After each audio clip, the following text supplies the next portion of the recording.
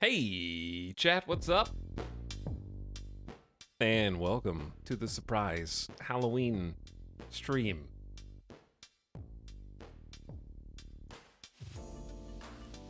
Getting funky in here. I couldn't think of a better, grooving soundtrack for Halloween than Deadbolt. Maybe my imagination's too limited. The whole soundtrack goes pretty hard, though. Welcome, one and all. Hope you guys are having a nice start to your week. It is Monday, Forbidden Monday. You're not supposed to be here.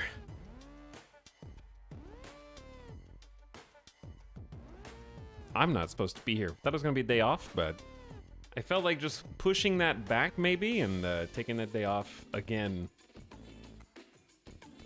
tomorrow or something. Get some gaming in today because I'm a little upset about the way things went yesterday in RimWorld.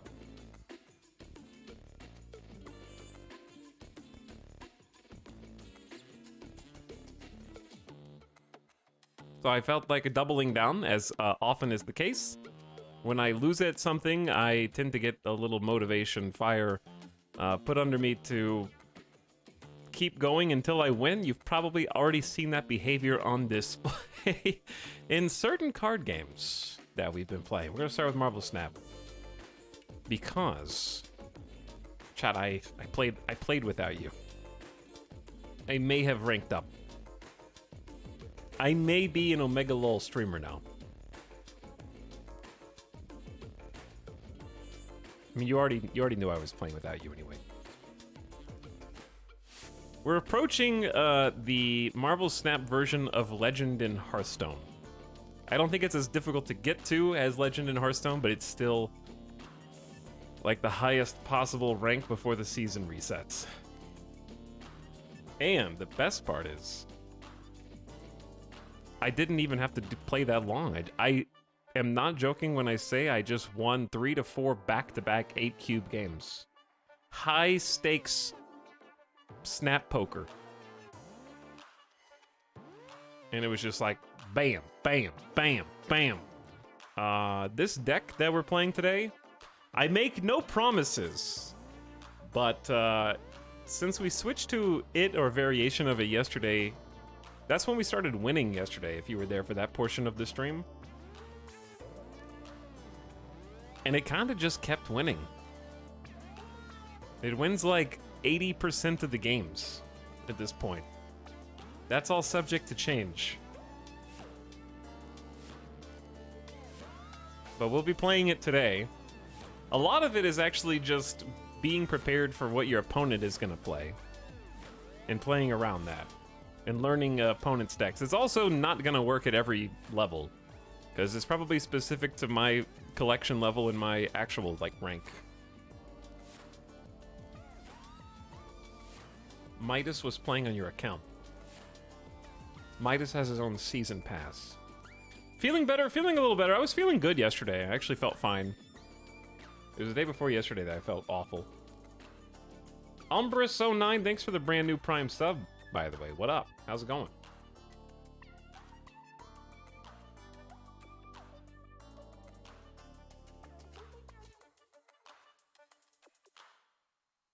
And chat, in the spirit of Halloween, you thought this was going to be just a normal, regular Marvel Snap RimWorld Halloween stream?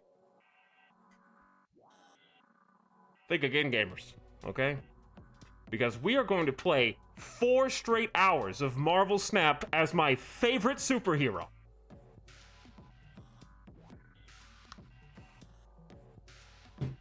God, I love coffee. Can you guys hear me okay? Oh. Why are you guys laughing? Is it because my chin sticks out from under the mask? Hold on, we're gonna do like the Avengers thing where you guys get to see like inside of Tony's mask.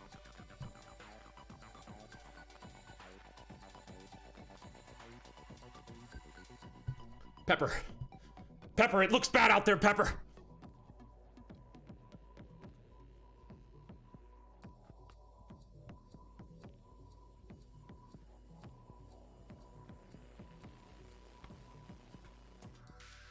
Anyway, hope you guys are all having a nice Halloween. The snap is consuming him.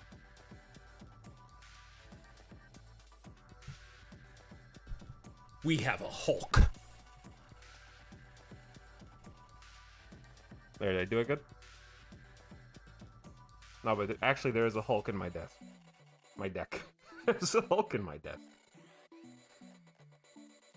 Iron Man, oh, no, actually Iron Man is not in my deck at all. He's not even in my deck. I'm a lie. Living a lie. Could have at least drawn Jarvis UI on your face in blue marker.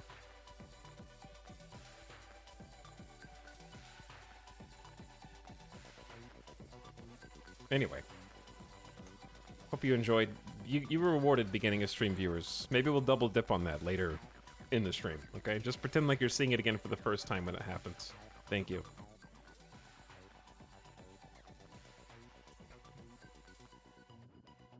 There's a hair in my coffee, and it's mine.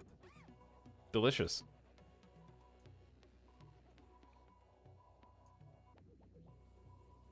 Can we never do that bit again? Thanks. I am Iron Man.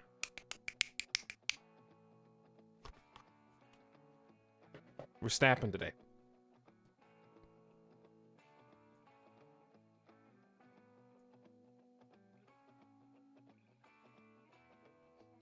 Etal, help me. I have over 50 hours in Victoria 3, and it's been out for less than a week. That's probably less time than I have spent in Marvel Snap, so I think you're fine. When do we get the Snap emote? Chat has already made one, and we've made it a Better Twitch TV emote, so if you have Better Twitch TV, you can see it.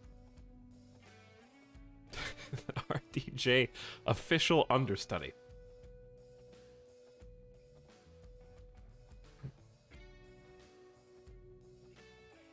I expect you to play all day in the mask. No, I don't think I can do that. I would get a headache. Just an egotistical streamer. Understandable. And it's because of the little mouth. It just pushes my voice back into my face. And I already have to listen to myself enough. Okay. I don't need to amplify it. Shout at myself just so you can hear me through the tiny little mouth hole. Thank you, Sewer Rat, for the tier 3 gift sub to Cod the Dog. Enjoy your sub, Cod the Dog. And 30 days of no ads. And enjoy your VOD, Sewer Rat. Thanks for stopping by, beginning a stream. Streamer pretends to not like listening to self. That's actually the reason why I have earbuds instead of headphones. Is the ability to hear oneself while speaking is very important when streaming, and muffling myself. A lot of streamers, I think, do like a voice feedback loop where you talk into the microphone and you actually hear it inside your own headset, and I never adjusted to that. It always distracted me and felt weird. So I opted for just being able to hear normal everything going on around. I also like being aware of like when Midas is getting up or if he's whining, and just hearing other things outside of that, like, it's not an echo chamber, but that like solitude of noise canceling headphones or something. Unexpected Etal stream. It is. Yeah, it is. All right, let's jump into a game, chat. Let's jump in.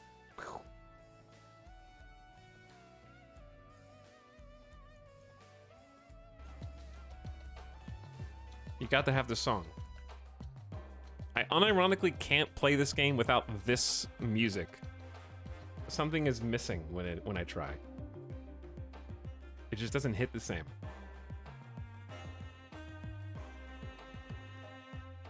Finding earbuds that stay in my weird-shaped ears is the challenge. The ones that I have are unfortunately not being made anymore in the same way. But I hate regular earbuds, like Walmart or Target brand earbuds, like the $20 ones. They always hurt and start to sit super uncomfortably after like 30 minutes to an hour. These are the only ones I've ever worn that I can wear for long periods of time, and they're by Bose. And they just stopped making them and started making jog earbuds instead, because I guess nobody uses earbuds anymore on the computer. And the jogger ones have like the little dongle that you have. Like, this is not a dongle, this is just a splitter. The dongle with like the forward backward tracks, and they're really heavy. I can only do the Apple ones. I'm sure that like those are comfy too, because they're so expensive they have to be comfy. But I can't, those batteries wouldn't last for an entire stream. It cracks me up they really only have one theme. Hearthstone does too, it's just Hearthstone is a little bit more fireside cozy. This one is more like just jamming to the beat of its own drum, I guess. They're just like rocking out. Okay, Chad, look at what I did. I'm sorry that I played without you, but we actually left off yesterday at rank 69. Nice. And we're now rank 82. And that is all on the back of one deck. We're actually the OMEGAlul rank. That is not a... That wasn't just like a stream title meme. That we're actually Omega rank now. And I did this in about an hour and a half total. Like, it really didn't take long. I just neumed. I won probably 85% of my games in that hour and a half period, and 6 of them were 8 cube games. So it just like shot up.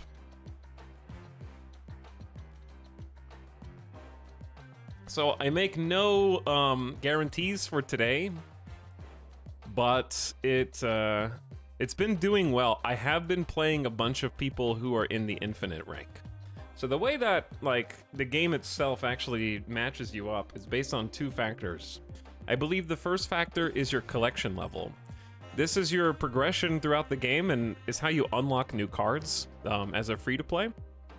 And even if you do pay, you can get pretty far, but you still have to play a ton. Like, you have to play. You can't buy boosters, which are the things that level up cards. You can buy credits, so you still have to play to get the boosters to unlock the cards. Like, that's always the case. But anyway, it tries to match you up first with someone near your collection level, which dictates how many cards you've unlocked. So I'm in the second pool of cards out of 3.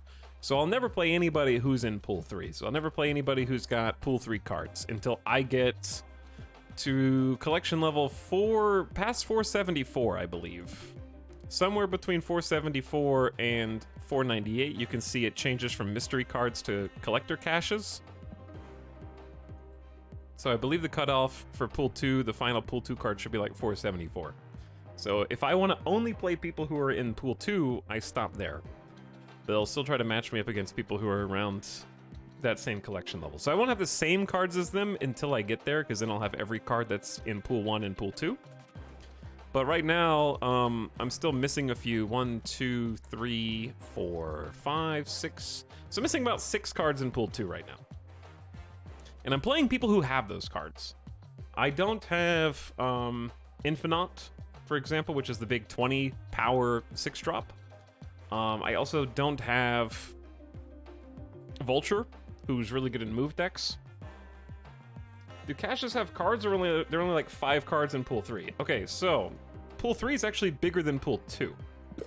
Collector caches have either mystery cards or currency.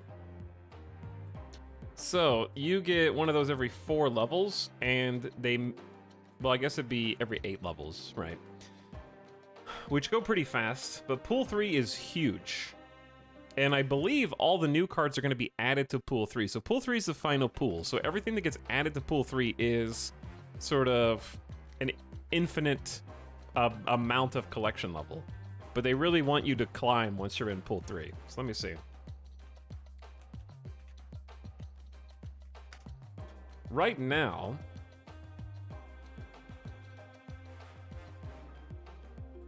according to Marvel Snap Zone, there are 75 cards in pool 3 For reference, there's 46 cards in Pool 1 and 25 cards in Pool 2, if this information... This is updated as of October 29th. So there's actually more cards in Pool 3 than Pool 1 and 2 combined.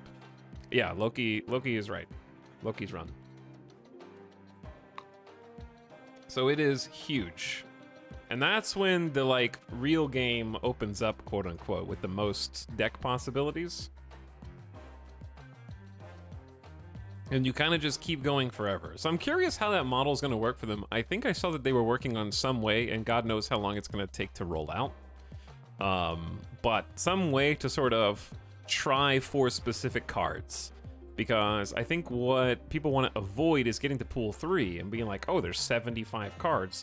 What if I just have terrible RNG and the one card I want to complete the deck that I want to build is at the end of that list?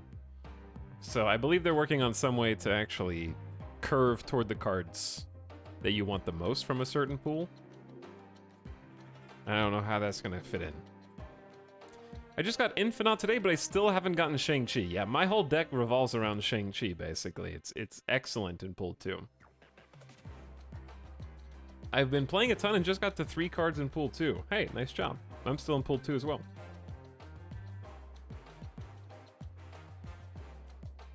Hey, Snap, what's up, Hypothetical Fluff? Closet, changed my mind.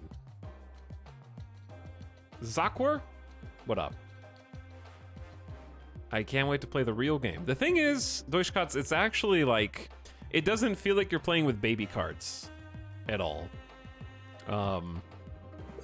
Like in Pool 2, there are a fair few different options to play with. Like the move deck that I was playing with was doing pretty good as well in Pool 2, and it would do even better with Vulture. But I had a lot of fun with a move deck. You just have to sort of be able to predict where everything is going to end up and be before it gets there. Did you hear about the tournament mode coming? I heard that they were doing a new mode, but I didn't really read anything on it. I heard that they were doing a casual mode, a new mode, and a friendly mode where you could play against friends. But yeah, like when you're in Pool 1, you're still like, ooh, look at all these fun cards I get to play with, and then it just keeps unfurling more. So I never once felt like, oh, I wish they would give me the real cool cards to play with. I've been playing with what I think are really cool cards, and then I turn on somebody's stream who's deep into Pool 3, and I'm just like, I recognize half of this deck, and everything here is a mystery to me. So it feels like it's got a really long-term unlock style that if you want to have everything immediately, I guess, is a turn-off. But for me, I enjoy the actual moment-to-moment gameplay and the ranking up. So I'm having fun just playing, like trying to refine a deck that works. And I think I finally got the deck that I'm gonna play to infinite. And I'm just gonna stay, I don't really have that many credits anyways, but I'm gonna stay around this Pool 2 collection level, try to get infinite, and then figure out what I wanna do for the next season.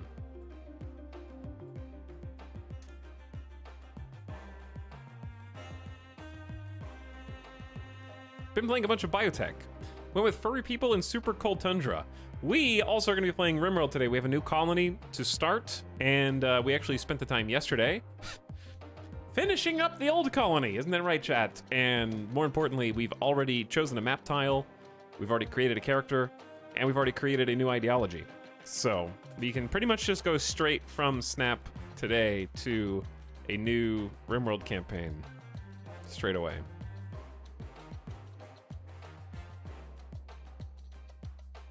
Anyways, I'll show you what we've been playing. The deck I've been playing is this top heavy, which is what we were playing at the end of yesterday's snapping. But I made a couple adjustments here and there, and this one's been doing really well. So it kind of relies on the old, like Devil Dino is just really powerful in Pool 1 and Pool 2, he just is. The trick is, I've been facing a lot of other people with Devil Dino, but mine is a little different from theirs in that I have not been running into Shang-Chi at all. Like, I've maybe seen 2 out of 10 or 2 out of 12 decks that run Shang-Chi. Maybe they just haven't unlocked it yet. But Shang-Chi has been absolutely essential in this deck. destroying all enemy cards that have 9 or more power, which is a huge swing. I have been running into like occasional weenie decks, and I was running Killmonger, but it was infrequent enough that I slotted in Mr. Fantastic instead. And I haven't decided how I feel about that. Because the problem I was running into is Wolfsbane gets +2 power for each other card that's in a location for you. And so you usually hold this until your location has 3 out of 4 cards. It's still not bad when you only get 2 cards to power up, but so you hold that in hand. And then you hold, if you have Killmonger, you hold that in hand. And then Shang-Chi, you hold this in hand until the right opportunity. So there's too many conditional cards. So I wanted more cards that I could play when I get them, when I draw them, as a turn 3 play. So Mr. Fantastic is kind of boring, but he's solid from pool 1 and also reaches those strange locations that flip where you're not allowed to play or you get minus power per card or something. If you stay below level 214, do you ever get pool 2 opponents? No. If you stay 2, you can go to 214 and then stop. You will never play pool 2. However, you're playing against other people in pool 1 who have the same or similar collection level to you. So you're not going to be playing people who just got through the tutorial. So you're not going to have that kind of advantage. Because the game still tries to match you based on rank as well. So because once I got to Vibranium, at my collection level, it started matching me against infinite players. Because you can tell because they have the card back. So as soon as I got to like 70-ish, I'm still playing people in pool 2, but I'm playing people who've already gotten to infinite rank. So I'm having to make the climb through them. But I have a theory about infinite, that once you get to infinite, people are like, oh, whew, now I can play something weird. And then they, like, are they already earned their reward, so they're just playing all the spicy decks that they didn't play on the way up? Etal is double the rank I am, and double the collection. You'll get there. Why Yondu over Mantis if you're playing Dino? Okay, the reason is, it's a good question. The reason is because I already have too many cards. So I didn't have Agent 13 for a long time, but Agent 13 is huge. It's just such a good card. And adding a random card can honestly be a game changer. There's been some that have been like, ooh, that sucks. And then some that have been like, oh, I win the game now. So Agent 13 is just great. But I often have a full hand. So I have Agent 13 feeding me a card. Max hand size is 7. So Agent 13 feeds me a card. Cable feeds me a card. Sentinel replaces itself and feeds me a card. And then White Queen feeds me a card. So I got 4 extra cards coming in already. So when I ran Mantis before, I only landed Mantis 1 in every 4 plays. So what was happening was I was throwing a Mantis down on turn 1. Half the time they don't even play turn 1. And then the other half of that time they play in a different location than I played. So I just thought it wasn't getting the job done and it really wasn't helping me. So the reason for Yondu is because every single time that I draw Yondu on turn 1 and I get to play Yondu on turn 1, I get to see what card is destroyed off of the top of their deck.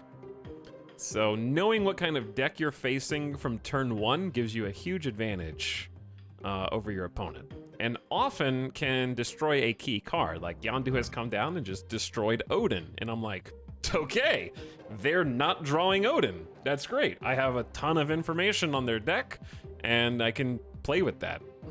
So it gives you an intel advantage. It's the same thing that White Queen does. White Queen is 6 power, which is huge for what she does, and gives you a copy of the highest card in your opponent's hand, which not only lets you know what their best or potentially the best card is, but also lets you use it against them. So the number of times that I have White Queened and drawn my opponent's Infinite, which is a 20 power card that they have to pass turn 5 for, be like, oh, they're gonna pass turn 5. Sure enough, they pass turn 5. I can do the same if I want and play Infinite as well, or I can just go ahead and play, because now, haha, I've got Shang-Chi in my hand, and I have intentionally lost a position so that I could give my opponent the initiative so that I could Shang-Chi on turn 6 and kill their Infinite multiple times. So you just kind of have to like learn the opponent's decks So I don't think Yondu and White Queen are that helpful until you start recognizing the decks that you're facing.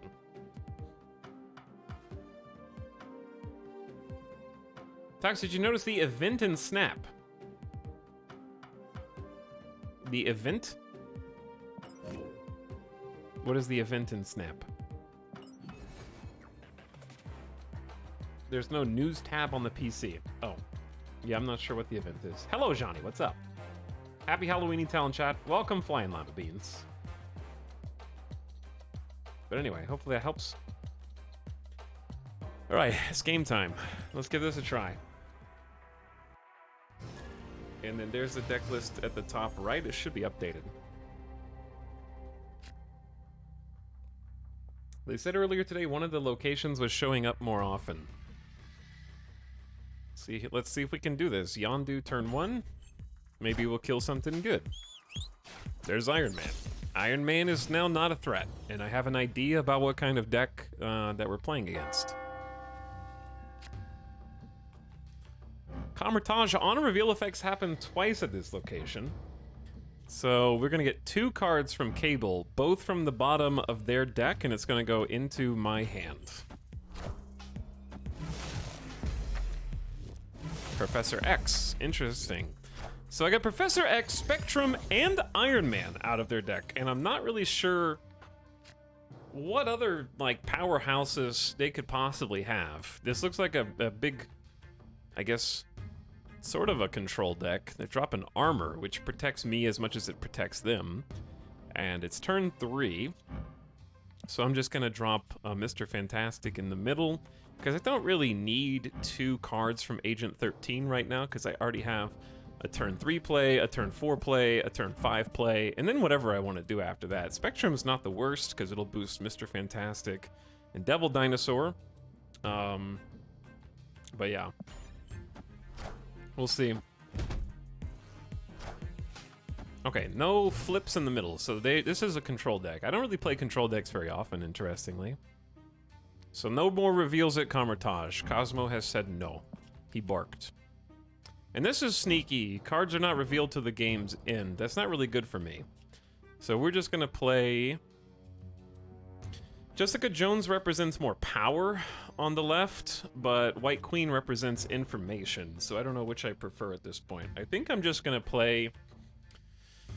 I think I'm just gonna play for power, because I don't really like the Dark Dimension right now. Okay, Warpath is good, and I also can't destroy the Warpath. So we're just gonna have to win the old-fashioned way, I think.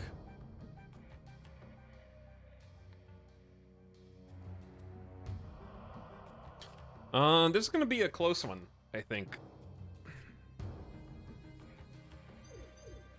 Don't worry, Devil Dinosaur is not on reveal, he's ongoing. +2 power for each card in hand, so 3 power, +2, 4, 6, 8, 10, he'll be 13.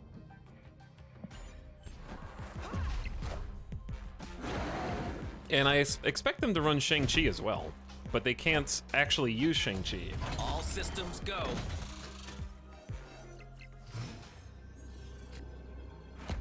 So I'm winning Camertage by 9. And I'm losing Stark Tower by 2. And I know that they don't want to play in the Dark Dimension because Warpath loses 4 power, but that's how they might bait me. Okay, or they might just leave. Victory. But that's why I don't run Cosmo very often, because you block yourself in. So Cosmo prevents on reveal, and therefore Shang-Chi won't work on anyone in this location, and they've already played armor, preventing all cards from being destroyed here, so if they did have a Shang-Chi, Devil Dinosaur is just extremely safe.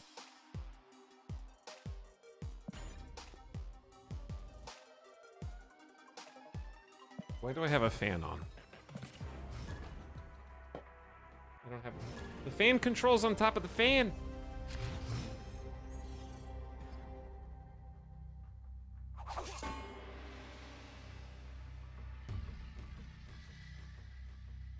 Ooh, it's cold. Hello? Oh, it's me. For some reason, I didn't realize I could play cards. Cosmo blocks on reveal. so it prevents any on-reveal. It itself is an ongoing power. It's an ongoing power that blocks on-reveal. Agent 13 has played Leader, which is a funny, I think, pool 3 card. Made it random. Copy all cards your opponent played this turn, but on your side. So if you played that into Infinite, you would get Leader plus Infinite, which is hilarious. The Iceman, my Mr. Fantastic, which is just unacceptable, frankly. I don't really like that there, but I gotta compete. Is this the deck you want to stick with until Infinite? I think so, because it took me from level 69 to 70... Wait, sorry. 69 to 82 in about an hour and a half, 2 hours. So I'm just gonna stick with it, because it was beating a lot of the Infinite decks I was running against. So I'm just gonna hang on to it. They didn't play anything. I typically don't like Wolfsbane early, and I almost find like I hold Wolfsbane in my hand longer than I should, so I'm just gonna play it in Shadowland. Just to get something out. Okay, they just helped both of us because I now have a little extra space to play with. And it's turn 4. So we're holding Shang-Chi in case of anything massive, and we just want a Jessica Jones somewhere. Jessica Jones is pretty good here, but on turn 5, cards are going to cost 1 more, which is kind of a pain in the ass, actually.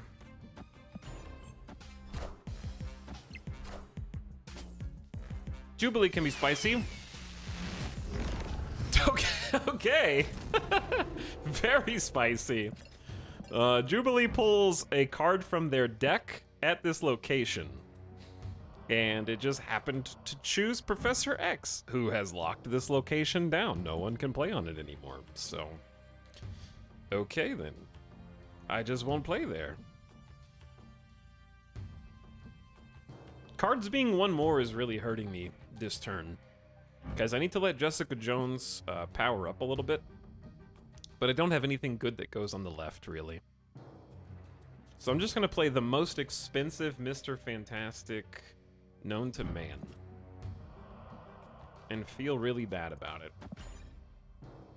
They're confused as well. This is kind of messy.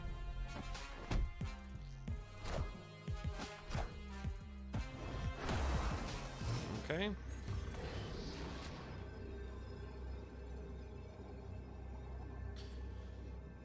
This is a bit of a tricky situation for me because if I don't defend left, I lose, and if they play something chunky mid, I lose, and I also have initiative.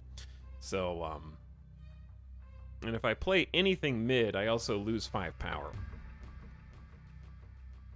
So I don't think we're in a really good position to win this.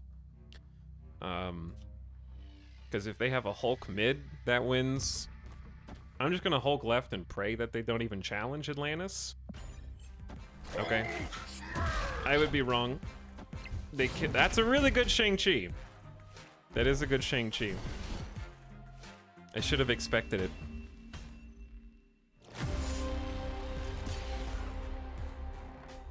Leader mid. The reason I didn't want a leader mid is because we were very close on the left. I was only winning the left by 3.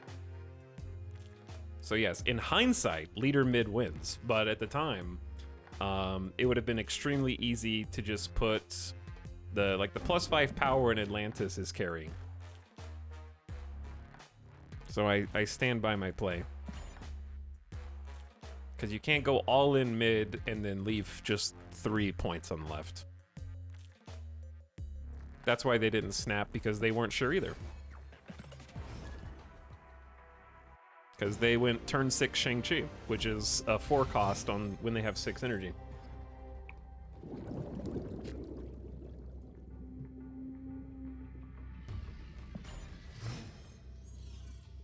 But yeah, we got screwed. That's called bad RNG because Jubilee just won a location for them with 1 play.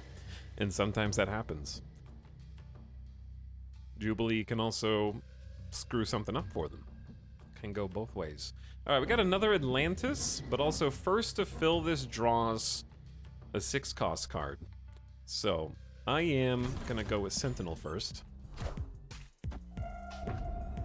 I think leader loses 4+3. Yeah, I think you're right, Drum Punk. Because you got +5 for being the only card there. I think you're right. And I would have had 2 cards there, so I would not have gotten the buff. Alright, I want to go for the 6 cost, which is a bit risky because you can fill this with weenies to try to get a free 6, but you might make it really easy for them to beat you if they just decide to play somewhere else. But Danger Room is not, like, that's a 25% chance to be destroyed. So we're going to... I think Yondu Cable. I want to go ahead and destroy one of their cards, and I don't want a Lizard if they're going to fill it up with weenies. I didn't fill it up with weenies.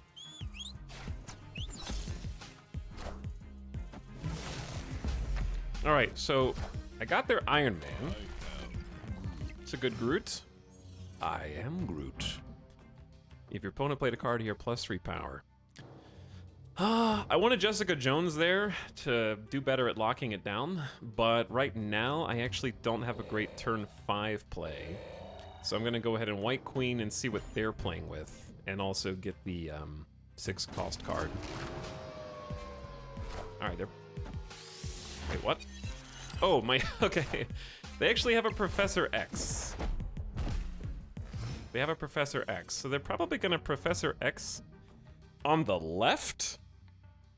I would think. It shouldn't be that hard for them to win mid. I copied their Iron Man, and our reward was a free America Chavez.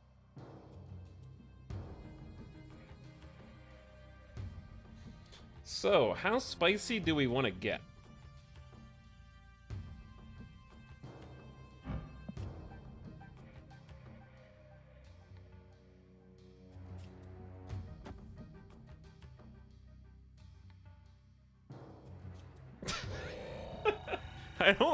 I don't think this is good, but let's go for it. Okay, they Gamored me. However, I did get the Professor X Cheese down from their own deck.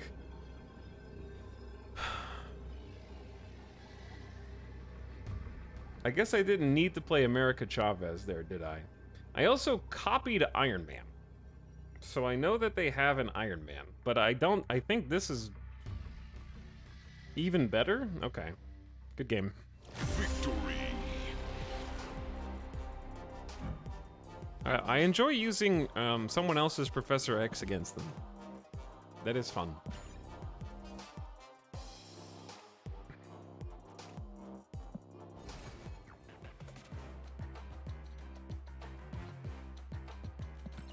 Same RNG won you this match? I disagree. RNG is implicit in drawing cards. It's different RNG. White Queen always takes their highest cost card that's in their hand. It's a copy. So... Whereas Jubilee takes a random card that's still in their deck. And plays it on the field for free. What card would you replace Shang-Chi with if you didn't have one? That's a good question. Because I don't... in Pool 2, Enchantress isn't as good as Shang-Chi for me. Because a lot of people are running Devil Dino like me. Okay, I gotta play. Hold on.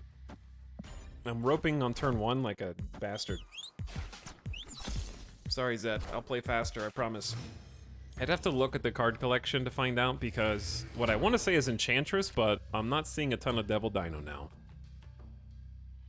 It's kind of slowed down. Alright, give +2 to cards in players' hands. That's pretty good. Are you through Pool 2 yet? No, I still have like 6 cards in Pool 2 and like 60 or 70 collection levels, I think. I'd have to look at my collection, because Shang-Chi is extremely important in this deck. And it really changed it when... I started winning a lot more once I put it in, because I was running into a ton of Infinauts and also Devil Dino. I haven't been seeing as much now. I'm the only loser still running Devil Dino, apparently. If you're running into a lot of weenie decks, Killmonger might be good, even though it's a 3 cost and not a 4. because they fill a similar role of just teching against another type of deck. This is not a bad Electra on the Ant-Man. Because it's turn 4 and I don't want to play Shang-Chi anyways. But we do want to start filling in for Devil Dino because we can't play him next turn. But we need to start filling our hand.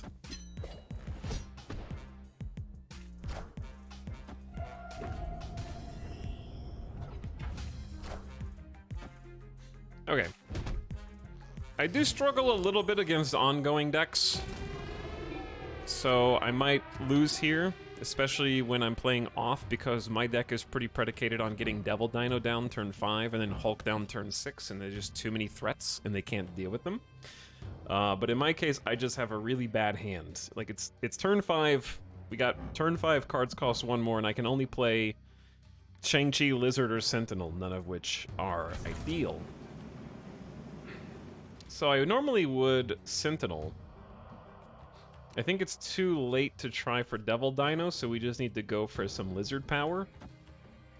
And we're winning on the right, so I'm just gonna Lizard left.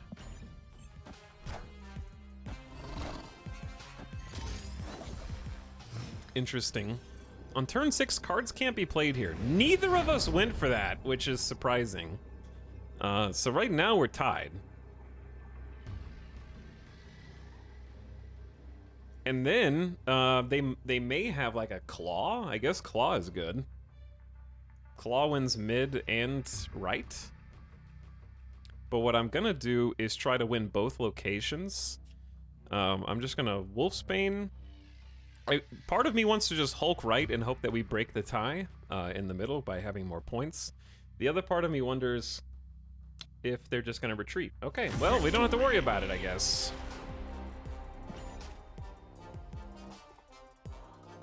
These have been some low cube games. Low cube games.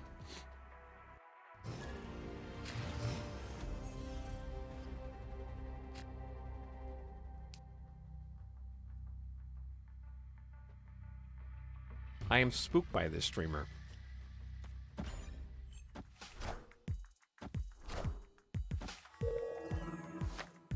Can Iron Fist punch someone into a Professor X lock location? I don't think so, because Professor X says cannot be added and not played. What the heck is 0? Remove the abilities on the next card you play. Okay.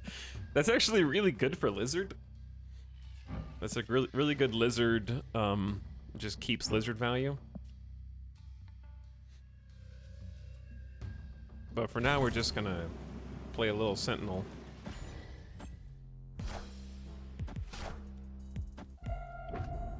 I am spooked by this streamer. Hello, Mary Skipper. Is this the deck that's crushing? It has been crushing, but past events are not indicative of future results. So I make no promises, but we're doing okay so far. We're winning, but we're not really winning many cubes. Cards here have -2 power. Let's go ahead and 0. 0 left. Lizard. Lizard right.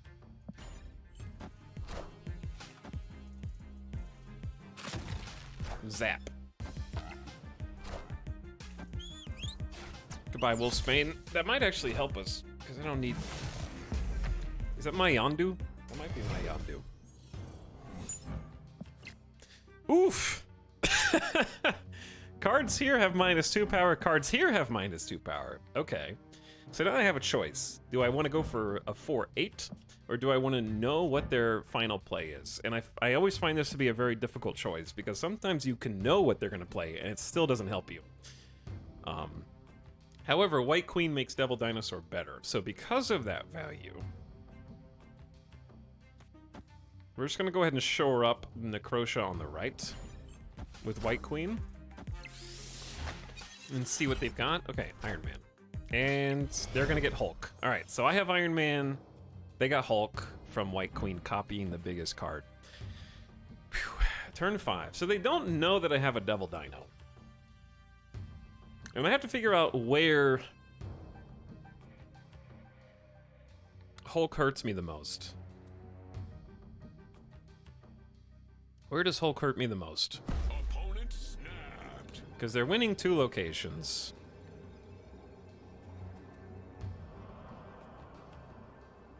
Do I want to play left or mid?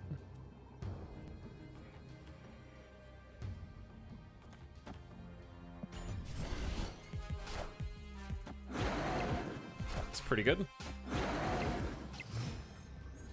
Rawr. Okay, so if they Hulk mid, we tie. I mean, sorry, if they Hulk left, we tie. And then I just plop a little Shang-Chi over here. And that's gonna weaken Devil Dino. And they have 7 cards. So their Devil Dino doesn't matter. My Devil Dino will be a little bit weak. So I have to win mid. So let's just make it snappy. Let's make it snappy and see what happens. Are you suspicious of stream sniping after your hot streak off stream? No, I am not. I think there's more than 500 people playing Marvel Snap right now.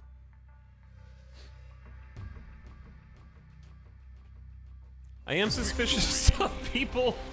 I guess no. They snapped. They knew that I had a Hulk. Is the main thing.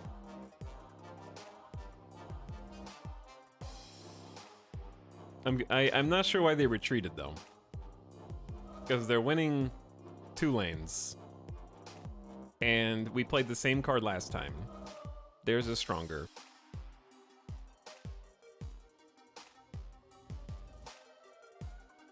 I have to play something.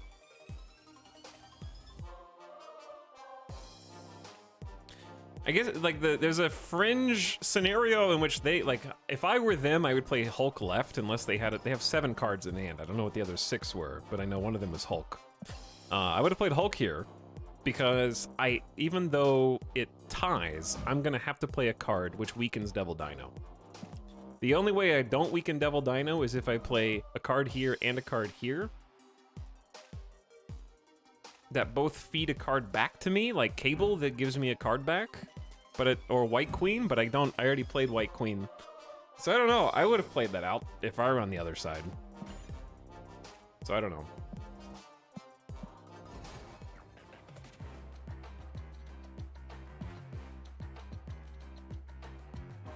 Why not just finish the game on the chance you win? That's the snap mechanic. So because they retreated, I think I was gonna win. I don't know why they thought I was gonna win, but I think I was gonna win. And if I did, they lose 8 experience. Okay, so every single level of ranked, like rank 82, to get from ranked 82 to rank 83, you have to earn 10 cubes. Whenever you snap, you double down the amount of cubes that you're competing over. So because they retreated, they only lost 2. If they had played it out, they would have lost 8 since we both doubled down.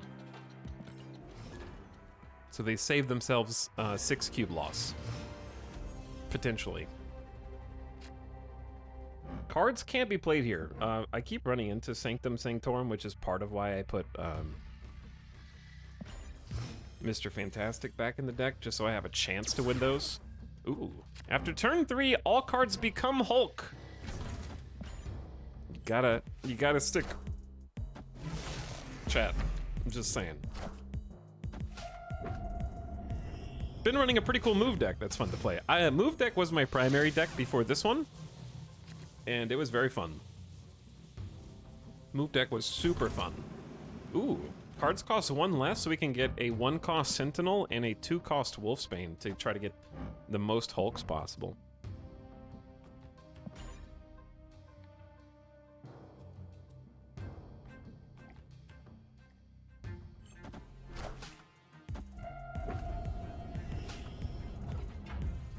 They got more Hulks than me. Or did they? They did not. They did get a Jessica Jones into Sanctum Sanctorum, though, which is pretty good. Okay. I don't know if this has got to be a move deck. How many move decks run Shang-Chi? Because I have 2 spaces on Savage Island, and they only have 1. So if I lose Savage Island, it's a very sad day. Fancy overlay. Thank you. Fancy overlay. Where fancy overlay? My bad. Zoom it in for you. I'm just gonna go ahead and do this. Nah, just let him know. Just let him know.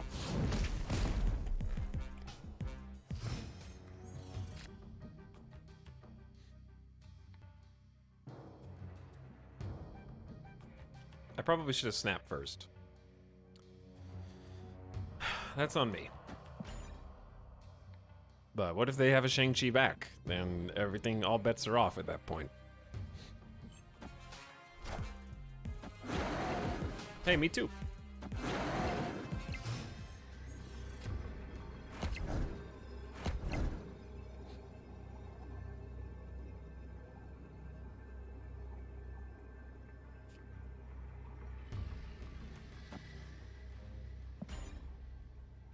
I mean, Shang-Chi mid, I guess? Ooh, that's really good. Moon Girl on Devil Dino. See, I'm glad I didn't snap because... Oh shit, I won! Victory. I should have snapped! As I was saying, I should have snapped because I knew I was gonna win and I counted it all mathematically in my head. And it was in the bag. In the bag, chat. Easy peasy. I'll take my 2 cubes and just be happy with that. All right, let me turn this fan off real quick. Hold on.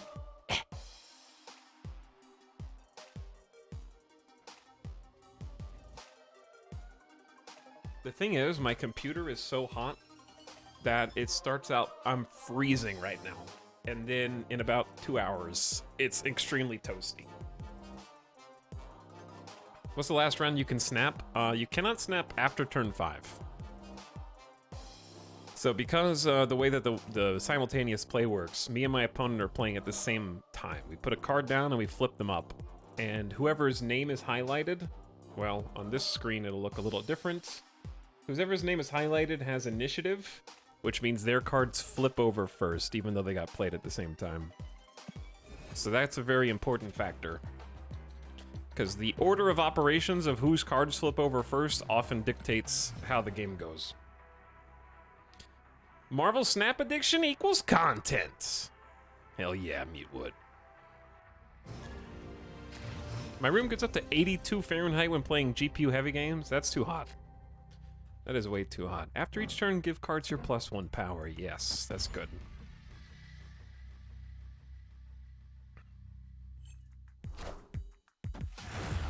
Okay, start. Ooh. Next turn, cards in both players' hands cost 4. That can be great, that can be devastating. Also, this is tough. Do I want to get the +1 power value or try to get the 2 card value? I think we go for the 2 card value.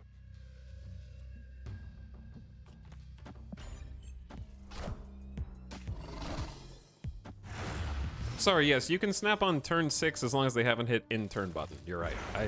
For some reason, I got that all back by 1 in my head. I meant you...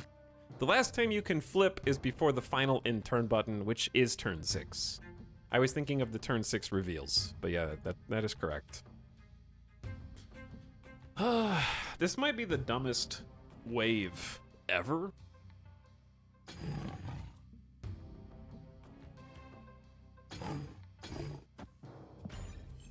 We might be making this insanely easy for our opponent, but all of our cards cost 4 now. Oh, it's Pixel Multiple Man.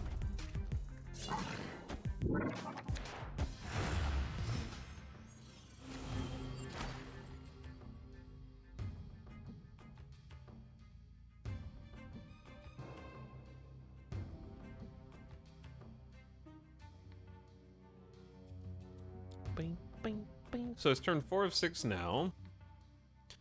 Do I just play Hulk mid and kind of reveal? I think I have to. And if they want to do something about it, then they can do something about it. I'm just gonna Hulk mid and pray. Is it a good strat? No. Oh, What up, Devil Dinosaur? Alright, that's my Devil Dinosaur. My hand is full, so I will not be drawing a card. It's turn 5. They played Devil Dino. There's this thing called Heimdall, who is probably going to come down on turn 6. And if Heimdall comes down on turn 6, and I haven't assassinated Devil Dinosaur by then, something is going wrong.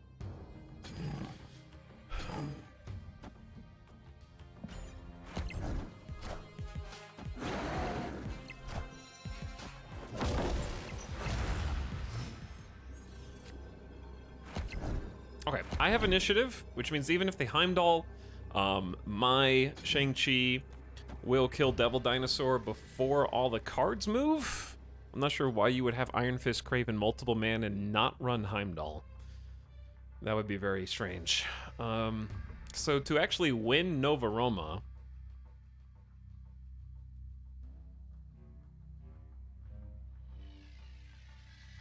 I would still win Asgard, and I still win Muir Island.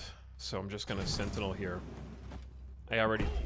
Did I not Snapchat? Oh, I didn't snap yet. I thought I snapped already.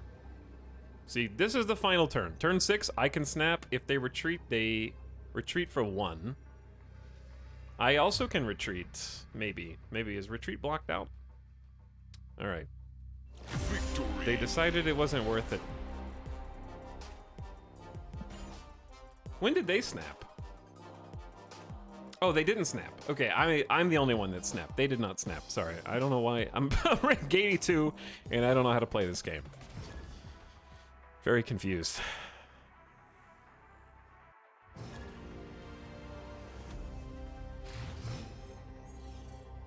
Yes, when you snap, you cannot retreat on the same turn. You can retreat on the next turn, and you'll lose twice as many cubes if you do so. Whoever has more cards here gets plus 100 power. So if you both have 100 cards, or if you, sorry, if you both have 100 cards there, you're cheating. If you both have 4 cards there, then it's just whoever has the higher power after that.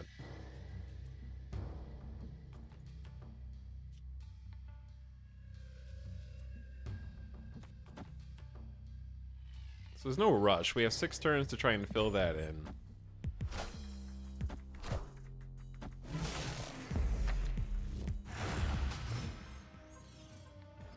See, we're playing like 20 ranks higher than us right now, because this is, you can tell by the card back, this is an infinite deck that we're playing against. This is a very weak Wolfsbane, but I just want to get the +1 value, and I already have a turn 4. I don't have any 0-cost cards in my deck. Sorry, Jane Foster. Explain Kunlun, please, Talix. What about it? Is it one of the locations that we just played?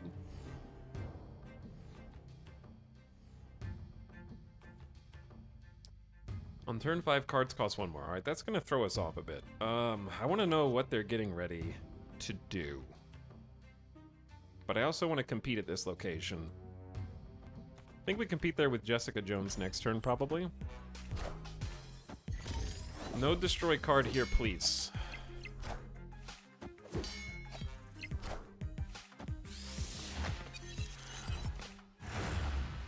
Okay, well, they have a destruction deck. What I don't like about what we're doing is we're having to play like behind them, basically.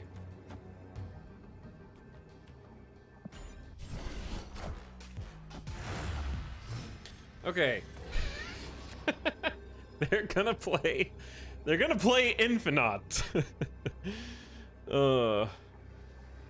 They're gonna play Infinite. The fun thing is, I win mid next turn. Because Jessica Jones is gonna power up +4 to 9. So I'm gonna be winning mid by 2 at the end. So I really only have to win 1 location. So the answer is just Shang-Chi anywhere. Snap. Shang-Chi anywhere to defend. Okay. Victory. When did they snap? Didn't they snap just now? On the same turn?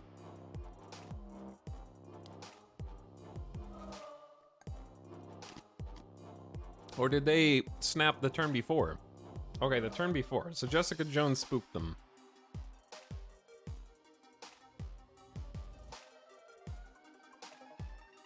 We're climbing. We're climbing really slow now. People are much better about saving their cubes.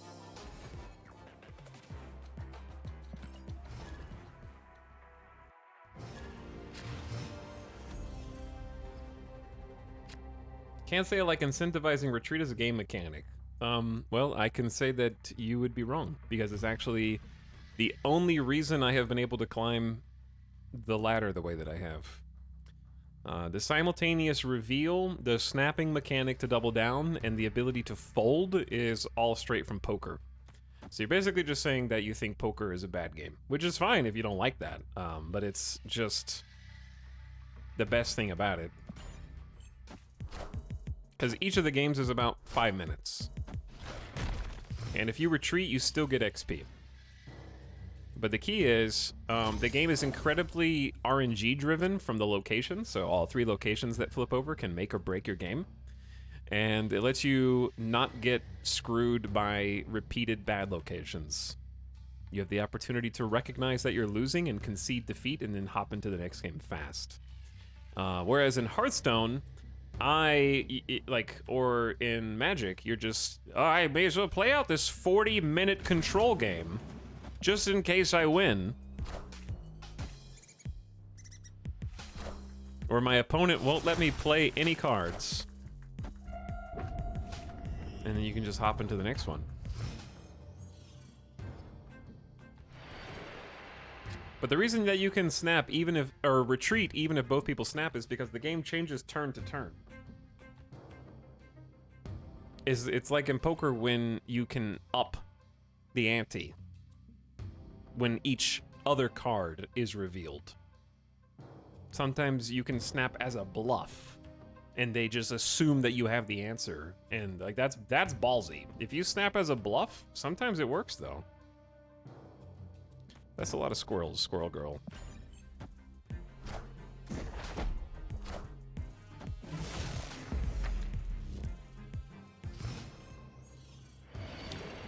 But also we're playing for, like, ranked XP and not money. So, there's that. Also, I hate my hand, for the record. I don't have an answer to Weenie Deck. This is 1 cost, 1 cost, 1 cost, 1 cost, 1 cost, 1 cost. I don't have Killmonger, so like this is a bad matchup for me. And I know that they have Onslaught, so I know what's coming.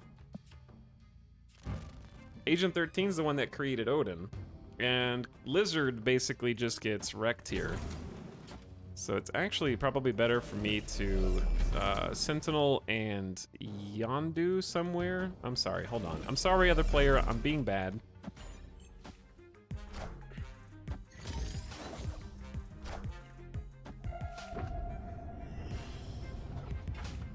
Okay, I got confused which card I copied. Killed Angela. All cards are about... Aw, did we locked ourselves in on the right, but all they have to do is buff them. So I have to win mid and left now. And the only way that I can win mid and left is chunk. I need the chunk.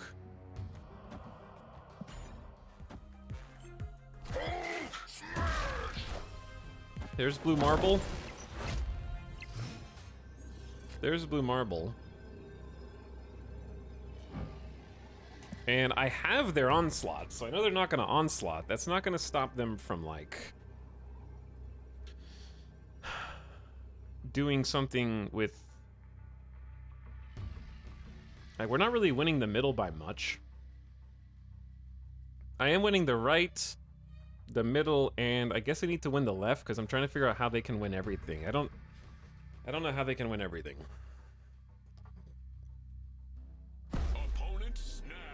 I'm not confident enough to snap back, but I'm gonna play it out. So, I want to do...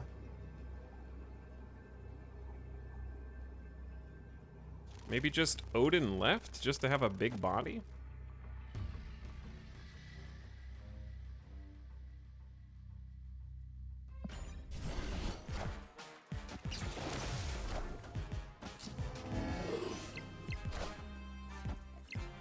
It's a good card. Was not expecting Claw, because I haven't seen Claw in like a dozen games. But yes, that's just a good hand. They had Claw, they had Ant-Man. Those are some power cards, and very affordable. GG.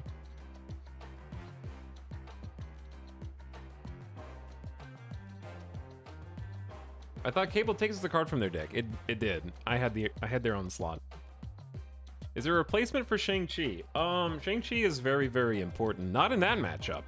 I usually find this deck struggles with Onslaught ongoing decks, and I stopped running Killmonger because at this rank / pool 2 level, I don't really see the Onslaught deck that much. So Killmonger was a dead card in the rest of the matchups.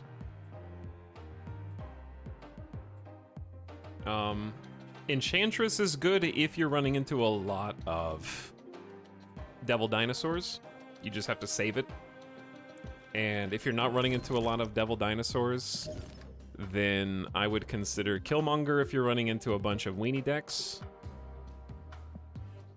because they kind of fulfill a similar role. Basically, it's just teching against whatever deck you're running into the most. And I had been bumping into Devil Dino and Infinite, but it seems like I've gotten to a level where I'm not really running into that as much.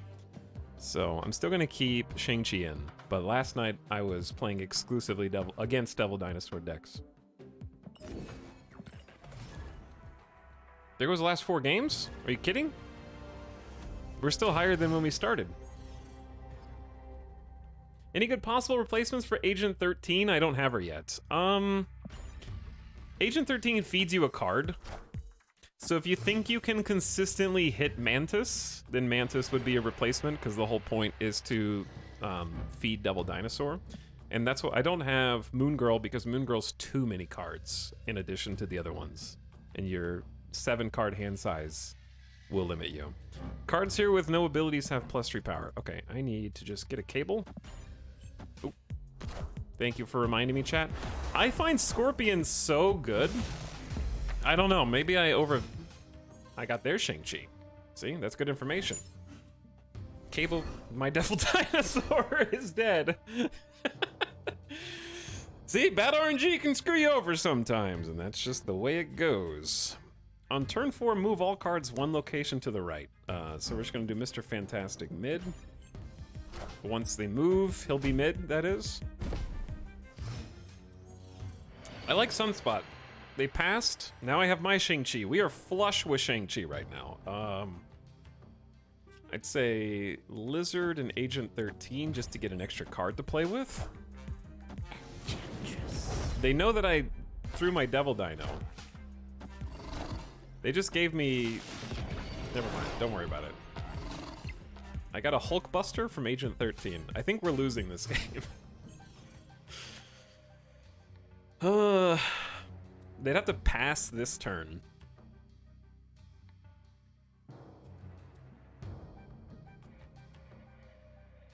This is gonna be kind of dumb. We just kind of ignore mid.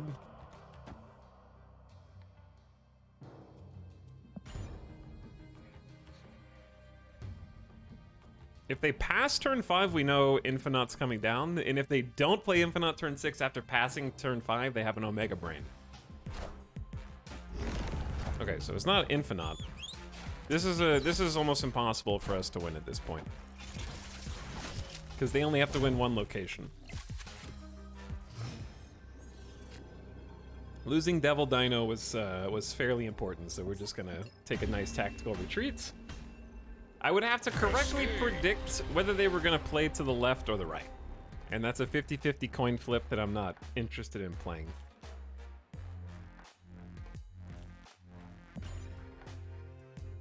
So it's just a good Professor X.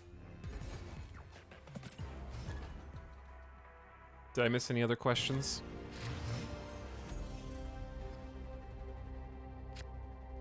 I always snap as soon as the game starts. On turn 5, all cards must be played here. Okay. Oops. I just bonked the table.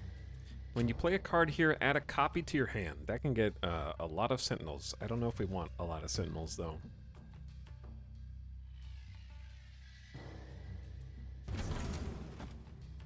My hand will not be full with this. But I will get 2 of them.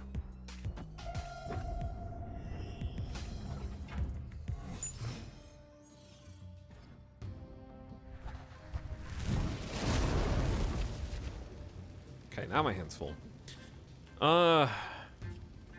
We only want so many copies of cards, so we're just gonna Mr. Fantastic mid. This is a 7-turn game now. I won about 5 or 6 coin flips with White Tiger. White Tiger is fun. That was when Kamertage came out. I hope I never see a White Tiger again. What should you use gold on? I was reading online it's best to add daily missions. I'd say daily missions is correct, because you get XP towards the battle pass. Whereas you get the same amount of credits from just exchanging gold for credits from the shop. But yeah, I don't spend all my gold immediately. You can use them to help pad your weeklies as well. So like when the weekly resets today, I think, you can use gold to get some dailies so that you fill the weekly faster. So it does that as well. If your hand is full, yeah, you just don't draw if your hand is full. You don't discard if your hand's full, I'm pretty sure.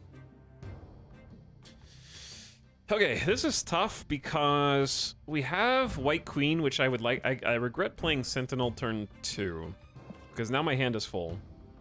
And if I White Queen, I'm going to draw a copy of their highest card, which I'd love to do for information. But I will fill my hand and stop myself from drawing Devil Dino. Which, we only have 6 cards. I might not draw Devil Dino anyway, but Jessica Jones is a fine play. Especially... Oh shit! No, I thought it was turn 5. I thought it was turn 5. My bad. I was like, oh, I can lock down the left low. Chat, you gotta let me focus, all right? You gotta let me focus. They'll never see the White Queen Jessica Jones coming. They'll never see it coming.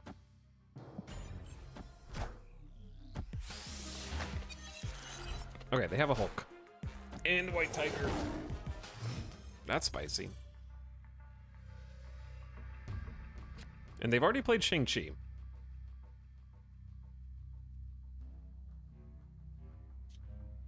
And now we have 2 Hulks. So we're just gonna try and win with Hulks.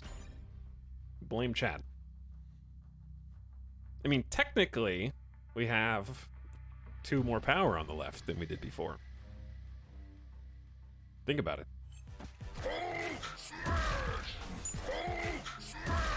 Hulk do be smashing, though.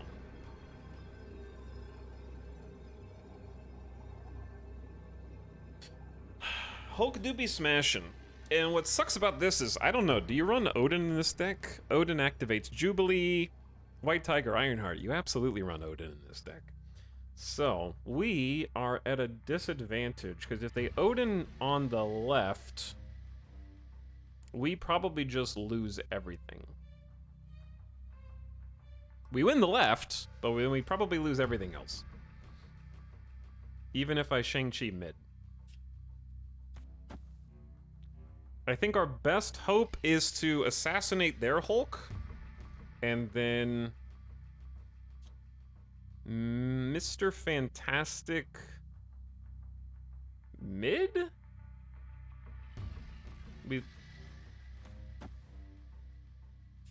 I think we just Sentinel mid, or left, sorry. I don't know, let's just see what happens. It was not Odin.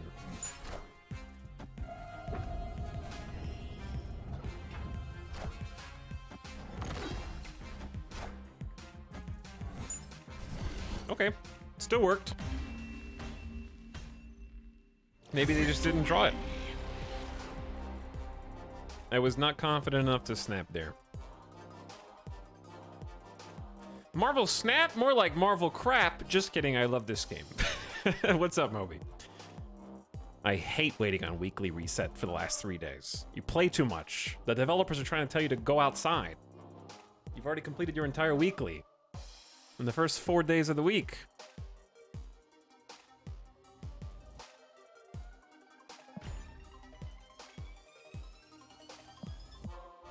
I'm here to watch both, but when does the stream usually switch games when there's multiple in the title? I don't know, just when I feel like it. It's typically like 2 or 3 hours. Historically speaking. There's not really a schedule. Some streamers have like a true deadline. Like, I only stream 5 hours a day. And I'm just like, I don't know. Things are happening. When you play a card here, shuffle 3 rocks in your deck. No, thank you. Let's actually go Yondu first. That way we get an idea about what card they might have.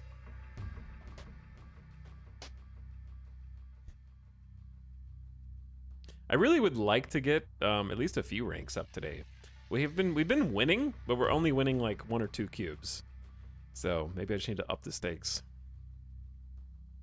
I just haven't felt like we've been dominating because I haven't gotten my normal combos off. That's why Yondu's pretty cool, because not only do I know that they have an Odin deck, that was the perfect card to put there. Now I know they don't have a second activator for White Tiger. That was still a good pull from them, I guess. Because it went into the spot that you shuffle rocks into your deck, which I don't want. Let's start feeding the eventual Devil Dinosaurs. Sentinel comes out and gives a card back in our hand.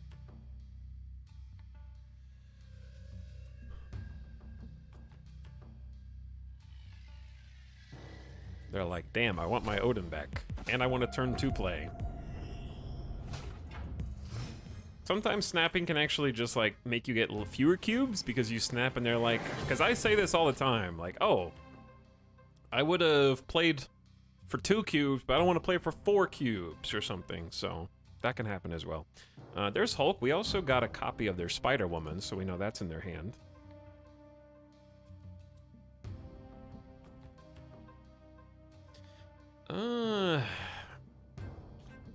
I'm gonna go Lizard. I really don't want the rocks. And I also don't want to fill in too many spots, but it's turn 3, and I need some cards, and I don't want rocks. So I'm not really happy with all the things that are middle right now. But I'm trying to stay away from just adding a bunch of stinky rocks to deck. Mr. Sinister, not a good Agent 13 pick. White Queen is good. Very nice draw. And we know that they have a Spider-Woman, so we're actually helping them when we kind of put all of our cards in one slot. We might just have to make do with White Queen, Spider-Woman, Hulk and start playing on a different side and just take the rocks at this point and stop being greedy to make their Spider-Woman not quite as good. It's Snap-a-Ween! 24 hours snap! Just one more game. Just one more game. Alright, what's their best? Okay, it is Spider-Woman. And we will not be... They hit the decoy! Aid my hand. They hit the decoy, Spider-Woman. Oh, now that's a good draw, chat. That's a good draw. Okay. We know that they don't have Odin. And we know that they're probably gonna Spider-Woman here. Which is good. But I don't think it's as good as a Devil Dinosaur right now. So flooding is, this is the last turn cards can be played here. Storm sort of changes the location and gives you one last chance to play cards at that spot to try and win. So we're just gonna throw Devil Dino and pray, because he'll be safe after this turn anyways. We're gonna go ahead and snap first, just in case. I got plenty of cubes to lose. How goes the climb today? We're doing fine. We've been winning just a bunch of low stakes, low cube games, because I haven't really... Okay, sometimes snapping can also cause a retreat. I don't know what I played that was so scary. Maybe it was Spider-Woman? But if they Spider-Woman right and I Spider-Woman right, they win. I mean, they win that location. So I don't know, it didn't look that scary. And their board state is fine. I don't know. Maybe they just didn't like their hand because their best card was Spider-Woman and I killed their Odin. And that's viable as well.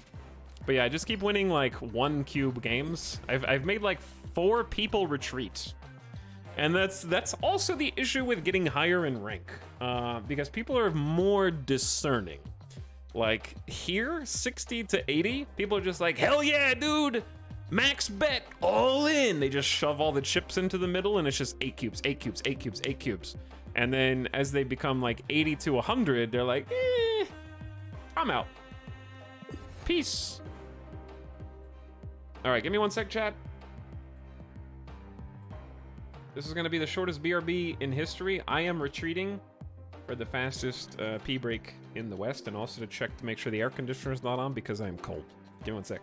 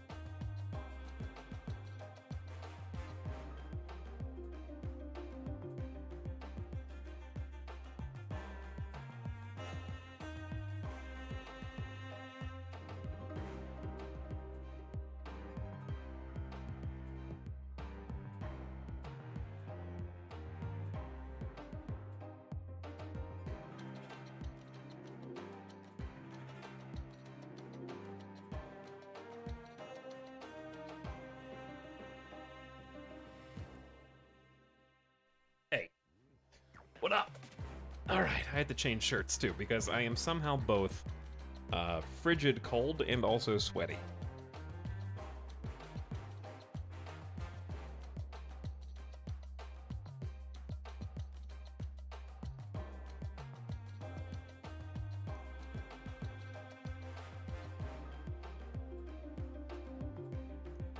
I woke up from my nap hiding with my dog from children. I am also going to be doing that today.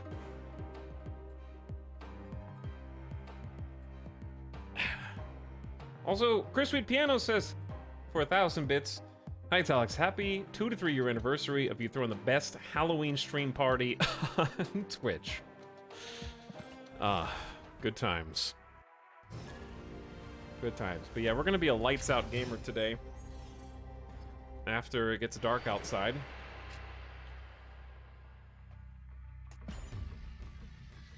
That way I can more effectively hide myself. But anyways, the climb's going okay. Like, I can't complain, we're not losing. I'm just not winning as many cubes as I want. On turn 4, move all cards to the right. Cards played here have a 25% chance to be destroyed. Very spicy. All right, let's get some cards back with Cable.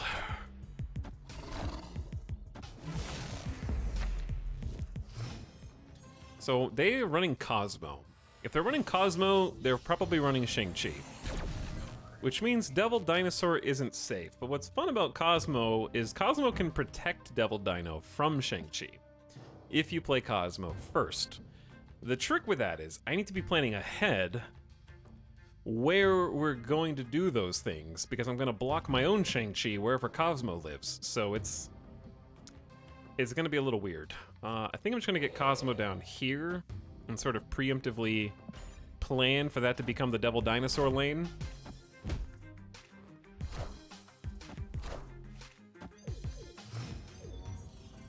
And that sort of looks like that's the only play that I had. All cards are going to move one to the right, and that's kind of why I Cosmo'd on the far right. So Jessica Jones is really strange when she moves. Jessica Jones is, if you don't play a card here next turn, +4 power.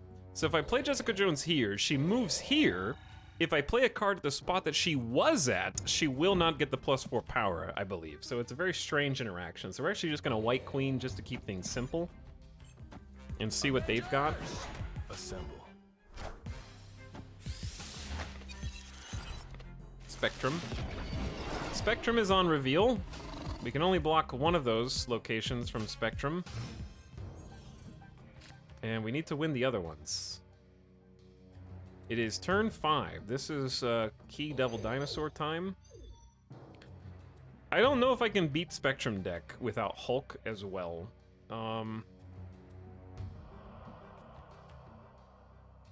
But we do what we gotta do. And we'll snap, because I want to make it interesting.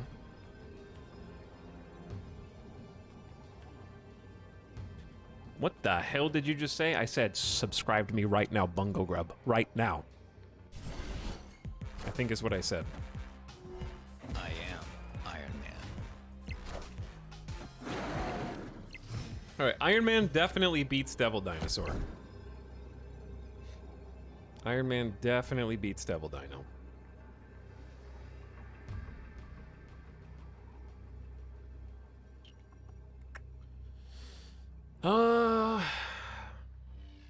I talked a big talk with my snap, but I don't think that I have what it takes to back it up.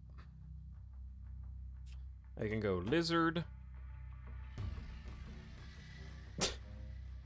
Lizard, Mr. Fantastic, and have a 25% chance to explode. It's not really that good, because they're gonna Spectrum.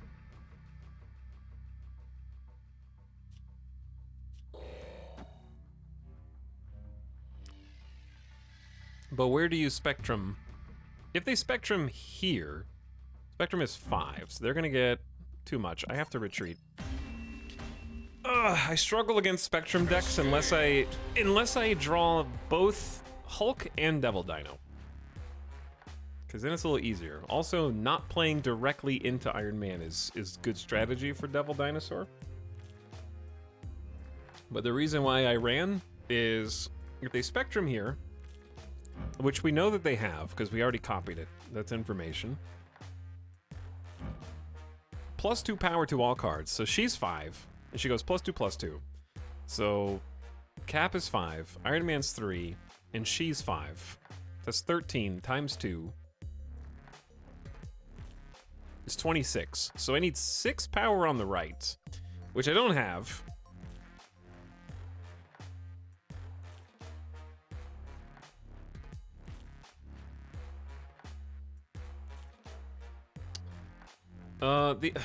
The only shot that I think that I had was Lizard right, Mr. Fantastic mid.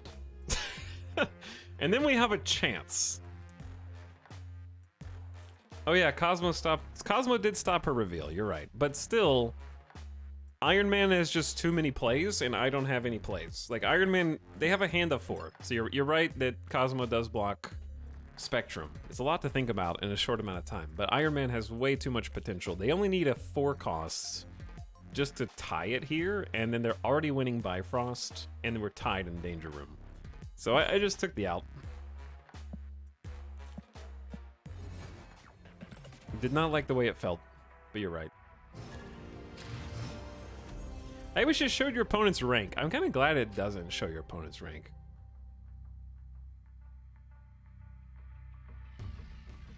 He hates trick-or-treaters. I don't hate trick-or-treaters. I just wish that I didn't get Mantised on turn 1. When this moves double its power, Human Torch is cool. There's a lot of potential combos there. That's spicy. That's pool 3.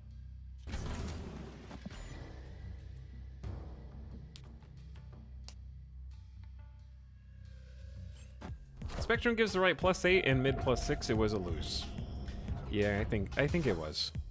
That face when you snap just to feel something.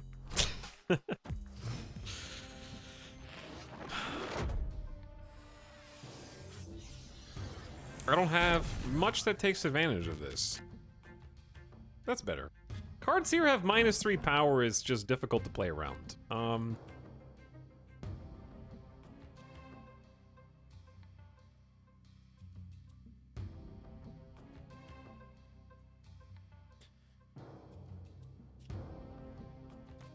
Probably get a little bit more value out of Mr. Fantastic Yondu, right? The problem is we're not getting a good Devil Dino set up.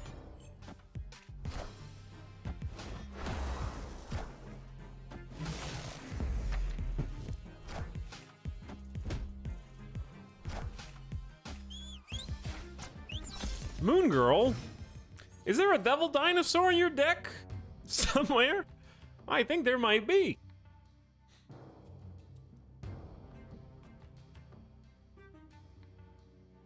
There's a very sad 2-power Sentinel and a very sad 0-power Wolfsbane. Stinky. I have to play Devil Dino next turn. You just gotta.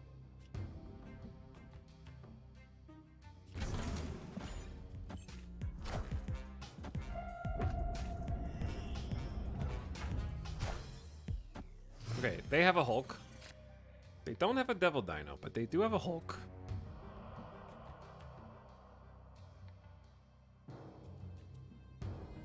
Opponent snapped.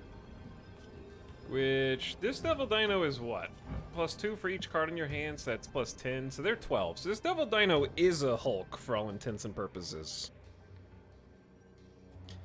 It wouldn't be a bad idea to retreat here because they're already winning 2 out of 3 locations, and I know that they have a turn 6 play. And now I know what that turn 6 play is. Mine is slightly better than theirs. That's really the only advantage that I have. Because I have 1 more card in my hand. And I know that they have a Hulk.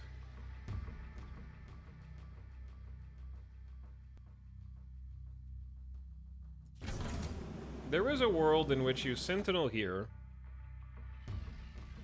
to play for left, and you Lizard here to play for right. That'll take... Because if they play Hulk, they'll go down to... Oh wait, their Dino is better.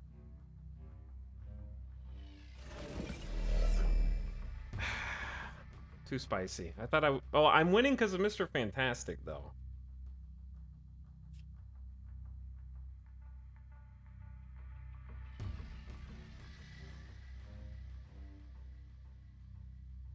This is too spicy, chat.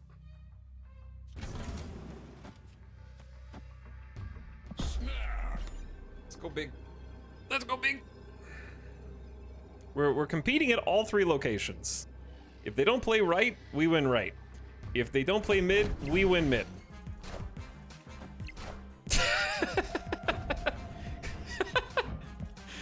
Get dodged. That's what initiative can do. If I had initiative, that would be a fantastic Shang-Chi. My Cable is -1, but he powers up Devil Dino, so I don't know. That's too spicy. I lose by 1. GG. It was still a good Shang-Chi dodge.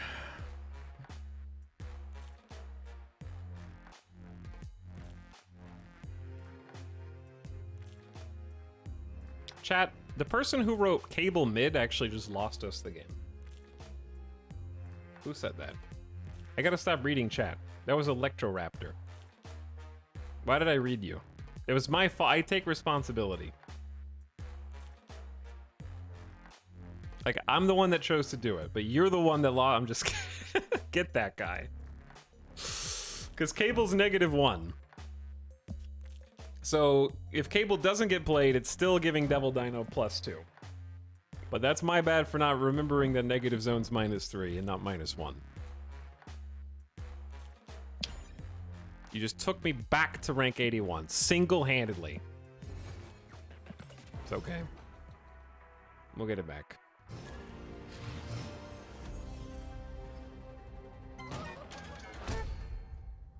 Not a good opening hand.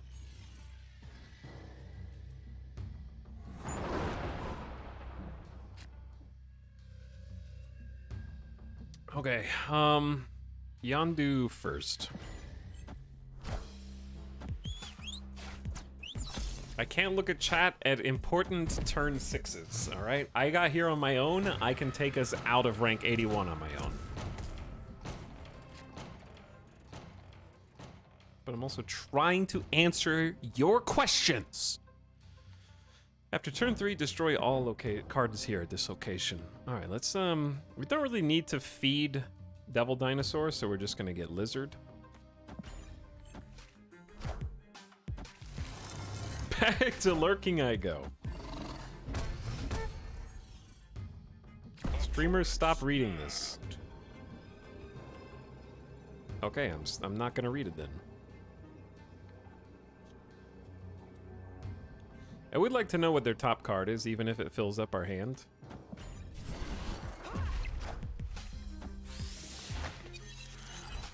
It's Infinite, okay?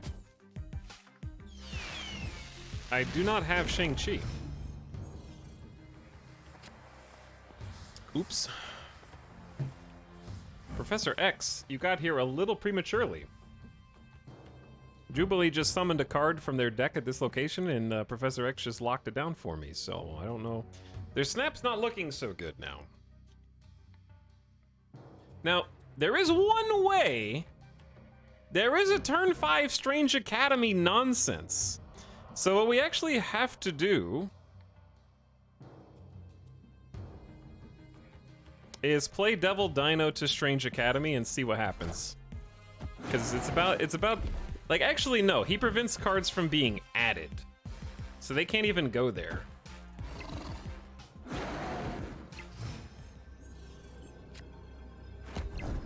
And the best part is, if they want to play Infinite Right, they're gonna pass, well, no. Did they pass? Yes, they passed. So they want to play Infinite, and that's a retreat. I should have snapped last turn. Damn it! Why didn't I snap after Professor X? I was hoping that they would just play it out. But that's okay. We'll take the win. We gotta climb back now after chat took us down to rank 81.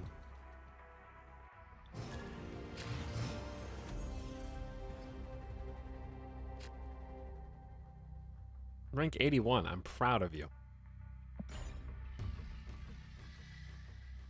Bungo Grub also listened to me and then subscribed after I told them to. You should never listen to me though. Subterranea. There are 5 rocks in my deck, and I can't wait to draw each and every one of them. That doesn't do anything, but I thank you for trying. Well, that's really bad for them, and probably really good for me. Morph! Bro, I am totally gonna morph right. I'm morphing right now, dude. Just kidding.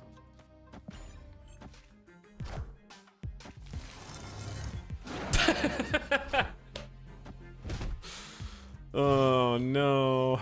Chaos ensues. Chaos, chat. If they play more than one card, Shang-Chi misses because I have initiative. And that's an instant retreat. Okay, so here's the plan. The plan is Shang-Chi mid, And then instantly retreat when it misses. It did not miss.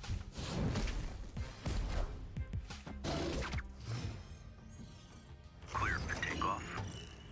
I mean, we're in a pretty good spot now. If we snap, they might retreat. Because they know we have a double dino. And their Shang-Chi's already on the ground. So we're actually not going to snap to try to get more cubes. It's strategic. It's a good Gamora. That is a good Gamora, but I'm still winning mid, and I only have to win one location left and right on the final turn. And I didn't draw as many rocks as I thought. Morph could be anything. It could even be a rock. So this is actually the worst possible morph. So all I need to do is dodge Claw.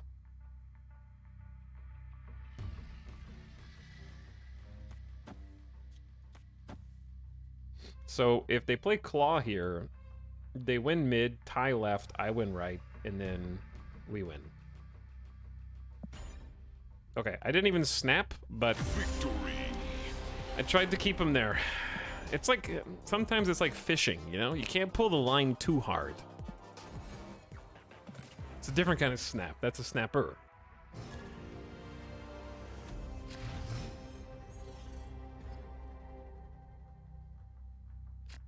It's morphin', it's not morphin' time.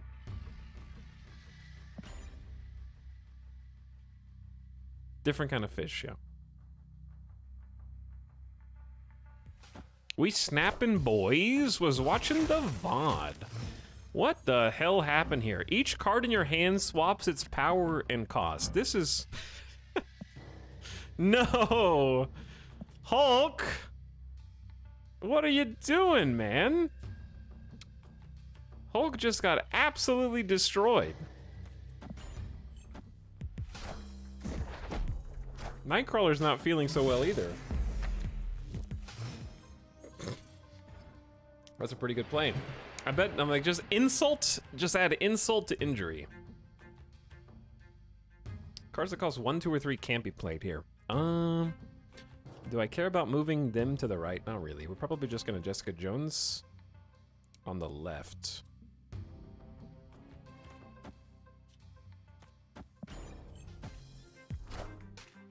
Okay, no more moving.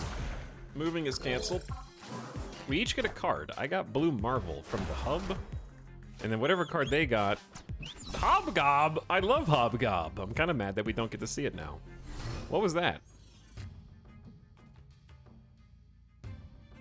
Chat, what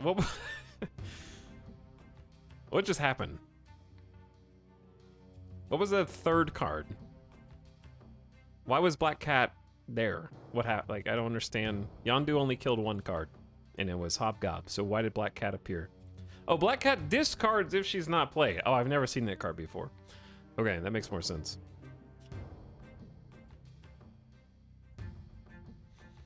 I want to know what their top card is, and I need something to replace Hulk.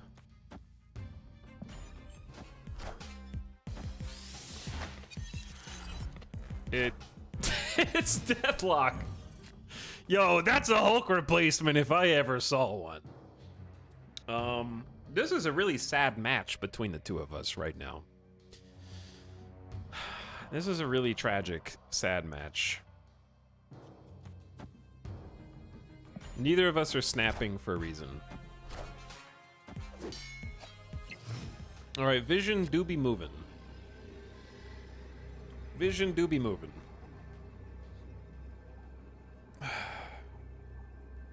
We got 8 power in the middle. We're winning by 5 on the left.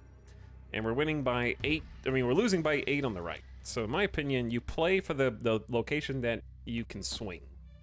Because Devil Dano's going to come out 3 plus 2 for each card is 12. So he's going to come out at 15 power, which is going to put us up by 7. So we just go ahead and snap here and try for some... Like, I'm already winning 2 locations. I think, like, is this a Heimdall deck? Because Heimdall maybe is good? Oh. It's a good attempt. Victory. Chat, we're back. You're welcome. We've climbed back. But yeah, Black Cat gets discarded if she's in your hand at the end of turn. What are the other stats on that card?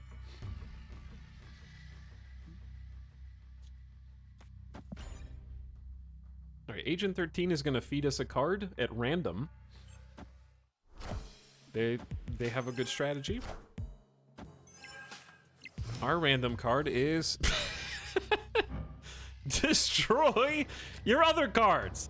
What does that mean? Like, your other cards on the battlefield? I don't understand. How does this work? How do you, wait. Do you run armor? So that Destroyer can't destroy your armor cards? All the cards on the field on your side. So what you're saying is this is unplayable for us right now.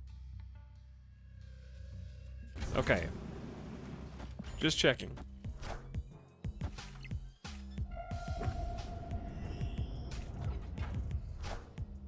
Armor, Professor X, and Cosmo. Oh, you Cosmo your own Destroyer. Okay, now that makes sense. This is just too far beyond my understanding.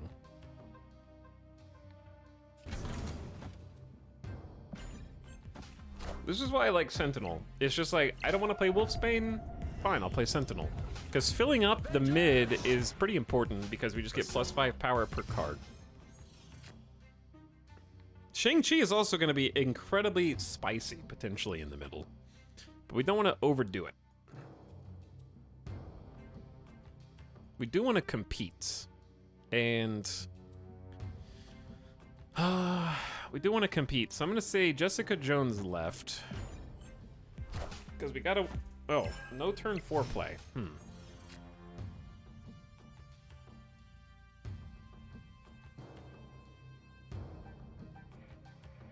You're meant to hit like Wolverine, Uncle Ben, Nova, and I guess just play mostly all on destroy effects or Professor X Cosmo. That's interesting.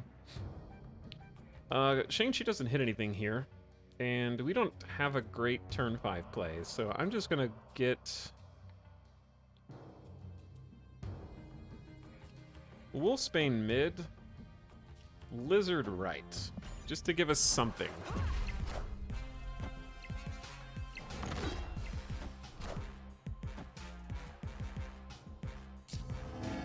Okay, so Claw currently beats what we put down on Dark Dimension. This is the final turn as well.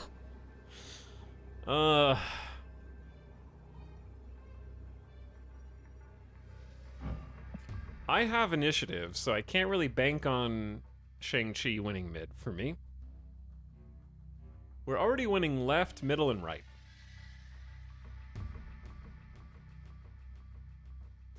I think if I just focus right,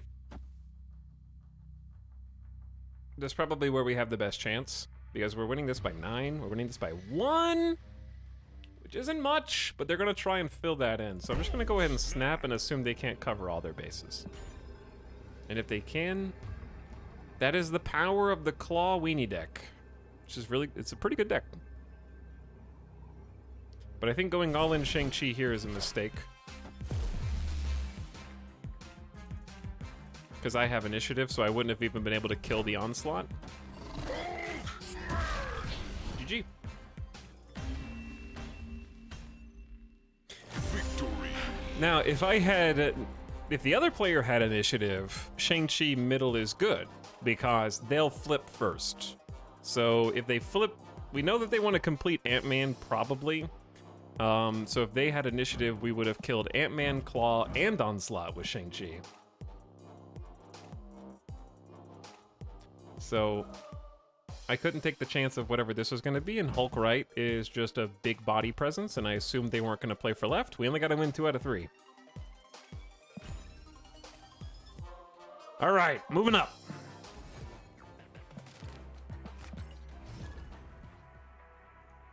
I currently have 6 rocks in my hand. Chat, are you guys rocks? Are you the rocks in my hand right now?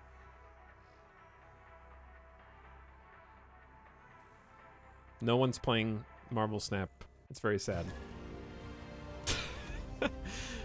It's like, how can we find a matchup for you? Dude, how do you climb like 15 ranks in a day? I can barely do 2. It goes back and forth for me. I was stuck at... It depends on collection level as well. I struggled a lot early collection level 2. I was just trying to make control decks work, and I just couldn't get a pool 2 control deck to work. So I finally gave in and accepted that Devil Dinosaur is amazing in pool 1 and 2. And if your opponents don't run Shang-Chi, then it just works. Unless they're running Enchantress, in which case you back it up with a Hulk. And the point of this deck is basically to give too many threats for your opponent to deal with. Because you have White Queen can steal the threat from them and give you information. If you don't have a turn 6, you got Jessica Jones is incredibly powerful at 4. And then Devil Dino plus Hulk is just solid. And that's why I run Shang-Chi to counter basically myself, if possible. Turn 4, destroy all cards controlled by the loser. Bit tough. It is a bit tough.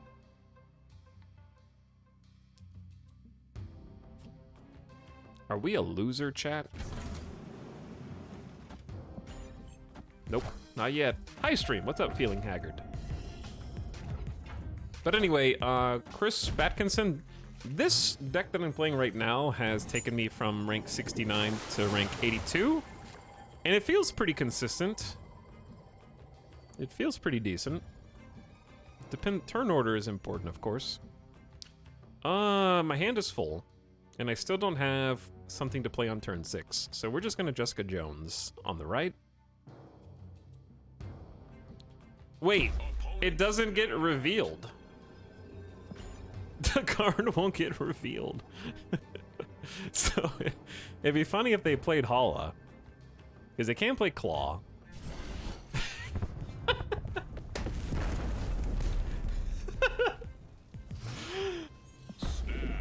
Yes? What were you snapped? Yes, your opponent has retreated. They forgot. It's understandable. It's an easy mistake to make. I didn't realize it until just before either.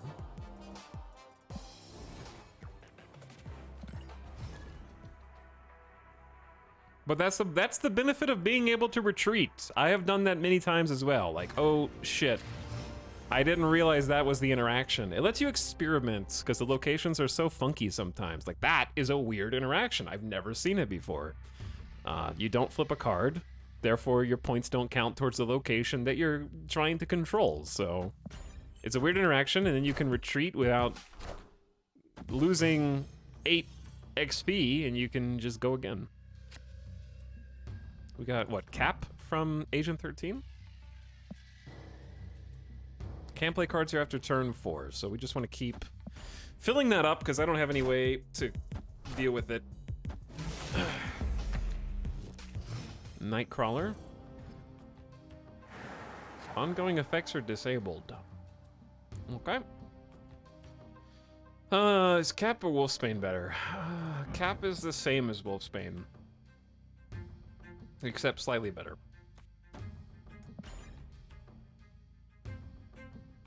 Because I can put one more card there and get value. Avengers! Assemble. Someone asked me earlier why I don't run Collector. I just found it to be too slow. I found it to be too slow because it comes out on turn 2 with 1, and if I draw all 3, if I use, it can be a 1/4, and that's pretty good. Okay, I'm sorry. Am I taking too long? So you snap me? I'm sorry. I'll go faster.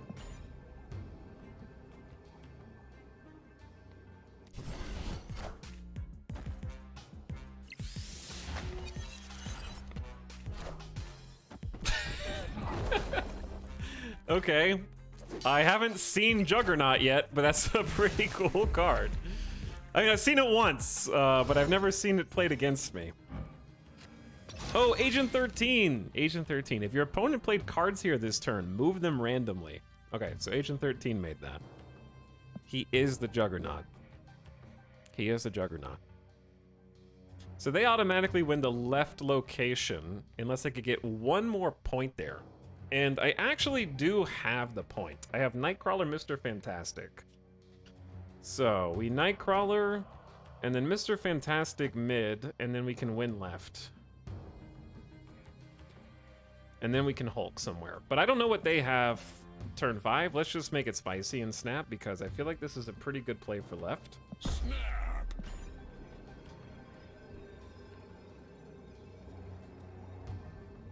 Depends on what their collector draws. But we're still going to be winning by 1. No collector there. All right, they get a collector there. But they have to get one more collector, and it's turn 6. Otherwise, I'm winning by 1. Wait, no, we're tied. Okay, we tie it up. We tie it up. We go over. And then they have initiative. So I don't have to worry about Shang-Chi. And then ongoing effects are disabled here, and Jessica Jones is big. So good luck.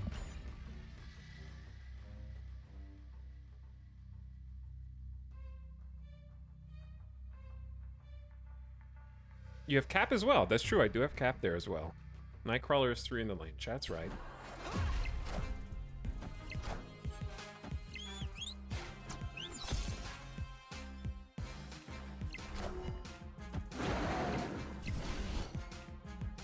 That was a really lucky play by me.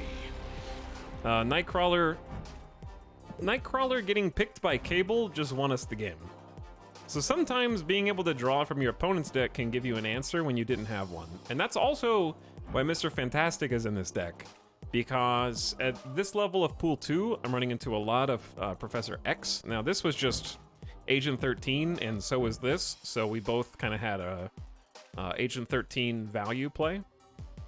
But this is why Agent 13 is so good, because Cap won me the left lane, and Juggernaut almost won them the left lane. So like, it's RNG both sides, but that's why Agent 13 can give you an answer that you didn't have before. It's a super good card.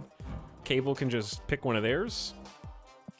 What it means when you snap, guys!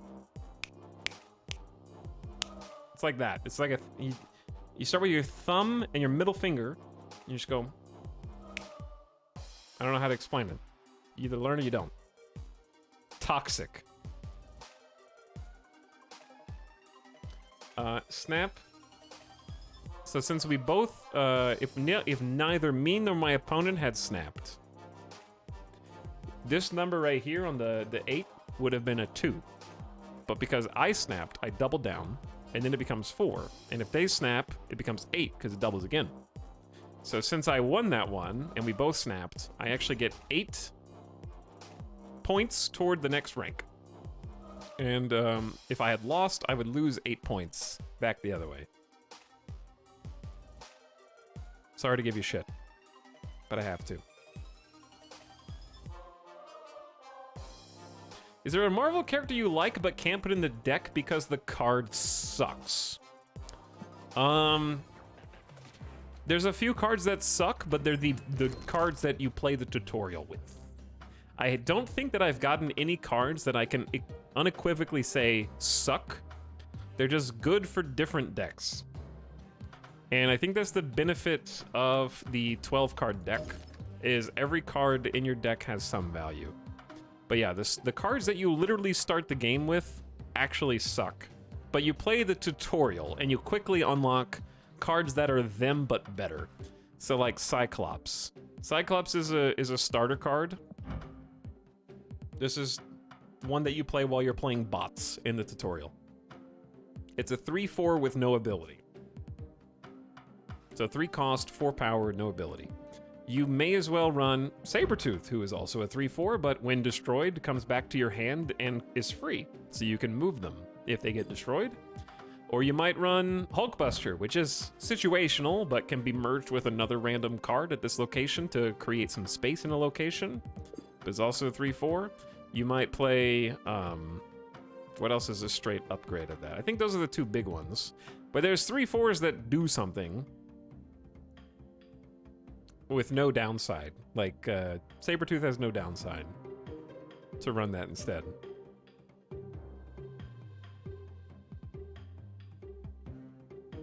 Tox, you've ruined my life. I can't stop Marvel snapping. Good. Because it's ruined my life too. Is this the Snap streamer? It is, yes. But anyway, I was actually watching Jeff Hoogland's stream yesterday? Or was it this morning? I don't remember. And I heard him say something that resonated with me. So credit where credit is due. But basically what he said was that the thing that makes Marvel Snap such an interesting deck builder, and this is a response to you saying, like, are there any cards that just suck? Since there's only 12 cards in deck and there's no duplicates, typically in collectible card games or trading card games, your decision making when deck building is more, do I want 2 copies of this card in my deck or 3? Like in Magic. Whereas in this game, you're only able to have 1 copy of each card, and the deck size is very small at 12 cards. During the course of a game, you draw, guaranteed, 75% of your deck, barring any weird on-field location effects. So you'll always have at least 9 out of your 12 cards playable in a given match.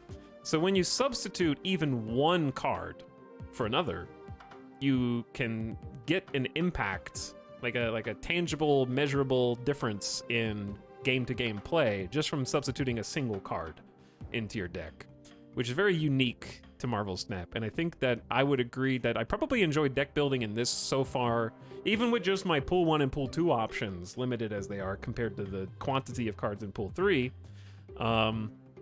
I feel like there's a lot of options and a lot of fun variants to play, and I think that really opens up in pool 3 even more. But yeah, the tiny decks are actually one of the strongest aspects because each card is important. And if any of them are missing, like if I take Devil Dynamo out of this deck, done. If I take Hulk out of this deck, I could probably survive, but it's won me a ton of games. All of them are important for a different reason. And it doesn't feel homogenized yet. Because I feel like we're playing a different deck each game too. Like we're playing against different decks and different archetypes. And of course, when a card game first comes out, there's only a handful of keywords because otherwise it'd be really oversaturated, right? So there's only so many keywords like on reveal, ongoing, discard, destroy, and move. So there's 5 keywords right now. And then some, don't worry about the booty. Okay, the booty, that's not a keyword, but it's still there. Booty is still there. That's not one of the keywords. So as the game progresses, there's gonna be more abilities, right? That's just implicit in a card game. But there's a lot of good mix and match of the available powers. What's a pool?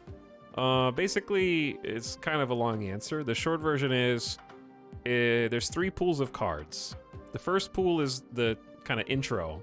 The second pool is the first pool plus 25 new cards. So it's when you get to pool 2, you're playing with 25 extra cards compared to pool 1. And when you get to pool 3, you got 75 more cards to unlock at that point. And then all the cards that came before. It's basically a way to keep people who are in pool 1, who have a limited collection, from playing or matchmaking against people who have unlocked 4 or 5 times as many cards as them. So it keeps you in a group that has a similar number of cards unlocked to you. And a similar quality of cards unlocked to you.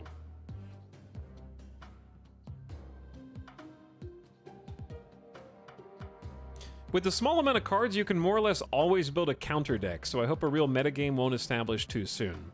Yeah, like I haven't really ran into something that I couldn't beat by putting 1 extra card in my deck at this stage.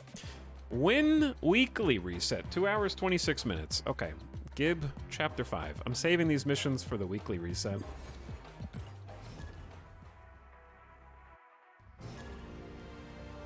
I wonder if they'll keep the pool system in a year or two from now. It would keep new players from being able to unlock the new cards. But when they're new players, every card is new.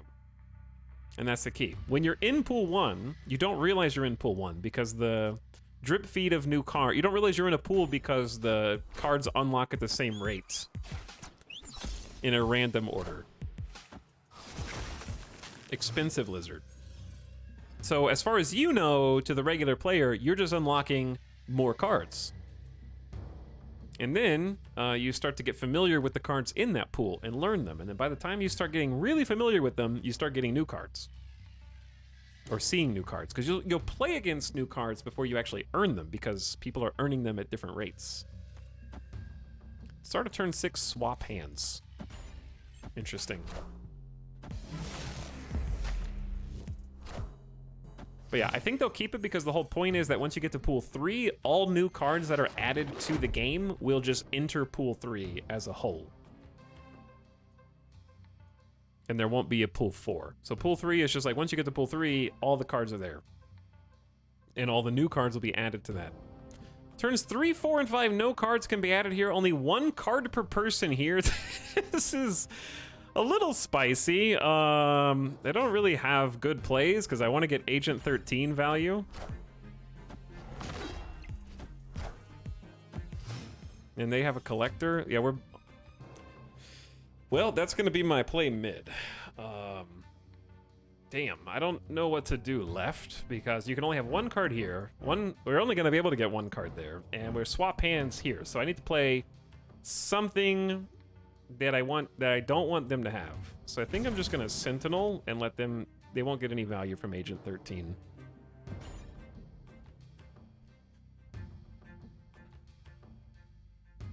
So 60 plus is the highest pool. What do you, I'm not sure what that means. The pools are based on your collection level, not your rank. So they're separate things. You can say, I don't really care about rank, and just focus on playing casually for fun and still unlock new cards. Or, like, for me, I've gotten to the point where I've played too much, and I don't have enough credits to keep unlocking cards.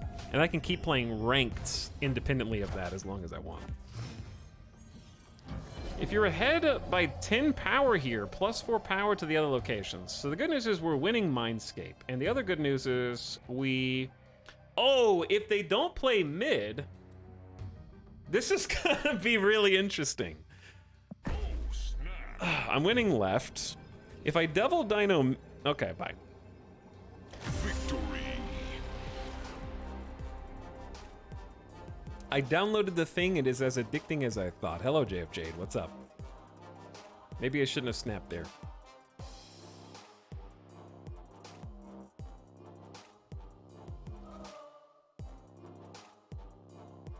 Are you trying to reach rank 100 for the Venom card backs? I actually don't really care about the card back. I just want to be rank 100 because I want to be.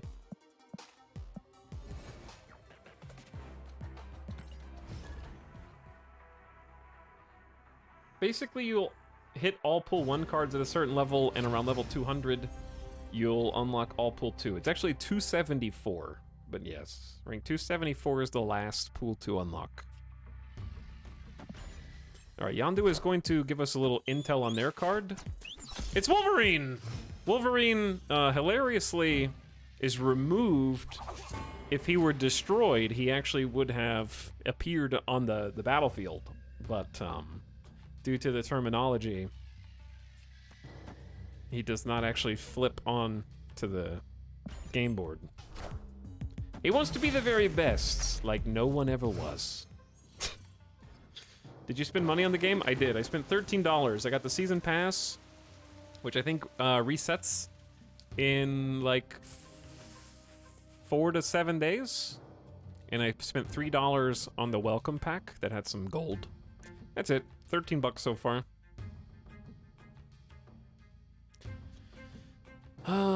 Swarm is not a good card to steal from them. We're just... I don't like this Wolfsbane. So they want $10 a week? No, it's just that the game's been out. It would be $10 a month for the Battle Pass, but the Battle Pass only has 1 new card on it this month. I don't know if that's going to be the case each month. And then it's a timed exclusive that if you wait 1 to 2 months, the Battle Pass card goes into the vanilla pool.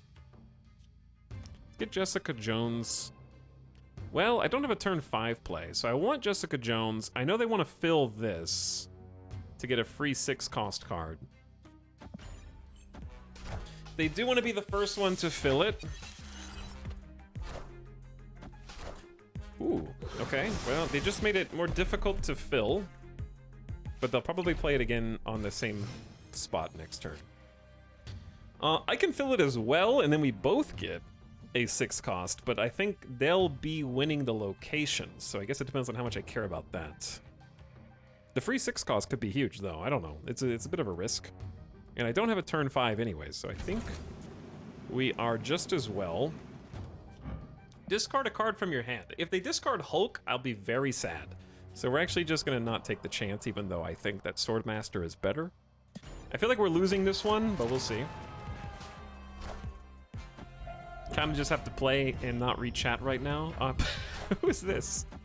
Destroy a random friendly card here. Add copies of it to the other location. Alright. Why do I still have initiative? I know that they have Apocalypse and they're winning mid. And I have initiative, so I can't kill Apocalypse. Chat, we're about to Opponent snapped. lose the game. I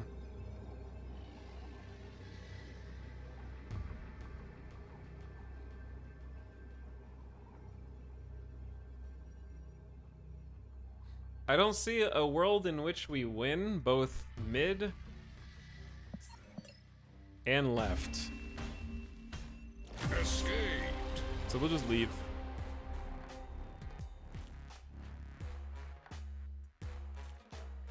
I spent some for extra gold for a cool card back, and I'm content. It looks nice. The thing about Zola is it destroys a card here and then adds copies to the other locations. So it doesn't refill the card that it destroys. So it wasn't possible. That Zola is so unfortunate. It is, yeah. So it wouldn't have done anything. So we'll just take our 1 cube loss. My favorite Snap streamer. Hey, The Dark, what's up? I spent like $40 total in Gwent. It had really nice card art. But yeah, you're not just paying $10 for one card. You also get cosmetics. If you care about that. You get gold back with the battle pass that more than matches the $10 value, if you want to call it that. And then you get the cosmetics and a whole bunch of boosties for the special symbiote style cards. Chat, what did Yondu just destroy? What did Yondu just destroy? What's your collection level? I'm in pool 2. And I have 6 cards to go, but I forget the exact level. We killed Jessica Jones. Okay. Let's just take a chance. We can move cards to New York anyways.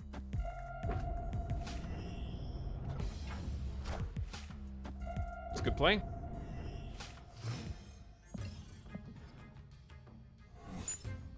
Okay, it's rock time. Cards have -3 power. This is just solid Mr. Fantastic.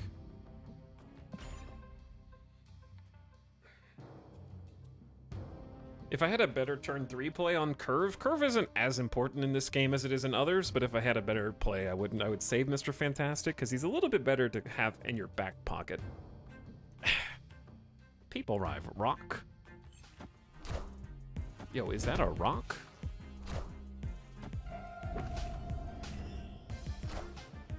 Okay, so we know they're probably gonna fill mid, and there's my rock.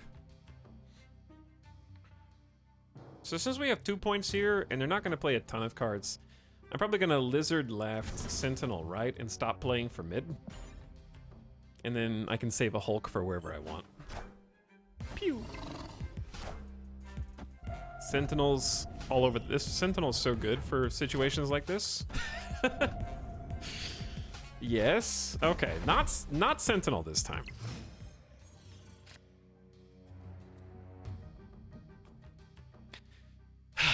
very stinky.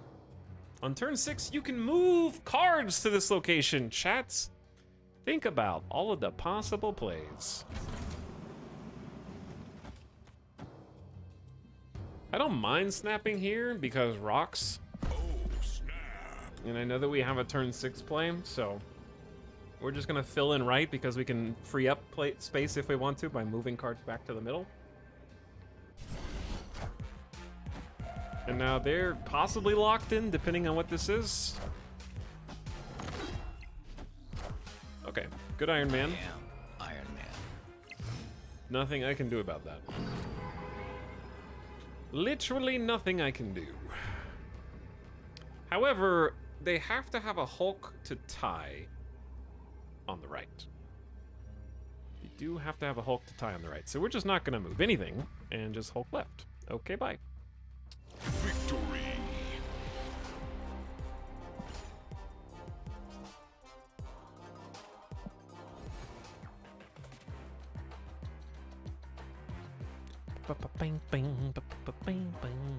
Chat, we're almost 84. Doing good.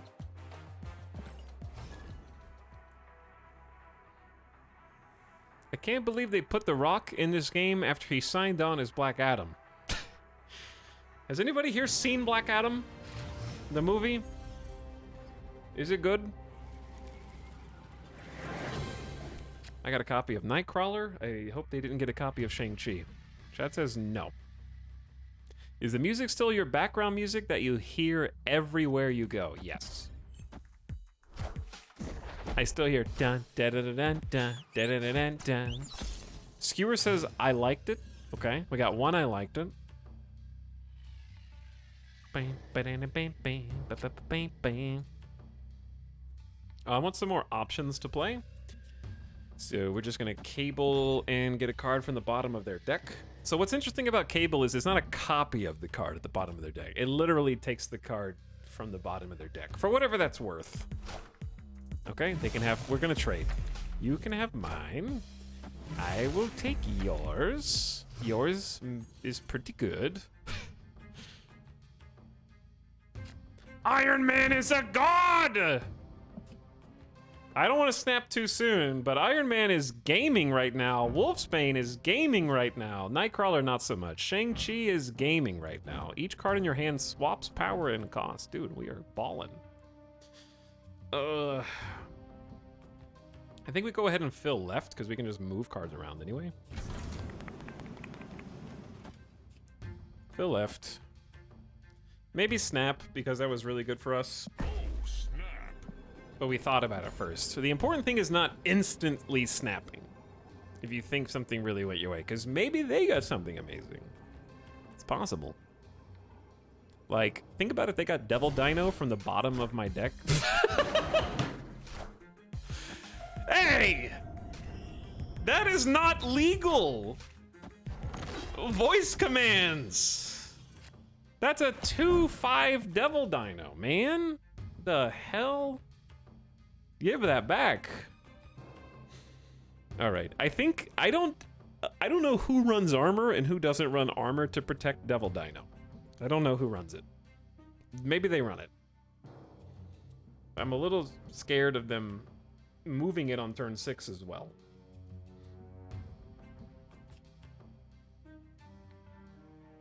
They can't move it yet. They can't move it yet. So we're just gonna go ahead. Mr. Fantastic here is a very simple play. We also don't have a turn 5 or a turn 6 play other than Iron Man. Okay, now we have to kill it. If he plays like, he'd have to play like a lot of cards to get that under 9. So I don't think that that's gonna happen. I would like maybe Agent 13 to throw us a bone and give us something else.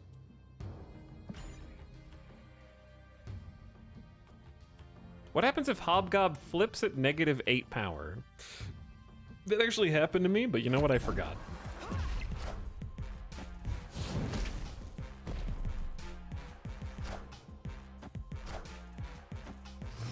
Did they just get a 5/2 lizard? They just got a 5/2 lizard. And I just drew my double dino, which is kind of insane. I think it becomes a 0-5. Chat, how do they win?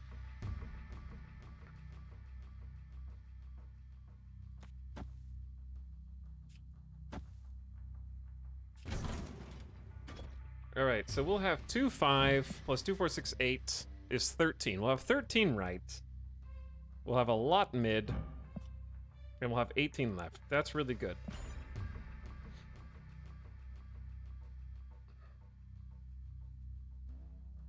But yeah, it becomes a 0-5 that goes to their side of the board, and then is, yeah, it just flies to their side of the board.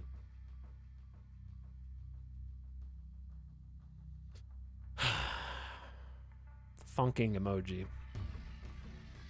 Thunking.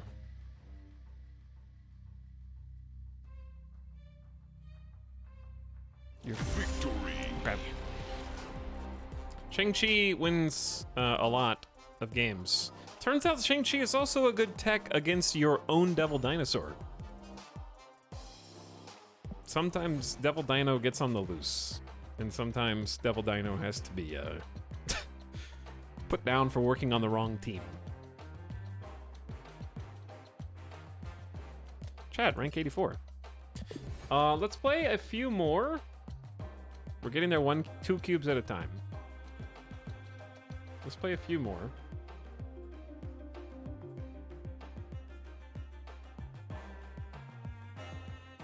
But first, give me 1 sec to get some, I need to find my allergy meds. I've been blowing my nose too much. And also, I gotta shut the blinds. Hold on.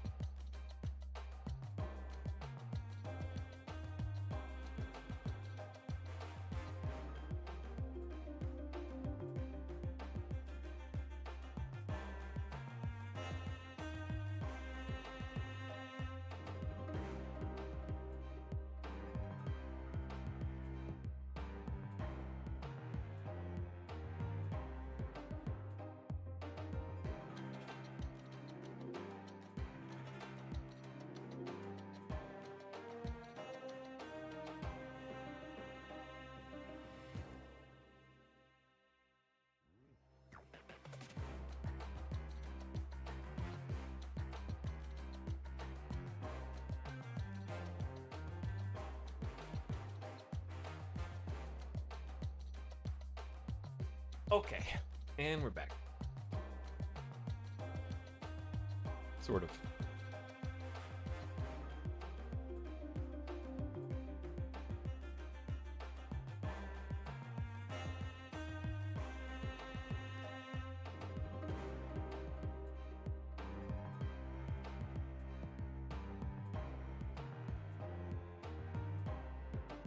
No, okay, now we're back. It has reached the point of kind of toasty. Fan is back on. Camera is back on. Crazy hair is back on.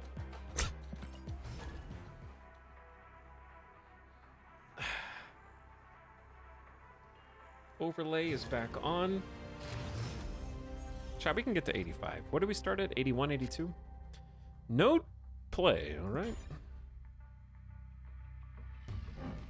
The climb to 100. How long do I have before the season resets?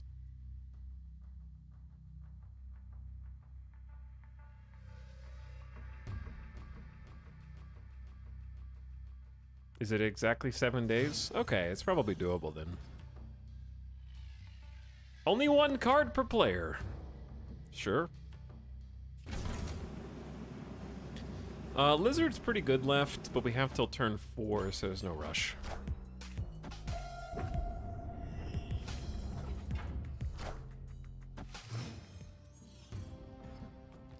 Does Etal sound super quiet to anyone else, or is my volume acting up? I'm just not talking directly into the microphone. So just turn your volume up.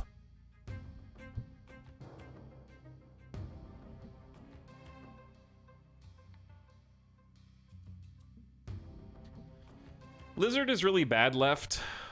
Cable is bad left. Mr. Fantastic is bad left. I don't know if we can win this. Okay. It's looking a lot less likely, yeah. Angela's very strong card. Angela is very strong card.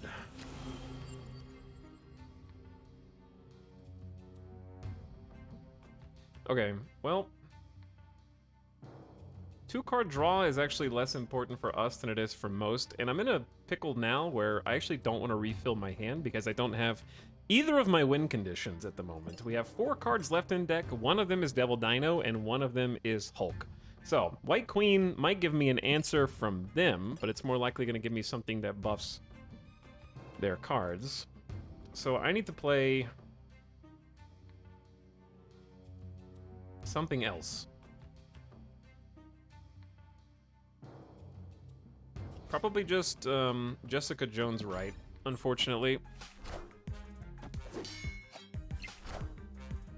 Wind, aid my hand. I'm a little mad because I could have tied Asgard with White Queen and stopped them from drawing cards, but them playing Storm on the right is actually pretty good for us. And they've locked in the left. They can move Nightcrawler over, I guess, but...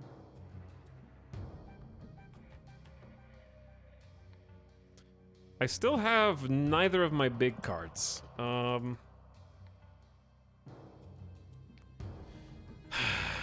not doing so good. Okay, so Jessica Jones is not going to level up. Opponent snapped. However, we are just gonna load up on the right.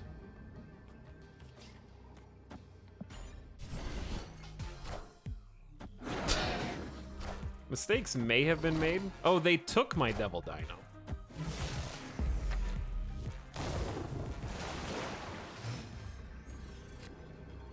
They did be taking my Devil Dino.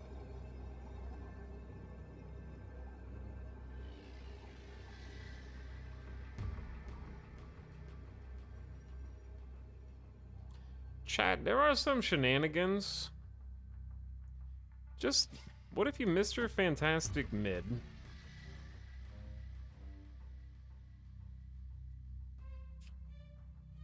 And then...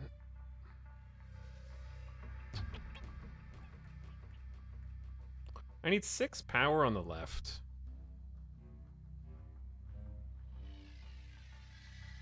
And I'm so close to finding it.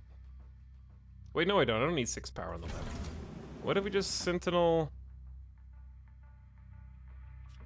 and Yondu there?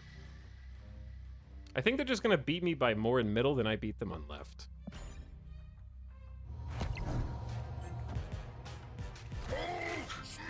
It's a good play.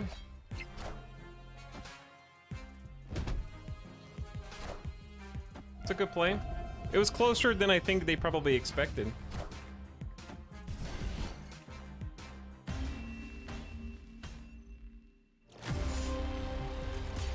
But sometimes you just gotta stick it out and see what happens. Did they have, whose Hulk is this? I don't know if we just didn't draw anything, because no Hulk. I think they got my Devil Dino. So I didn't have either of my win conditions. I dig it, I'm a snaphead now. We're all snapheads. I'm addicted. Chat's addicted?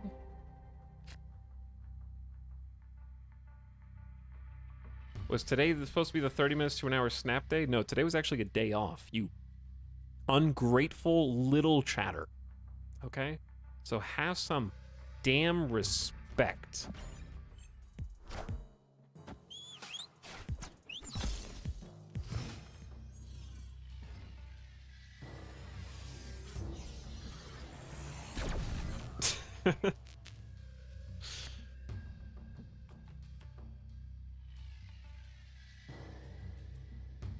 But anyway, this deck also does poorly on location-controlled areas. So, for example, only having one spot to play in mid, getting locked down by Storm right. I think it struggles a little bit there. And racing to fill in the left and not drawing your big name cards. It's the reason why we lost. But we definitely had, we did well with what we had. Should you only upgrade cards through the shop? That is the opposite. Do the opposite of the thing you said. You should never upgrade cards through the shop and only spend gold on daily missions. If you have want season pass XP and progress toward your dailies. Well, this is bad. I actually got Shang-Chi from Agent... Oh, that was the hub. I got Magneto. Move all opposing 3 and 4 cost cards to this location. Okay. That's spicy. Cool card, though.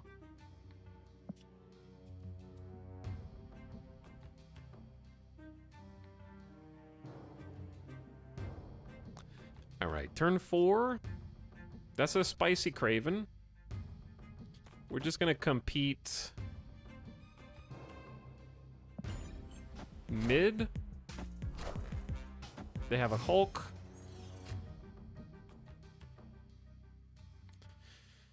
They do have a Hulk. But where are they gonna play it?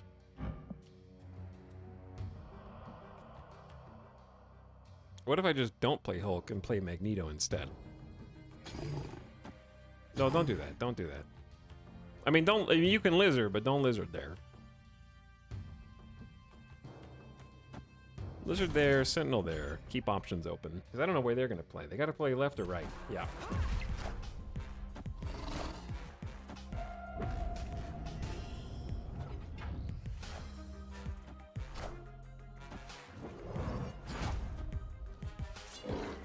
Vulture? What are you doing here? Vulture gets more powerful when Magneto moves him.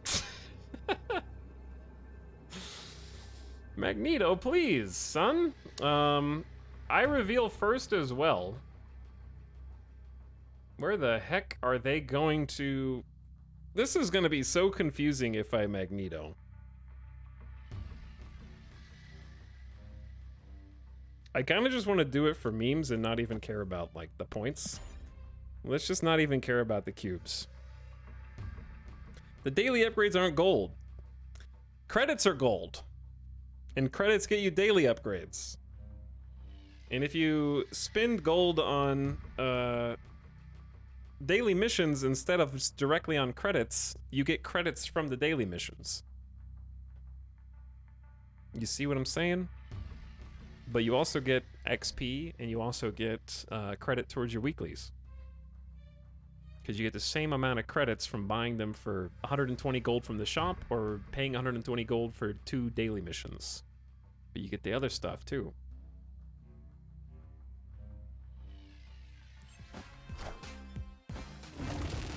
Go that way. Oops. I just lost the game with Magneto. Bro, I don't know what's going on. That's why I didn't double down. I just wanted to see what would happen. All right, all right. No more silly. We gotta win a few times.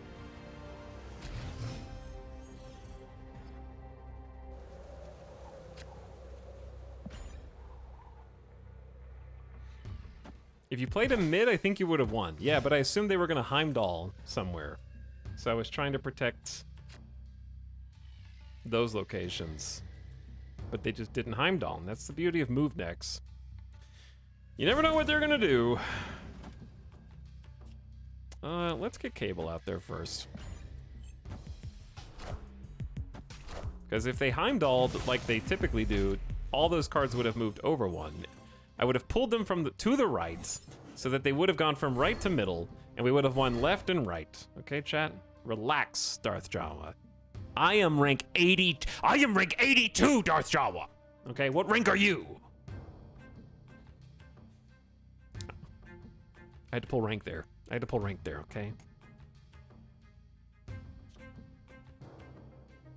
1,000. Magneto on Fisk Tower would be epic. I agree, actually. I don't know what I discarded, but I did get 2 Devil Dinos for... Oh, I got Devil Dino from Cable. That's pretty funny.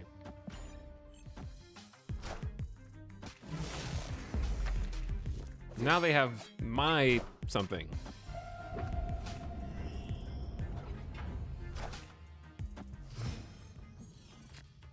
Are we a weenie deck now?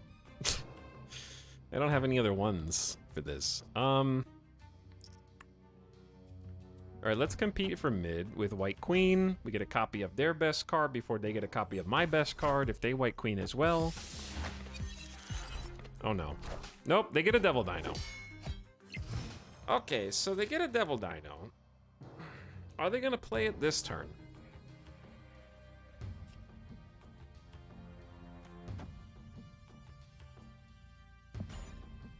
That is the question.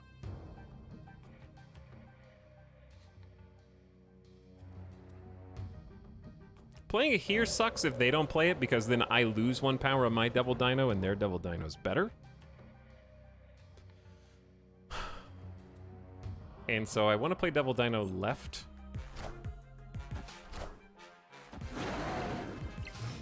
If possible.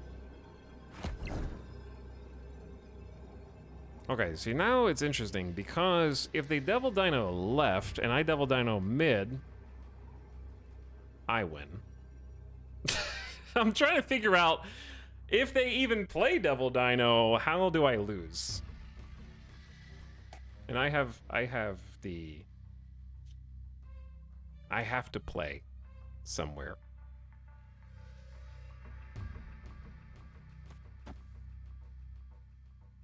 I see no harm in Devil Dinoing left because it at least matches theirs. And we're winning right. Wait, if they Devil Dino right, I lose. Shit. But if I Devil Dino mid,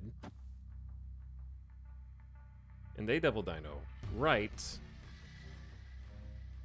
I win. I don't know, dude. We're just gonna go. All right, bam. Devil Dino mid. Let's lock it in. I think Devil Dino mid is the only one that is the safest, because I'm already winning right. I need to swing middle, so that if they swing right...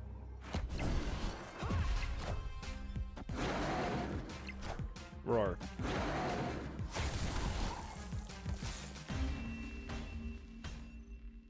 Victory. Ezio, please. Ezio. Requiesce in pace. Pace. I forgot. Okay, how do you say that? Anyway. What was the play there? It was Devil Dinosaur.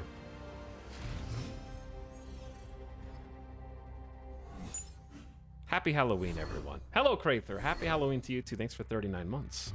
What up?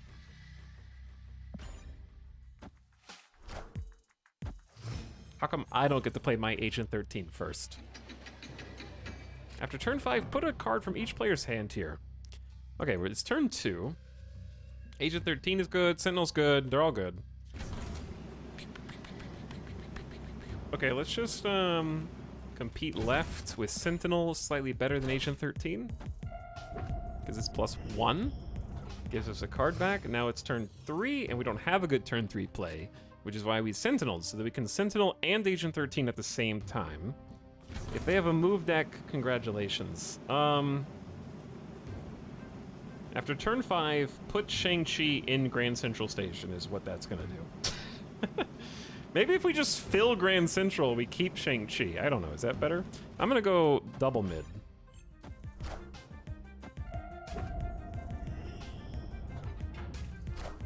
I built this deck for pool 1. I swapped Agent 13 for Mantis and Shang-Chi for Moon Girl. Seems alright. Shang-Chi for Moon Girl is going to be rough because you're probably going to have a handful of a lot of cards. Just FYI. You're going to have a lot of cards. Probably full hand. And it might stop your draw. Add 2 Broodlings to this location with the same power. Is that good? I don't know if that's good. Cosmo does not want us to reveal anything in the middle. Okay, fair enough.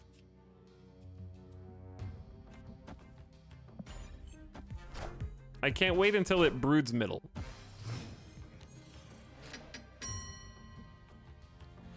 Monka.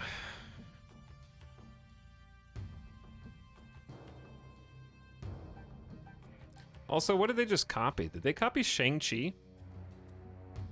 I think they copied Shang-Chi. Okay, funny enough, I don't have my normal cards that Shang-Chi is good against anyways. So we are going to be stupid. Mr. Fantastic.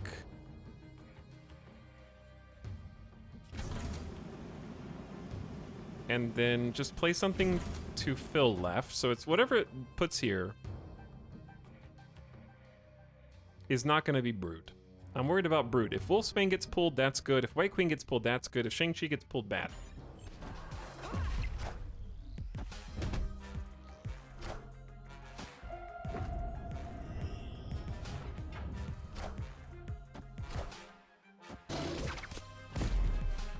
Well, now, don't Brood.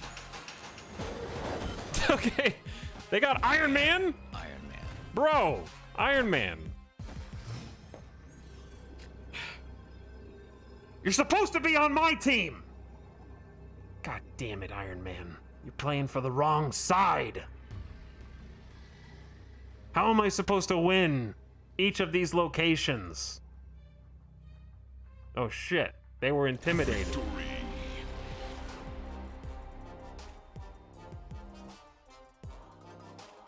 He was in one of those, like, mind control arcs where you have to convince him that you're his best friend. It worked! It worked!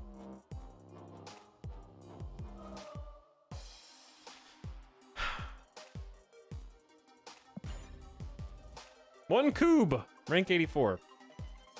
One cube. Okay, let's say that that is a good... solid progression. We went from rank 82 to 84 today. And let's switch things over now.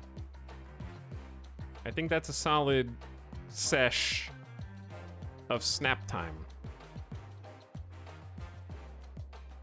Snap time, Resident Sleeper. God, this game is so much fun. All right, we're gonna play this some more because it would be so cool if I could somehow grind my way up to 100 on stream. We won way more than we lost today, but we just kept winning like 1 and 2 cube games, and we didn't get any spicy 8 cube victories, but wins are wins. So if you came here from the directory, or just for Snap from recent follows and stuff, thanks for watching. We'll play some more. We're gonna do Rimworld now, and switch over to a new colony before it gets too late.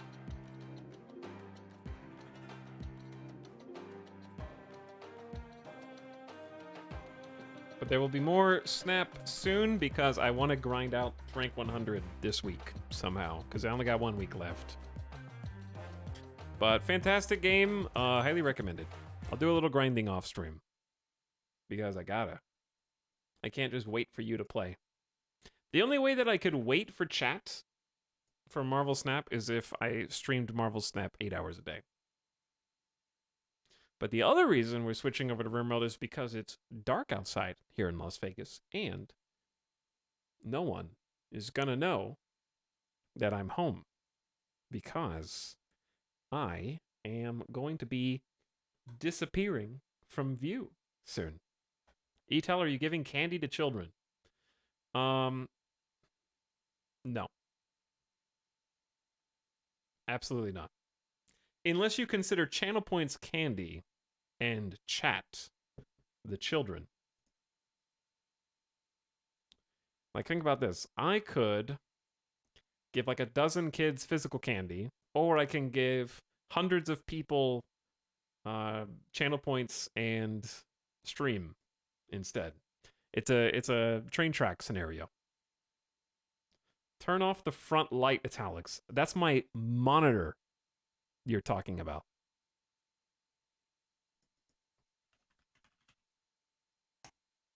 I wouldn't be able to see anything happening on my computer.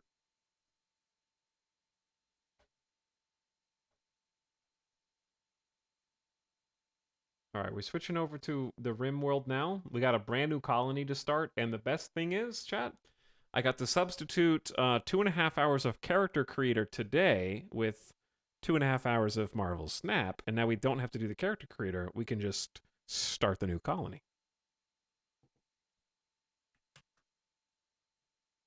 But yeah, good climb to rank 84.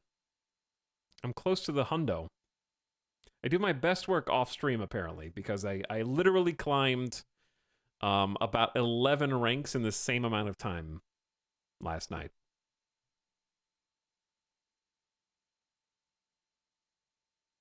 Turn off porch light means no kids come. Wow, I'm 33 and you think I didn't know that. Kids are desperate for candy these days, okay? They don't care if there's no lights on. They will knock on your doors. They will knock on your windows. They will ring the doorbell 4 times. They will scream at you to get the candy. You're not going to get spooky cam. All right, it's finally loading. Thank God. Okay, it's here. Maybe.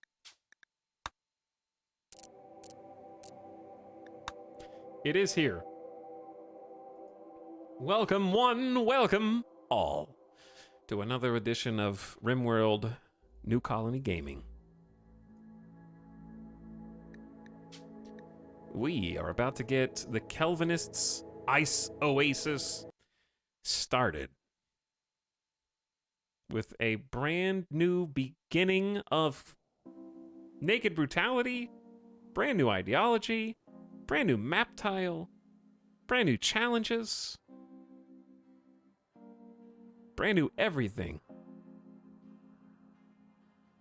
And if you don't know why we're restarting, it's because everybody who mattered died in the last colony. If you want to know how, go watch the VODs. Because you're here for a new adventure with Dims, who is a video gamer.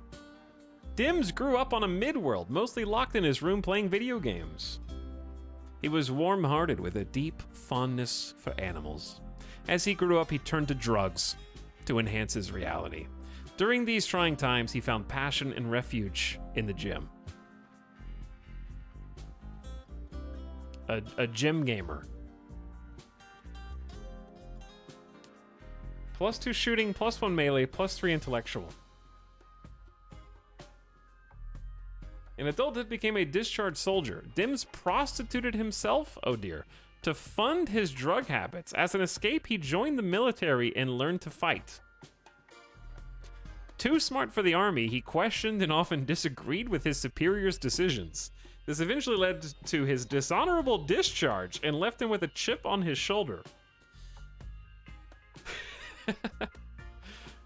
Dim's life has been a wild ride, yes. +6 to shooting, +4 to melee, and +2 to cooking. All right, Dims. Chemical fascination. Dims is utterly fascinated with chemical sources of enjoyment. Consuming recreational drugs creates a good mood, while abstaining leads to increasing frustration over time and possibly drug binges. He will ignore directives to not use recreational drugs and will consume more than a normal person. And also is too smart for his own good. He learns everything much faster than everyone, but can be quite eccentric. +12% chance to mental break, but +75% chance, or +75% to global learning, which is just speed. That's good for your jack of all trades, naked brutality starting pawn. Because they don't have a lot of the passions in the middle areas here, but they'll learn faster than they ordinarily would. 61% instead of 35% is good. Almost twice as fast. Okay. They're also a good shooter, good melee, which is pretty important for naked brutality just staying alive. You only have the one pawn to take care of. Chad, do you know what happens if I turn on the snap overlay for this? Oh, snap. Perfect. We also have an intellectual, which in theory is good because it lets us progress our tech. If we're stuck alone, we can spend our time researching if we're waiting for other colonists, but that rarely happens to me. So we'll see. They have a little bit of medical skill, a little bit of social skill, just enough to stay alive. A little bit of plant skill if it comes to that. Passion for construction, a little bit of mining, a little bit of cooking, just enough to get by everywhere. But mostly stay alive and build, which we have to do because we are in the middle of a very cold environment. This is an ice oasis. And the average temperature here is negative 10 degrees Fahrenheit, negative 23.3 Celsius. And this is going to be a semi-ice sheet playthrough. So it's incredibly cold. It's already freezing temperatures at 26 degrees Fahrenheit. So we are already in danger of death and frostbite. So we have to act fast once we unpause. But we do have this livable land in the middle with a big mountain on the map, thanks to the geological formations mod. And on the outskirts is basically nothing. There's little patches of trees here and there, some rocks, some shallow ice water, and then smattering of resources around the different mountains. Very cool map. We also have, of course, custom ideology, which we spent last night creating.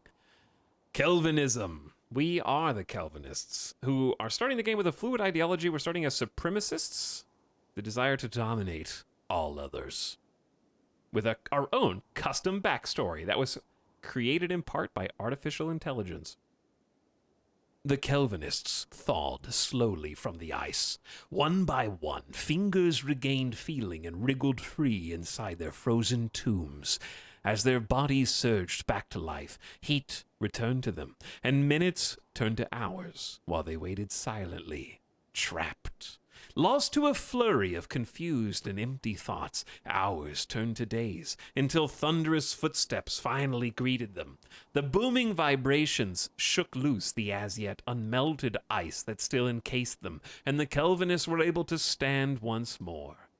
"Hail, my children!" A deep voice boomed from somewhere far above them.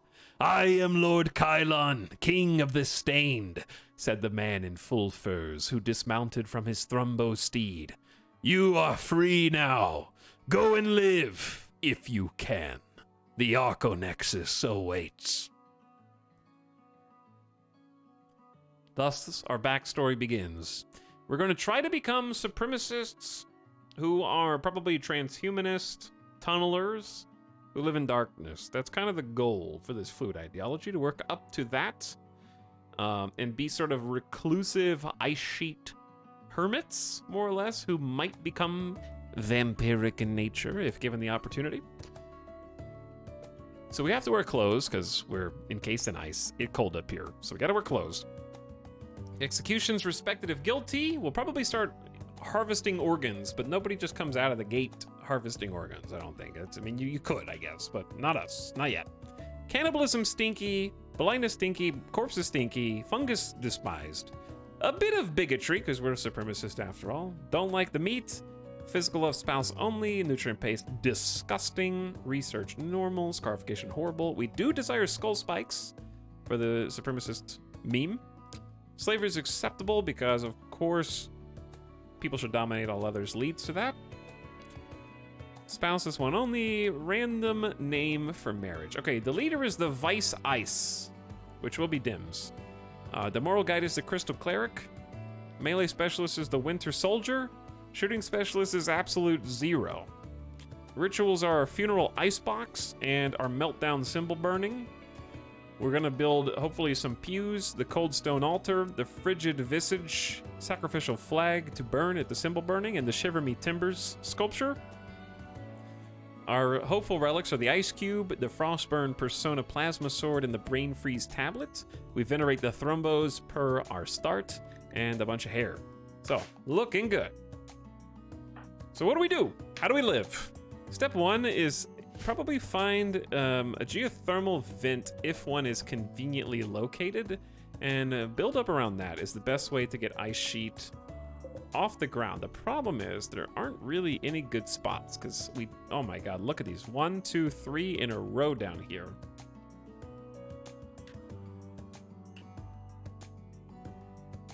There's one right here. That's probably the best location, but even that kind of sucks.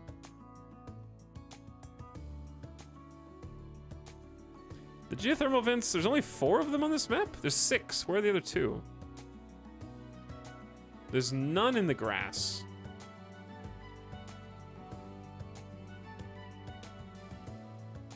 Chat, where are the other ones? Oh, there's one. Okay, 5. Already counted you, you, and you. Okay, hang on. 1, 2, 3. Okay, yeah, they're just really spread out to the edges. God, we are gonna struggle with geothermal. I don't think we can build a geothermal hut. These are all awful locations. This is gonna be an extra challenge. Because there's no trees up here. So we'd have to walk all the way around to get any sort of wood, which is what we're gonna be building out of, basically exclusively. And I don't want to build on the edge of the map, because that has its own problems. Is geothermal a must? It certainly helps, because the temperature right now is about as warm as it's going to get. The average temperature here is 9.9. That's average. Right now it's 26, so we're well above the average temperature in the summer. Do you have a mod to reroll vents? Nasukin, please. Do you think I have a mod to reroll vents? All right, we're just going to try creating a little pocket of heat with fires.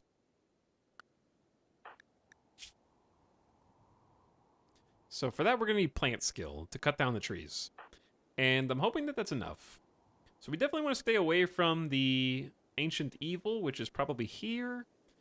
And this looks like a nice nook to build up first, because it just seems easily tucked into the mountain. We probably would like to build near there's some steel here and some components. It's not a ton. The fertile ground is going to be good for building heated sort of indoor plant zones. What is nice about building on ice sheet is it's incredibly strong against map events such as toxic fallout or toxic spewers or things like that. So you're pretty much building everything to be indoors anyways. And we're planning on being tunnelers this time, so we have quite the expansive mountain to try to build into. So let's go ahead and start by cutting some wood. That is going to be top priority. We are going to go ahead and set our manual work priorities to firefight. Patient doesn't matter, you're the only colonist, therefore you're the only doctor. So we're going to be watching you like a hawk anyways. No children, there's no switches. When you do have a prisoner, that would be the time to warden. No animals. You will have to cook. You will have to hunt. And you will have to build. So, and we'll probably just be micromanaging this. Plant cutting is pretty important at this phase. So is mining. And we're going to need to craft you somehow some clothes. But we'll get there. So we need to cut down the trees first. There might be a better way to get some building materials, but I doubt it, because we're starting Naked Brutality. Randy losing is fun. Also, that reminds me...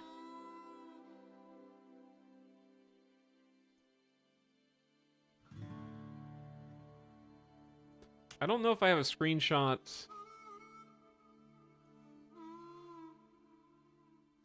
The mod list is maybe current. It should have the research pal on there, I think. All right, we're off to the races.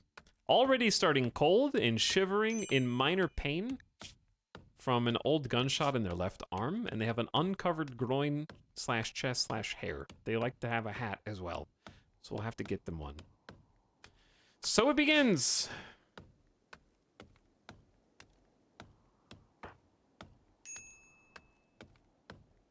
It is a race against hypothermia.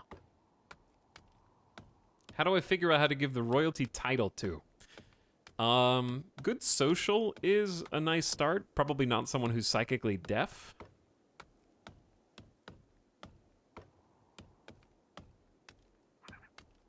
Somebody who's not super abrasive would be a good start. Okay, we're gonna have to be pause gamers because this is gonna be a lot to think about. We definitely want to start small. Very small. 1, 2, 3, 4, 5. 1, 2, 3, 4, 5. Okay, we're gonna get like a 5x5 going with a wooden door. And we really need you to work literally all day unless your mood dictates that you can't.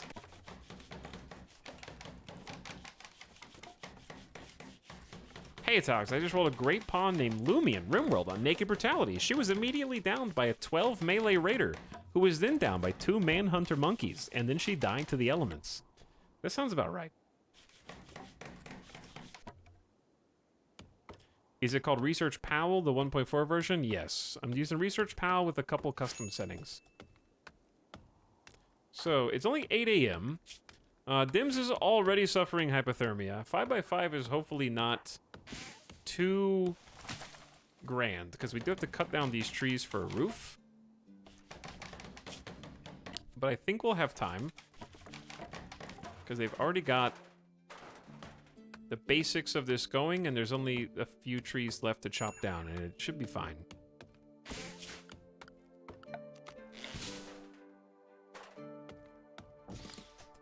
Hopefully. Did I bite off more than I could chew and we're gonna die already? God, hypothermia is already going up. 14%. There's like 3 more trees. Does fire near you help? I wish it did a little bit, but I can see why it doesn't. Already? What? Your mood is so high! 40% sad wander day 1? Are you serious? These aren't even fixable in this amount of time.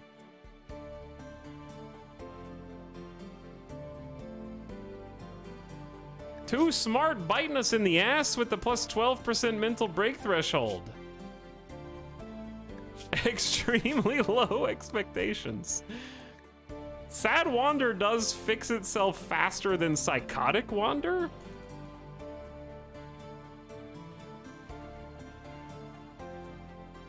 Well, hypothermia is still climbing.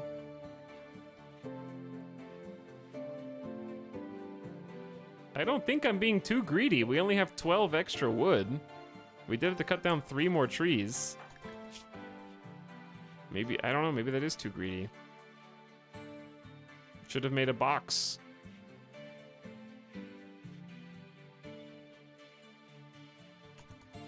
Well, this is an unproductive day 1. Now they're hungry. Guess who doesn't have food? Guess who could have been spending their time picking what few berry bushes are on the map instead of whatever you're doing? There are actually animals on this map too. This was a good run. The good news is we get to keep our ideology after this. This is how I expected the last campaign to go.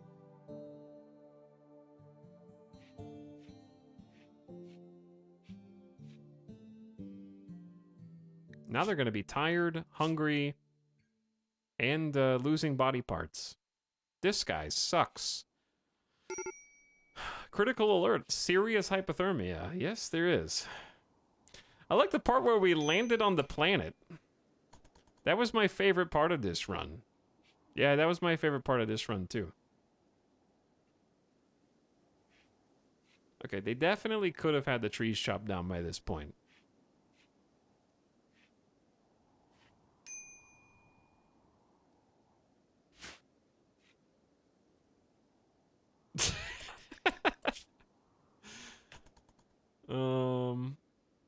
Well,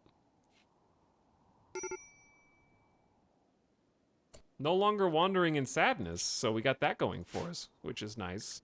The problem is we have massive frostbite and 0% manipulation.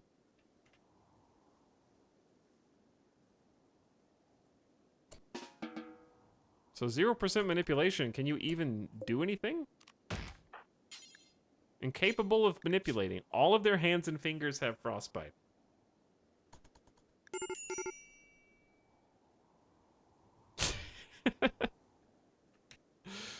That was fast. Yeah, that's how I expected the last runs to go. Right big toe is gone. Chat, I'm not gonna pick a mental break threshold bonus on a Naked Brutality ice sheet pawn again. I've learned my lesson. It was a valuable lesson.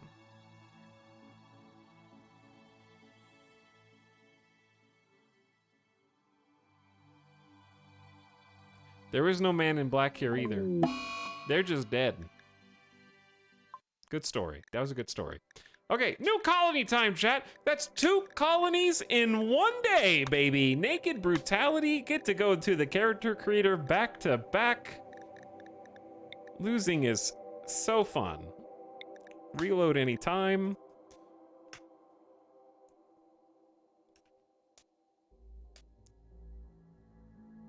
That person was simply too smart to survive on RimWorld. They were too smart for their own good, quite literally.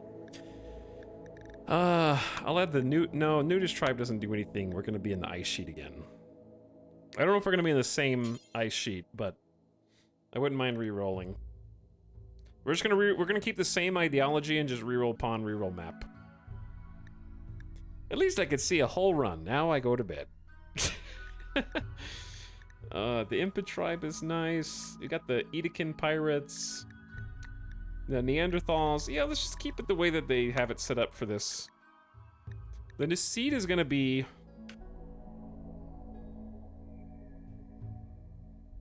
Chat, let's spell 1 letter at a time to make a word. J-E-S...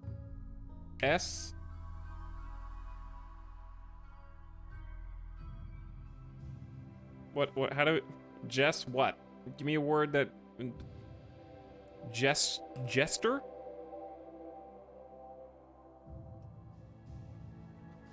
Jester Pester. No one's ever made... This is a completely unique seed. No one's ever...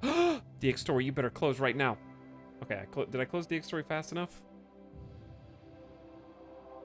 I did. I think I stopped it from crashing.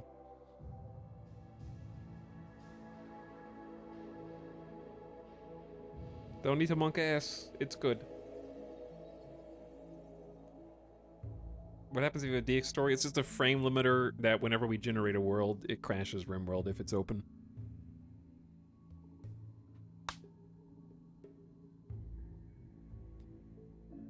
Alright, new map. This is an interesting supercontinent. So what we're gonna do is spend a few minutes. It's probably gonna take a few minutes, so... Looking for another ice oasis.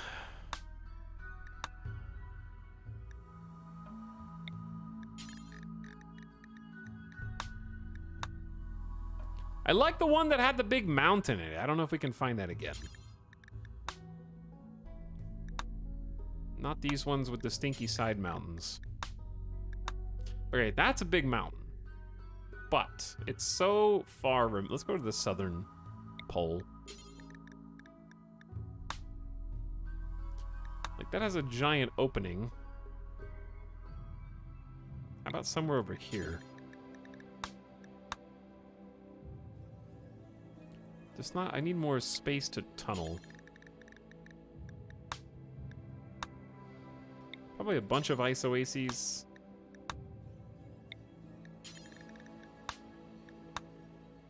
That one's pollution. I wish there was somebody to just go next, next, next, next. This one's decent. It's got a cool little double mountain setup. The problem with it is we will never interact with any other civilization ever, and this is an impassable mountain terrain to the left with pollution just to our southwest. So that one's nifty, but there's way too much going on there.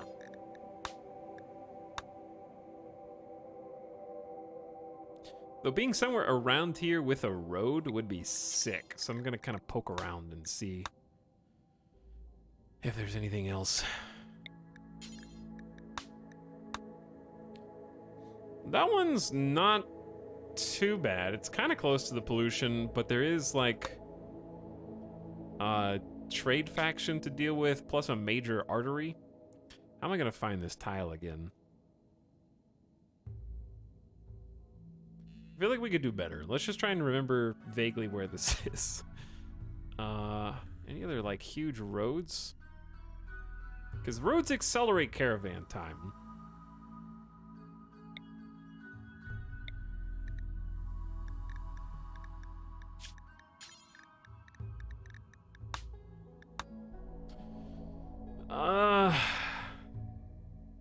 Let's do a test. I don't know if that mountain's big enough.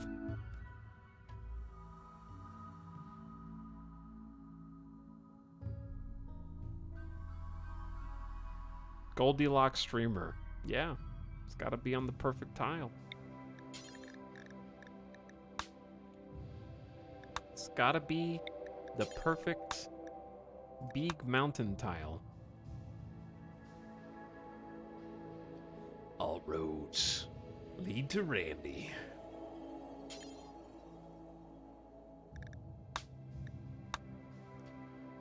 Okay, that one, how far would it take to go from there, boop, to there? 3.15 days.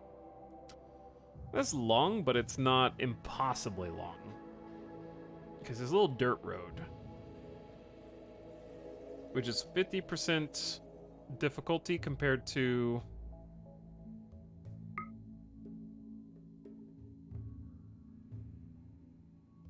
Okay, so instead of 1. Tundra would yield 1 difficulty. Is that enough mountain? Why does this all say soil-rich soil? That's probably what's under the mountain.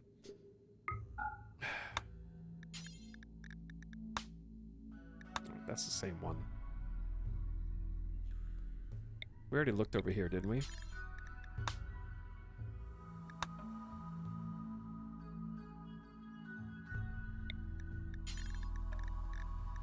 How cold is it here, by the way?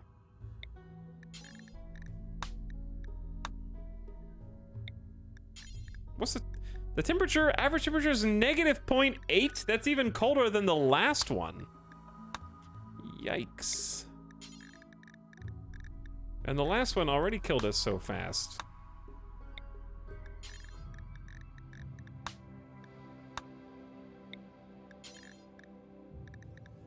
There should really just be like a button that... Oh. Oh. If we made good with the Empire here, it's -6 average temp.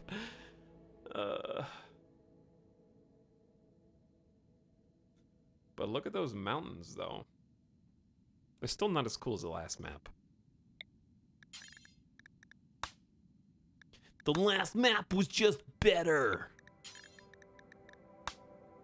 Like one jumbo mountain in the middle.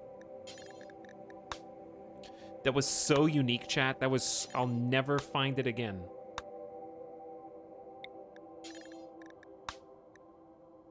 Okay, how about that one?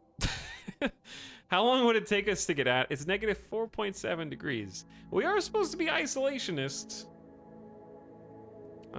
That one's cool, because it's got like...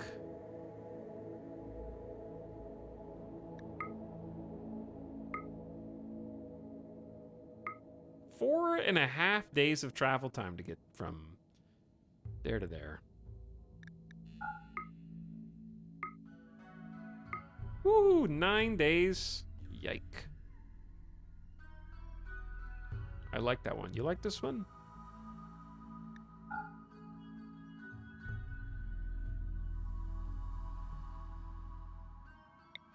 I don't. All right, chat, you guys can all go take your gamer death break right now while I lock this down. And then when you come back, I'll take my gamer death break.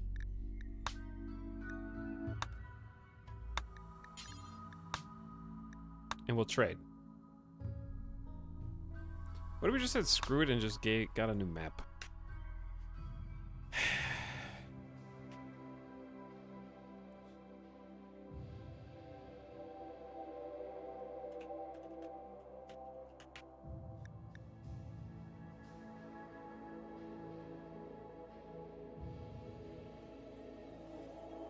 New map. I didn't like any of those. I'm also really hungry. I want cookies.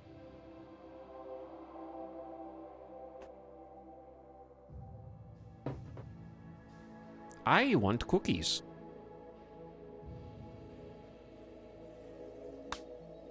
Oh, that is a hell of an ocean. Oh my god, it's split end to end. This is like a perfect disconnect. You literally to go from here to the other side without drop pods, you have to go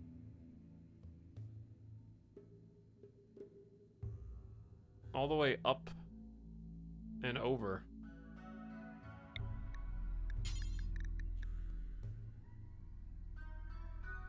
Very weird world, Jen. Hi, Toxin Chat Peoples. Hello, Bike ATX. If you guys join late, we've already lost a campaign.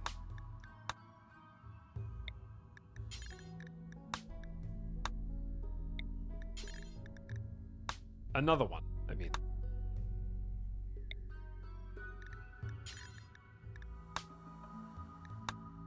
They have to be at least small hills. Ooh! Now that is really cool and possibly broken OP. It's actually not, because it's an ice sheet anyways. That's the one. This is why we kept looking. Very nifty. Very special spot.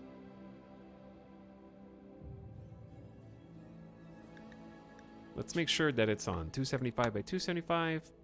Next. What if you land right in the middle? It'd be hilarious. We're gonna load a saved ideology, the Kelvinists, and choose our starting colonist. Once again, no too smart. 54 years old with an arm and finger bite scar. And they're volatile. God, this is such a good pawn. Other than volatile. That's worse than too smart. This is a really good pawn. Volatile might snap us on the first day, though. But their plant skill is so good, maybe we could just take care of their needs first? I doubt it. Okay, let's try and find other people. Doctor, crafter, construction, shoot. Careful shooter. I think we'd leave super base down in the pool to draw from, because those are some nice combos. Undergrounder with a bloodlust. I feel like I have to keep you because always plants. These are just left behind people that we're rolling for. Fast learner and steadfast. Medical social. That would be a really good second in command. They're a bit old, but they have combat skills. A lot of 54-year-olds. It would be funny if we got exclusively 54-year-olds and they were all frozen and unfrozen at the same time per the lore of Kelvinism. That would be interesting. Because like this Glitter World Empath, Fast Learner is so good with these medical intellectual stats, but no violence. Okay, now we need some people who can shoot and do combat in the left behind. Pyro, Slothful Pyro. Double Asthma. Undergrounder Brawler with melee, mining, and social skill? I think that's okay. Another Brawler. Super Immune Tough with melee, mining, doctor. Melee mining's kind of a 87-year-old. Dementia, double cataract, frail, bad back. Ultimate challenge mode.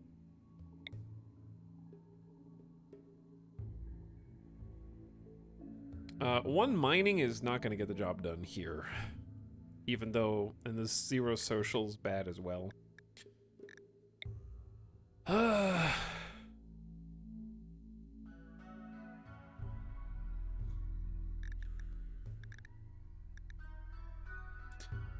What's the benefit of having them in Left Behind? People in Left Behind can show up in your game as part of events. And they will already be believers in your ideology. So, you like to have a decent spread over the team. Like, we don't have anyone who can... Well, they do have people who can shoot. But we want to have a decent spread just in case any of them show up. But otherwise, it's just a nice place to bookmark somebody. Just in case you might want to play with them. Like, I think the weakest one here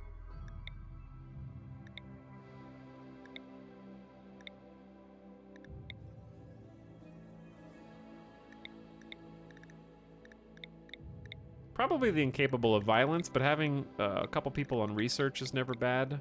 Incapable of violence as a researcher is fine. Probably you, but we don't have anyone who does plants better than you.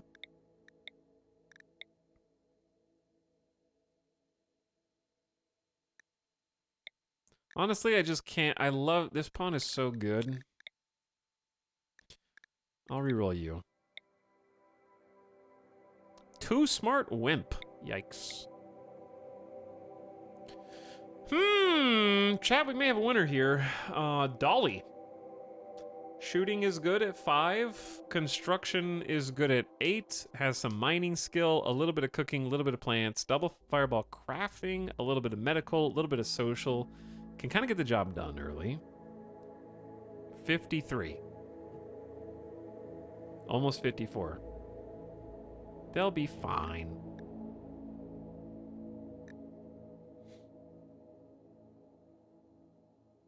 Dolly is kind, exceptionally agreeable, and a giving person. She rarely insults others, and will sometimes offer kind words to brighten the moods of those around her. She also never judges people by their appearance.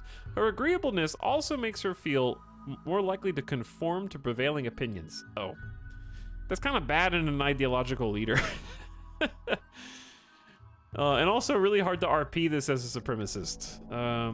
Sorry. Sickly, no. Industrious, brawler, great memory, bad cook, bad plants. This is a good pawn, dude.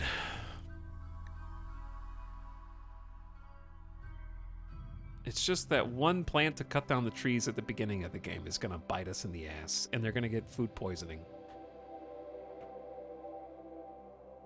And they're not gonna craft a good weapon. All right, you go down there.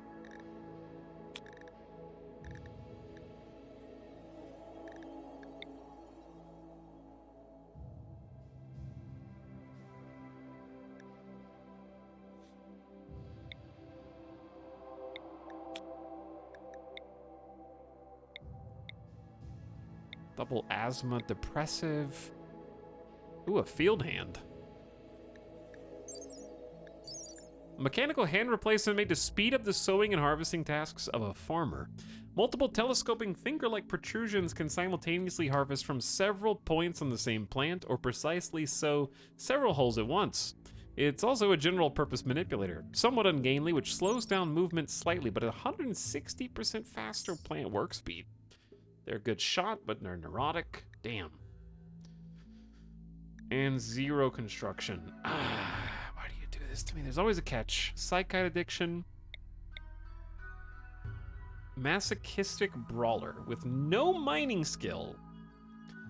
No medical skill, but incredible melee, construction, cooking, plants, and social. I think I'm just gonna go with this and just never get injured, chat. Okay? Just never, ever get injured. And never have to mine until someone else shows up. Because if we can chop down trees and build, we can keep ourselves safe on an ice oasis.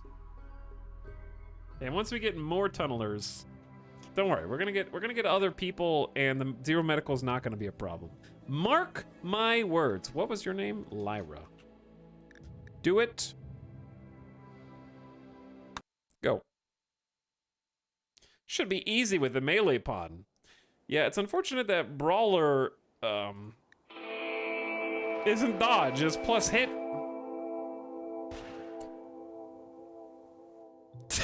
Okay, wow. This is kind of interesting as far as maps go.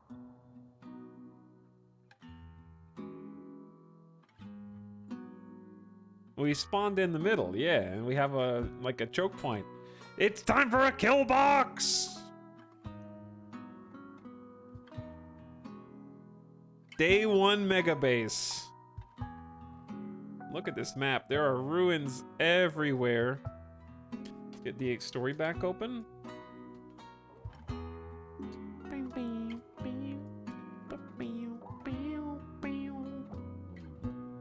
So, ruins everywhere is good for a lot of reasons. We can kind of borrow some things so we don't have to build ourselves.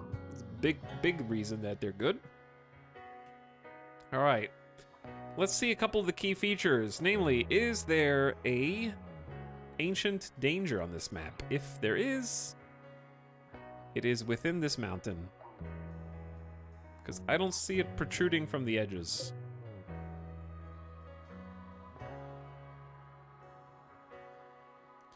Where the heck are the geysers? Okay, there's one. There's 5 visible. 2, 3, 4, 5, and 6. So there's actually 6. Wait, no, there's 5. No, there's 4.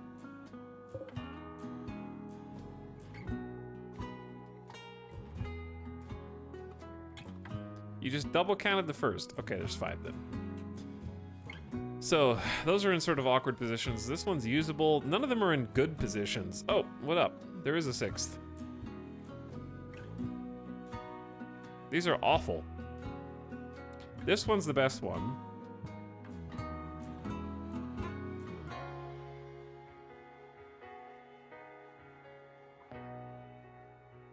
We're gonna have to just live in here again. Okay, as we get started here, chat, I'm gonna take Midas. I haven't taken Midas out yet. I need to take a quick GDB, go get some cookies, get a drink, come back, and round 2. Round 3? Whatever.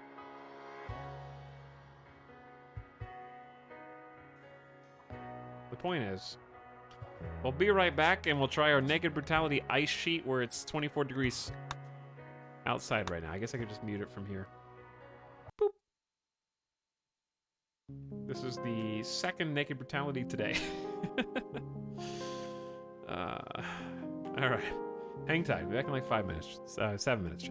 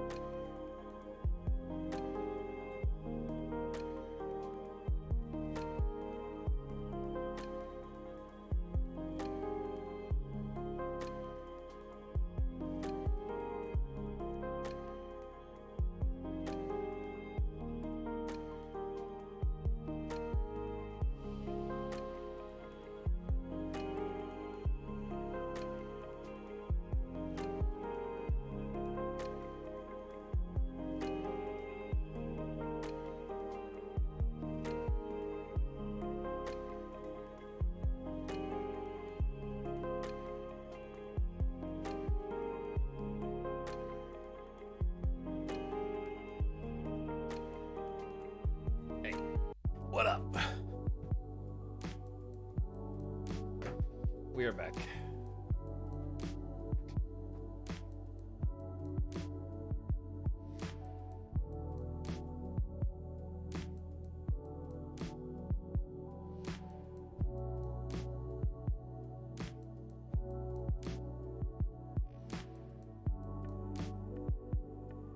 I ate 2 cookies.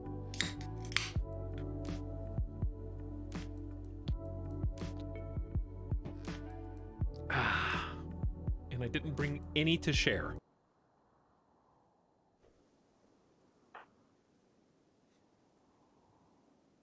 Hello, Lyra. What kind? Chocolate chip, of course. 2 thin chocolate chips. Okay, Lyra is going to have some trouble with the 0 medical skill and the 0 mining skill, but we got construction for days. We got social to convert anybody that we can get our hands on. Probably transport pods. Doubt we're going to be getting many raids in 24-degree Fahrenheit weather. I should change the title. Chat, we need a new title.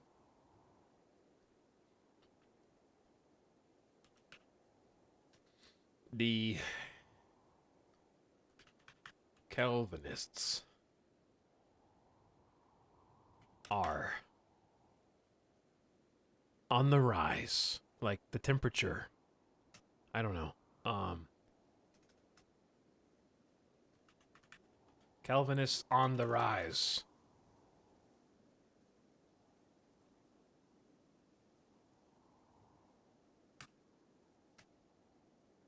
Naked brutality. Ice sheet. Burr.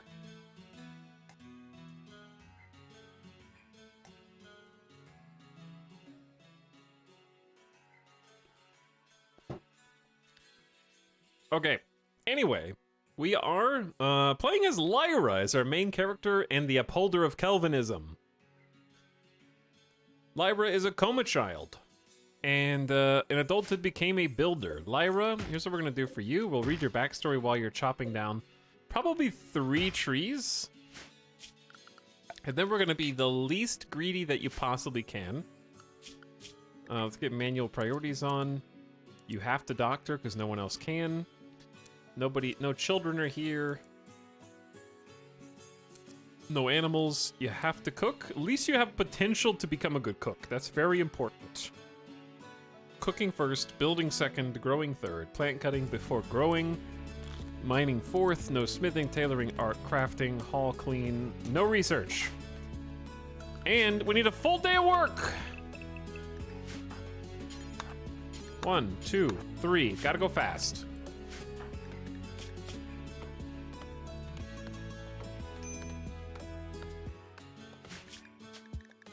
Why is this song so loud? Okay. A childhood accident put Lyra into a coma. She didn't wake up until she was in her late teens. Her body never recovered from the years of inactivity, but people tend to take pity on her when they hear the story. +4 to social? How does being in a coma for your entire brain development cycle make you better at social stuff?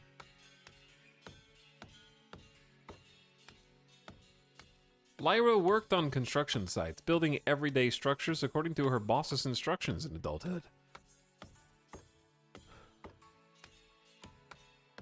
Oh, because people take pity on her, so she has a bonus to social. Okay, that makes sense. That makes sense. Okay, we gotta act fast because we already have hypothermia setting in, and we saw what happened last time. So, here's what we're gonna do. We're gonna go even smaller. We can actually go out to here.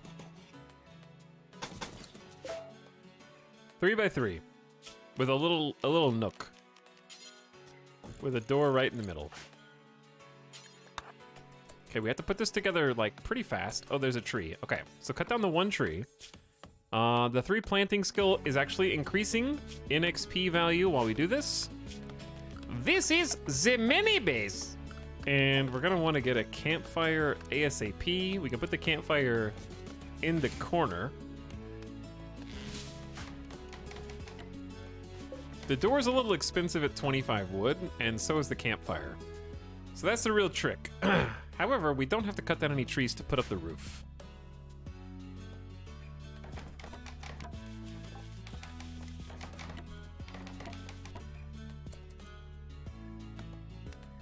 Okay, and then the next tree should be enough. We could have probably cut a larger tree. Then we have to find a source of food. So we have two main objectives. We don't really need all this, but that's okay. How much? We only have 11 out of 20. It's fine, chat. It's fine. We have a roof. We're fine. We're only in shivering. It's not even 15% hypothermia.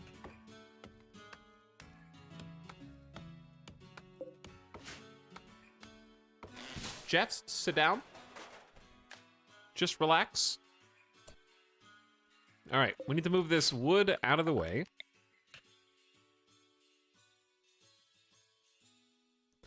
We're gonna have to build a different spot. Haul this, thank you. The door will shut, heat will start building in there. And now what we wanna do is find some berries.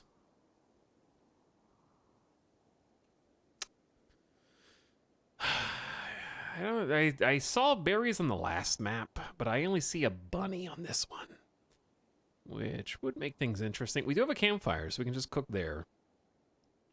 There may not be any berry bushes on this map. Oh, I found one. Okay, there's actually 13, and guess what? They're all north, and it's quite a trek to get up there, because we have to go... That's a long walk when you're naked in the cold. So it's quite challenging here, in spite of the fact that we have a very natural choke point inside of our base area where we crash landed right here.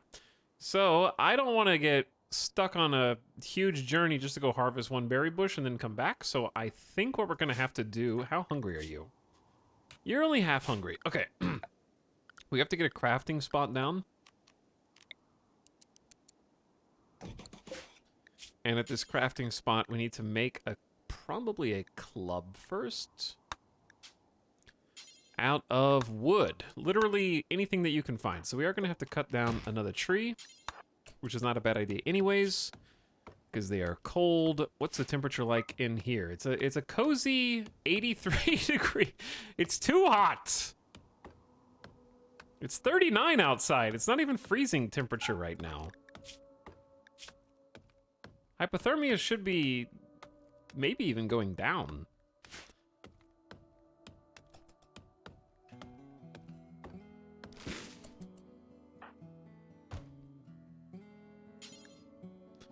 Okay, so we actually need 40 wood to make a club.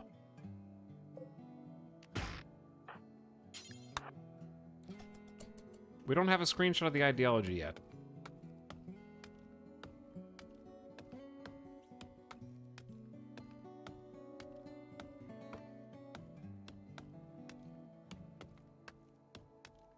All you need to know is that we started off food ideology supremacists.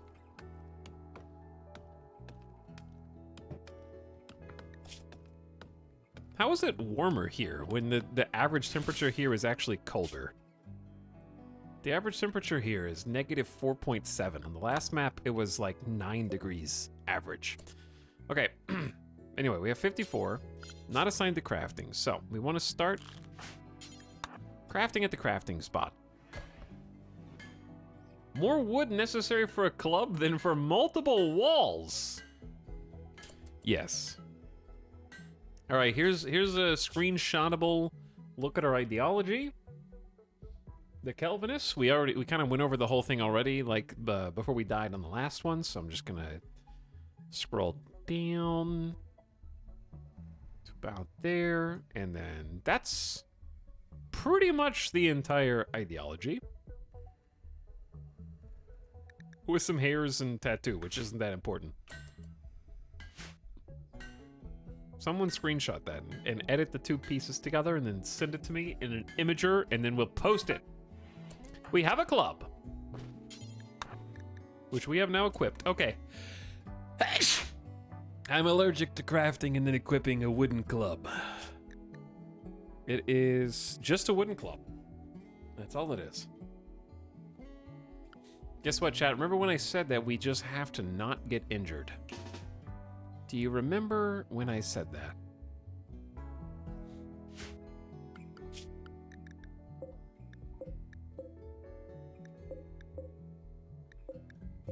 We're already... Oh, there you are. We're already going to put that to the test. Because berries are just simply too far away. And I have to eat.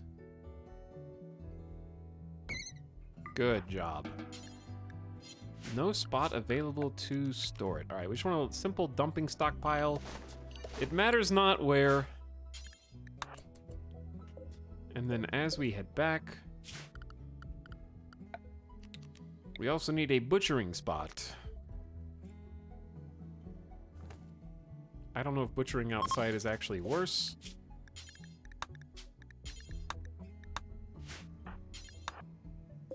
While you're butchering that, I'm gonna give you a build to just cook simple meals until you have like 8.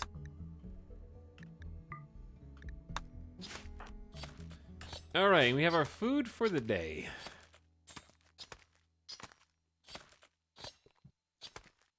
How much is it? Just enough to make one meal. Simple living, and it's what, 3 p.m.? How are we feeling? Good. Spacious interior. Is it? Is it? It's very spacious in here. Yes. So expansive in this room. Bit of passion for my work. Initial optimism. It's a tough situation, but I'm excited to be founding a new settlement. Okay, you could eat that. Or, listen to this, Lyra, listen to this.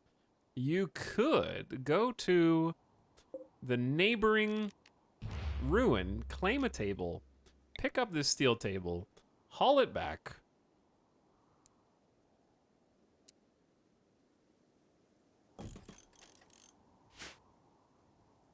Okay, you could do that first. And if there was I don't think there's chairs in ruins, but we could make one. If you can do it without getting too hungry. Is this too risky to just offer an 8 without table?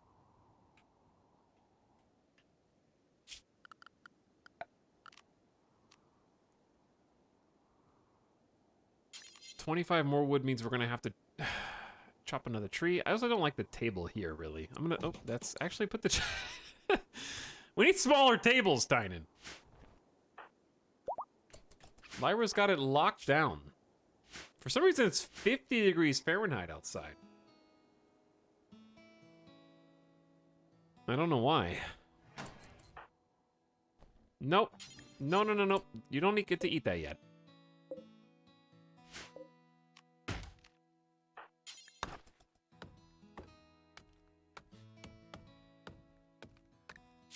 Okay, mood is still 42%.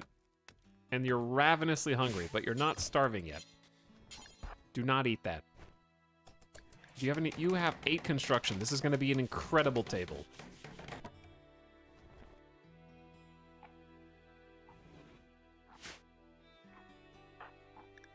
Okay. It's 85 degrees inside. I'm going to hold the door open for a little bit, air it out, because I think they'll get sweaty above 80. Chilly, sweaty. Who's to say? All right, can we build a bed on day 1 as well? That would be incredible. 45 wood. Next to the table. It's 45 wood to build this. Looking for 100% grown trees. Lyra just ate their first meal.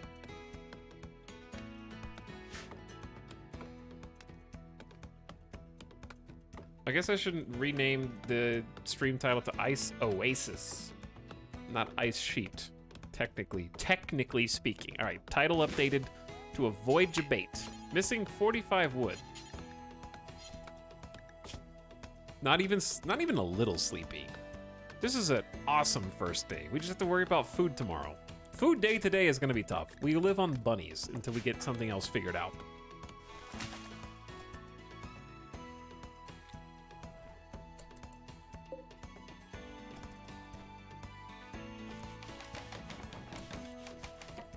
A poor quality bed with 8 employable professional. Where do you work so I know not to employ you? You have to sleep in this bed now. You could have made a good quality bed and actually gotten a bonus from comfort. The door is open and it's still 77 to 80 in the room.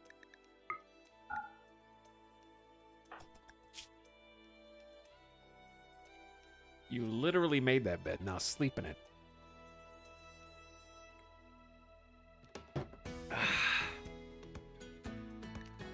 All right, well, that's day 1, chat. It is getting a little cooler outside now.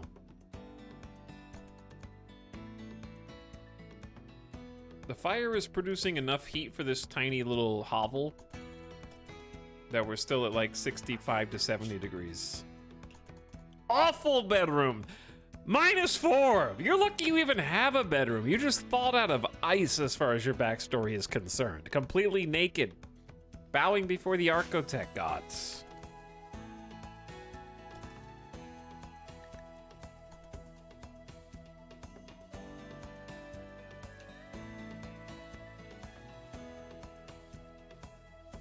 So the real question is, how long are we going to be naked for? What we need to work on is sort of increasing. We need to get a meal or 2, because they need to eat basically right away.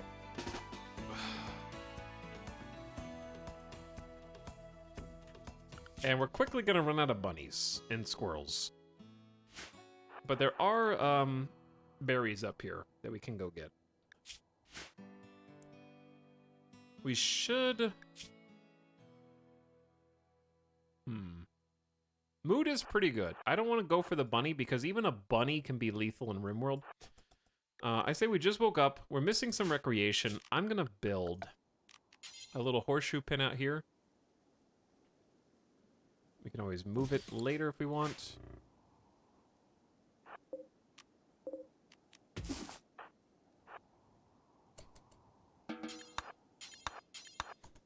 Harvest some berry bushes. Botched. 7. Oh boy. And 8. Here's the plan.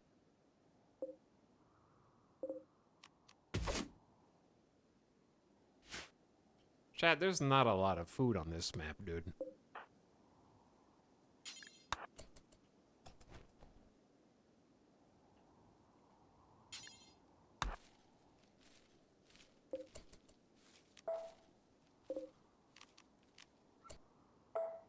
I don't even know which. Well, I want this one to be harvested, yeah. 23 berries. That's 2 meals. I believe in Randy. I guess the dream I had about Etal going back to the character creator wasn't a dream. Yeah, everything has to sit outside right now until we get a larger home built up.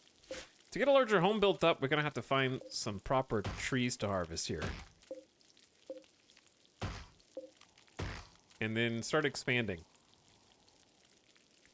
Does the interesting landform mod generate the unique tiles or just search for them? It does generate them, yes. But it has a function that you turn on that lets you search for them with a wider radius. So by default, the radius is very small, so it'll come up like, if you try and search, it'll be like, oh, we couldn't find any, but you need to go into the mod settings and expand the search radius.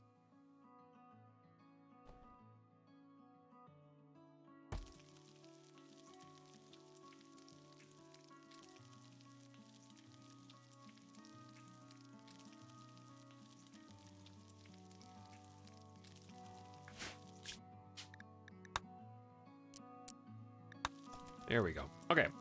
So they already ate the first meal, and they have a second meal for backup. That should give us a little bit of time for them to do other stuff. So let's let them do some anything time for a minute. Maybe just relax. Recreation's going down, and if we don't get the variation, mood's gonna get brought down too. Now they have a backup meal. I'm gonna give them a little break.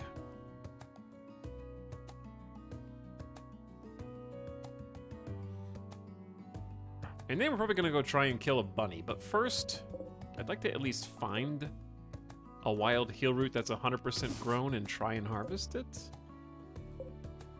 The thing about heal root that's nice is heal root can survive very harsh cold conditions. Some of these are 90% grown. Cramped. Oh, now the room is too small and ugly. Okay, I think you've had enough fun. Let's come back outside. Ding, ding, ding, ding. Start training that plant skill. Oh, we got a heal root.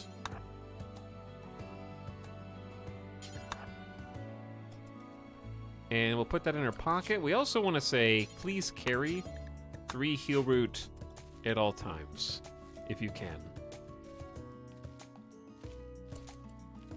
Botched. Well, one's better than 0. All right, let's go kill a bunny now.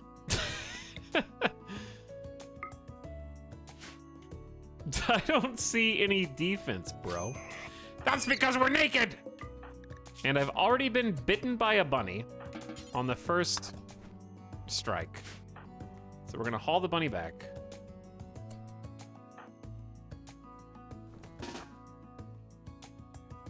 And clean our wound inside of this. Oh, we gotta enable self-tend. I'm gonna use the damn heal root. Ounce of prevention, I don't know. The odds of it getting infected, who knows? I don't want to take any chances. 24% tinned, and that's with heal root.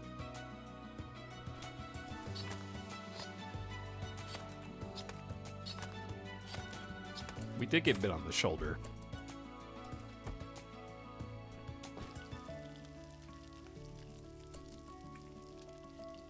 All right, we almost have enough. We got like enough for 1.5 meals.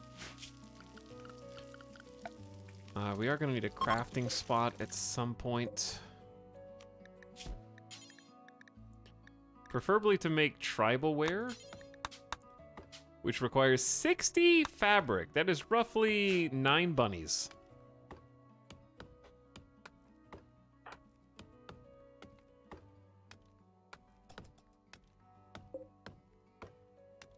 Why is this pine tree damaged for some reason? Okay. So the wood is going to be useful for the expansion of our tiny little hovel.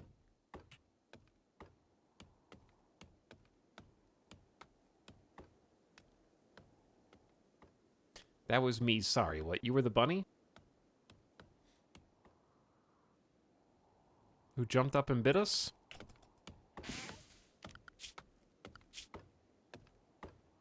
Having a little surplus of wood is good anyway, because we're going to need to refuel the campfire in 13 hours. So just having a nice little surplus of that. Is that all fertile land? It is. This is all fertile land right there. So we're going to have a really nice grow zone here once we can get it indoors. Harvesting berry bush. Where the hell? Do not go harvest that berry bush. It is cold outside. You can go home.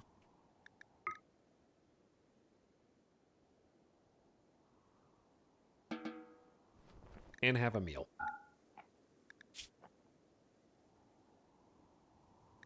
We're keeping the door open because it's like the heat from the fire is actually too much for such a small space. Didn't you have a crafting spot inside? Yeah, but who's counting? Didn't you have a shut up? Jesus, oh my, the game is ruined! 2 crafting spaces! That was my Northern Lion impression. The second part, not the first part. He would never tell you to shut up, but I would.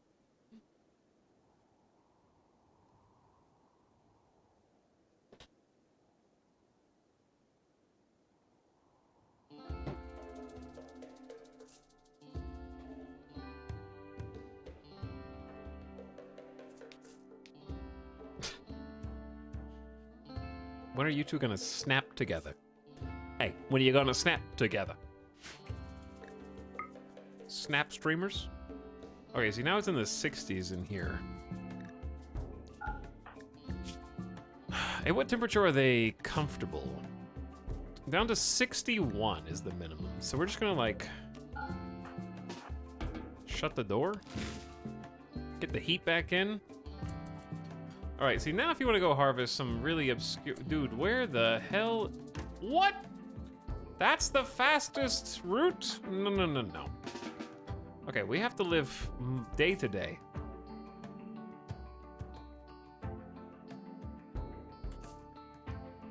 Where's the next bunny?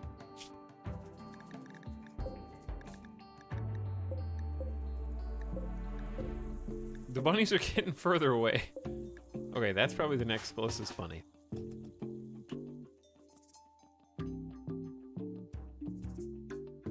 I'm thinking that we just starve to death in this timeline. Or get infected. Oh my god, dude. Bunnies are lethal! Now I'm bleeding on the leg! It's a bunny.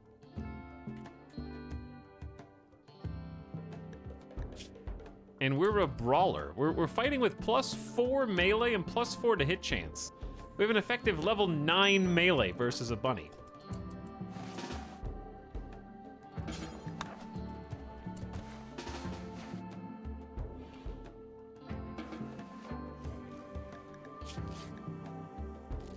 We're gonna stand inside to combat the hypothermia, while we tend with no medicine whatsoever. 0% tend! That's what 0 medical will get you. That's exactly what it'll get you. It was a tiny bite though, tiny bite. Infection basically impossible, dude.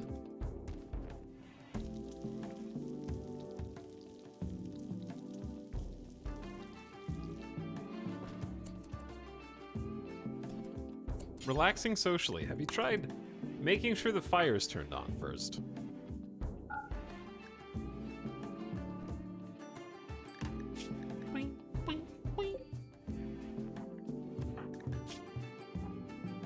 I could be probably stopping them from eating until they absolutely need to eat, and that might be a more effective way to handle this. But it is giving us some unique challenges. Okay, where? I see the berry bushes were over here. Because there's 11 of them, but only like 3 of them are harvestable. And that's only 70% grown. 67% grown. So the less grown they are, the less the chance of resources. Like, we might have to make a trek just for that ready to harvest berry bush. It's very sad.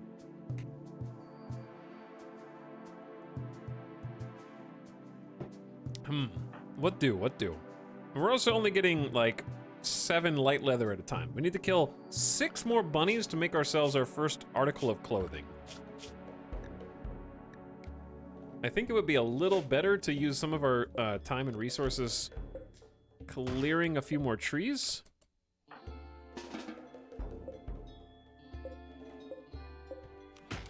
And using trees to make a slightly larger base.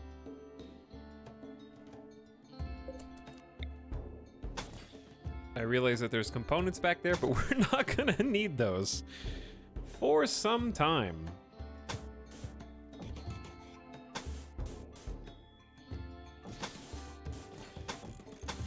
That's 7 across? Oh, hold on. This is...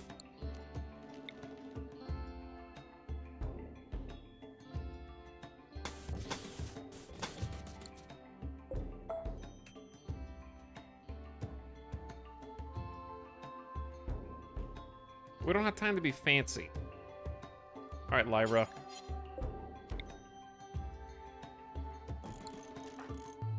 I need some help.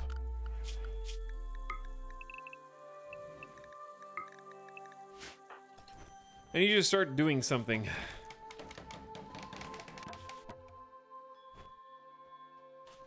The trees normally regrow off of stumps. No, you can either harvest the stumps or the stumps will disappear. A solar flare has shut down all of our mini electric devices. What the heck are we gonna do about that?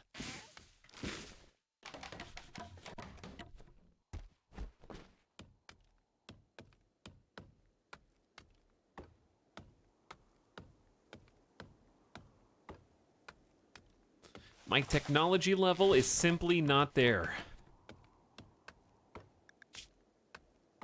Okay, we do have one extra meal, which we're gonna wanna rescue first. Okay, and that'll keep us fed tonight, and then we hunt tomorrow. Need defenses, need warm clothes, hypothermia is fine, mood is good. Burning passion for my work. They love building, so that's always nice. And they don't mind cutting down trees. So that's a really good combination for us.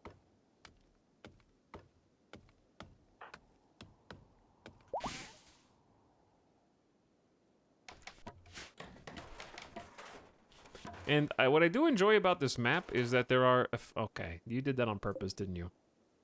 I enjoy about this map is there are a fair few trees, like on the ice oasis. It's part ice sheet. It is ice sheet, but it's an ice sheet with some actual not ice. Hence the oasis. Where are you going? All right, whatever. Let's harvest this berry bush then. It actually is ready to harvest.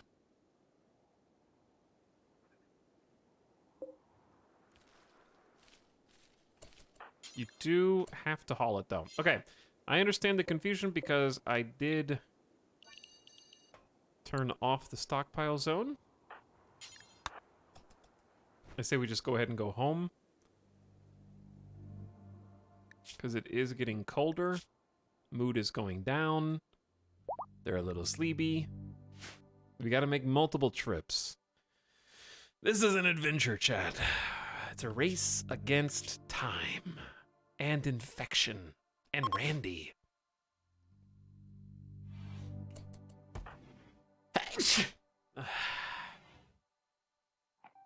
I am allergic to waiting around for Randy to do something, it's true.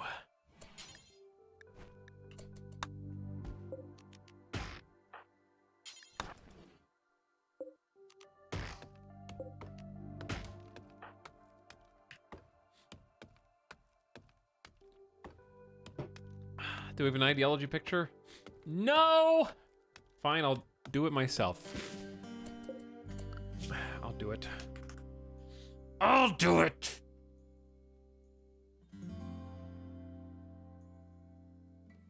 It will take a minute, though.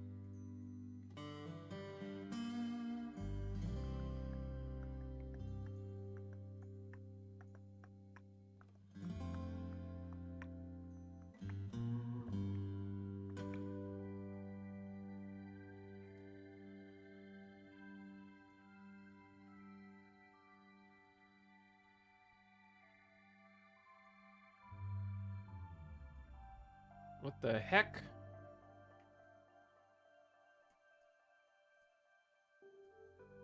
Oh, did I click the wrong button? Give me a sec, chat.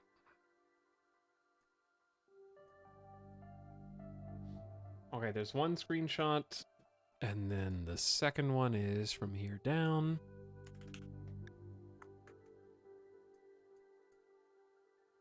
Did I need to increase the canvas size?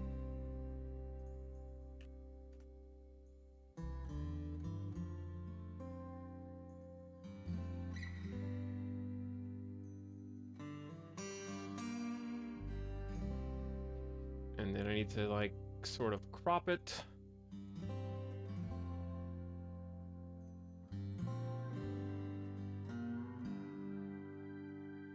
And then scooch it over.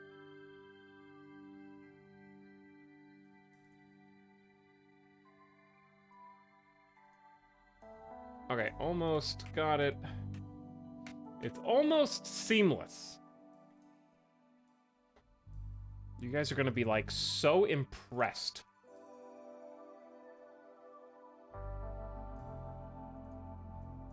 And then save it.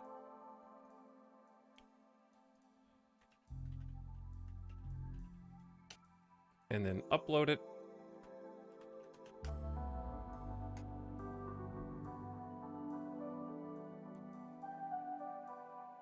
And then once it's uploaded, we add it to the rimworld command.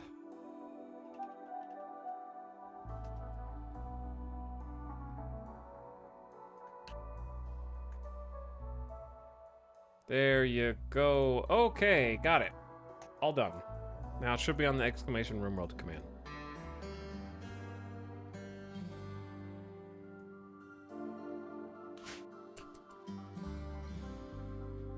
Phew.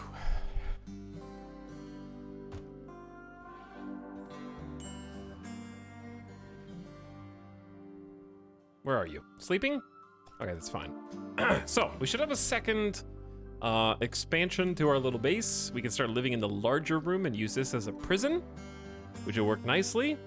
And what I want to do is start getting a floor, but again, we have to be careful with how much wood we use, because there are a number of trees on this map, but they're going to go quickly, because the ones in our little grove, I don't know what you want to call this, are going to be the ones that go first. And then if we want to get more trees, they're all up here, so we either have to tunnel up there and then have a quick route, or we're going to go all the way around. So it's kind of a pain in the ass.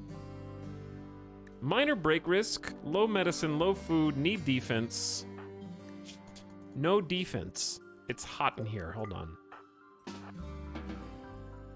Let me cool it off for you. Can't be happy, it's 80, it's too hot, 60, it's too cold. You're naked. The bedroom is apparently awful.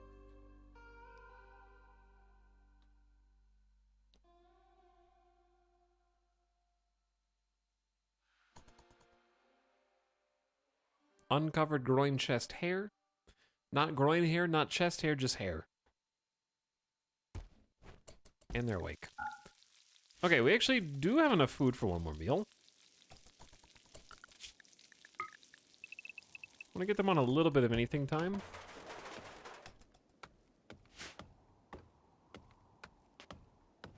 Chat. We're gonna start a bet.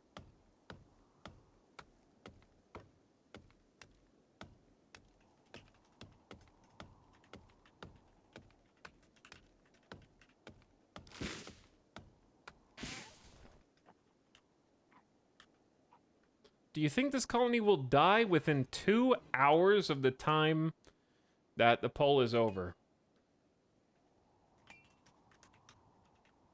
It will live, it will die.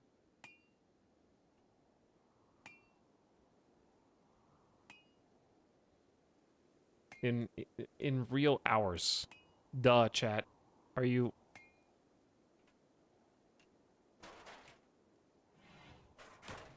Are you serious? Oh my god, are you serious right now?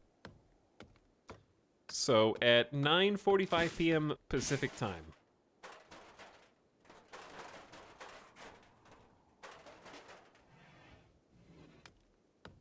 Okay, we have ourselves a new room for the heat to sort of escape into. It's an indoor enclosed area. We've built a roof on top of it. And we got a decent amount of wood to make some more furniture and possibly just build a wood floor, because a wood floor has to be better than a dirt floor. And eventually we're going to tear this all down and grow some crops. But it was just the easiest spot to sort of grow into, because right now we don't have a lot of options as far as growing crops goes. We're going to need electricity in our lives. I want to believe! No, you don't. You're a doubter. Don't lie to me. Step one, the biggest thing that we can possibly do for our colonists is get them a new bed. Maybe a torch. If they can see better, they can build better.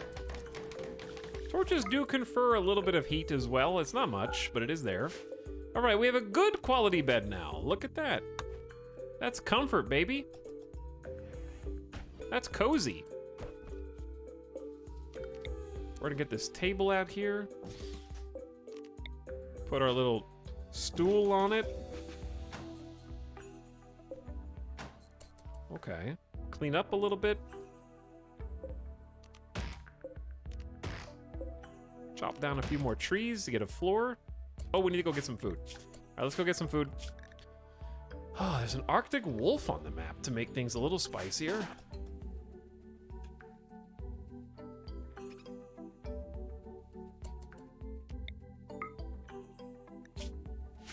We just have to believe in the brawler.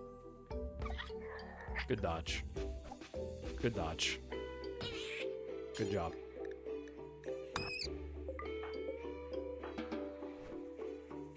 Are there seasons in RimWorld? Yes, it is currently summer, believe it or not.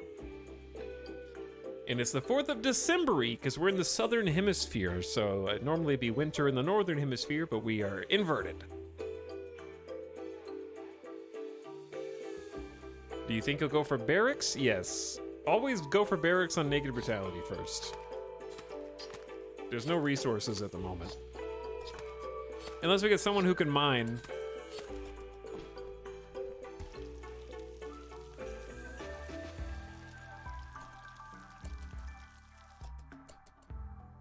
Alright, we got a meal for the day. One singular meal. We're running out of bunnies. We need to get them before the wolf does.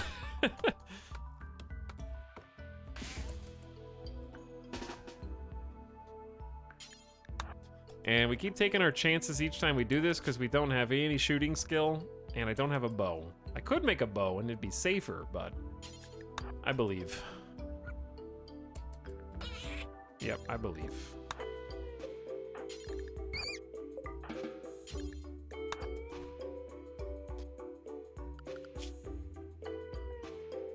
We will need a bow to hunt things like Arctic wolves. We're not gonna hunt Arctic wolves.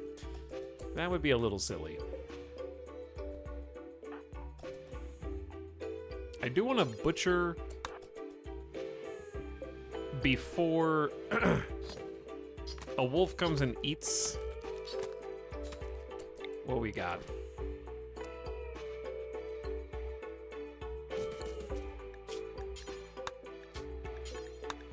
Whew, okay. What day is this? Day 4? I need Randy to wake up and do something pretty soon. We're living paycheck to paycheck right now. Making ends meet.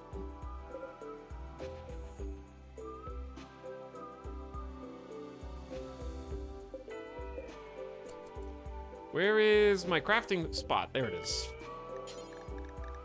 Tribal wear is how much again? It is 60 fabric, and we have 34.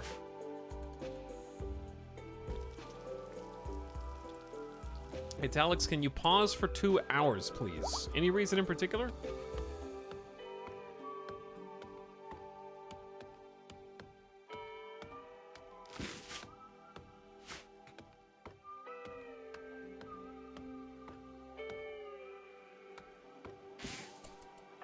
Okay, we're gonna get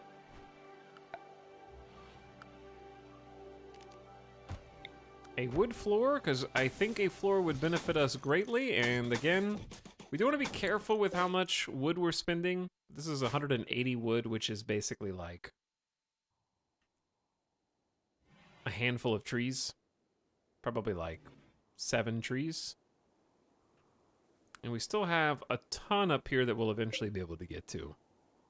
And there's still a good quantity down here, too. And then we can snake our way up, and they will regrow. Trees do come back. A group of travelers are passing by. Eat them.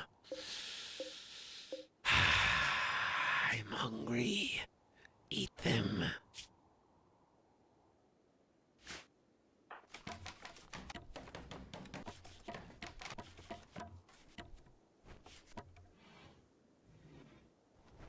Okay, that's going to be the last of the available wood. Let me make sure that the campfire... Yep, we got full fuel in the campfire. I also would like to chop all these stumps before they disappear. It's only a little bit of wood each. Okay, you're going to have to stop constructing so much. Plant cut first. But yeah, that's just free extra wood. We got to use all the resources available to us.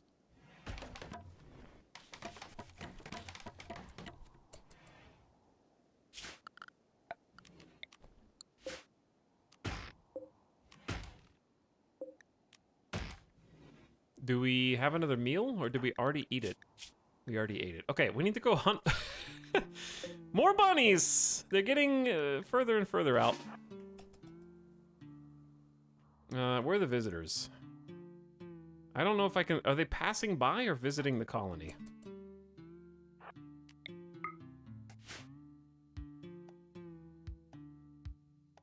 Hello, the Kazmaz and Broken Helix. As Broken Helix says, enjoy the content. Good luck with Randy. Hey, thanks.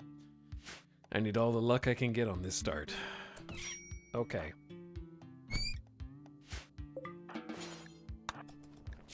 I'm bleeding a little bit from the torso.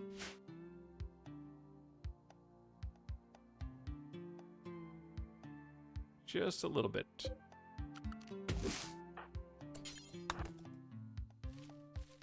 No torso infection, please. Get a little heal root in our lives for a better quality tend. 8.1 is better than 0.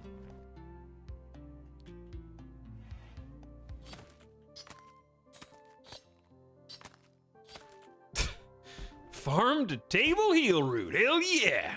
And also we finally got 2 meals worth of food.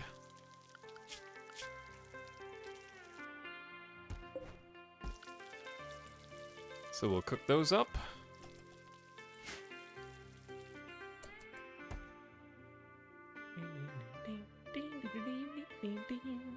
Now, it is 54 degrees outside and it's the 5th, so I do think some of the food may grow.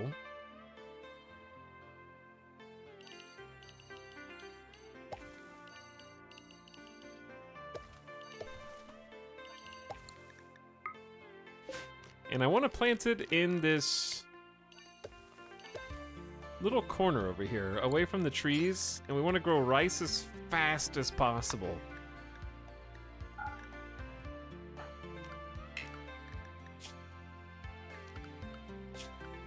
Okay, we need to go to work right now.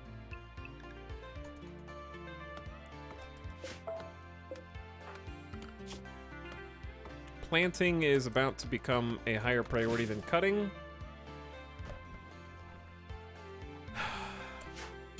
Whatever, just eat. If you're hungry.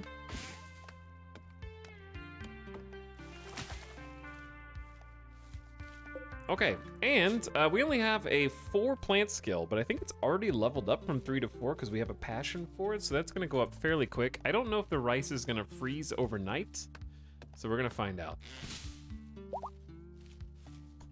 Time for another colonist, more mouths to feed. That's why I'm trying to get us a little bit of crops going here.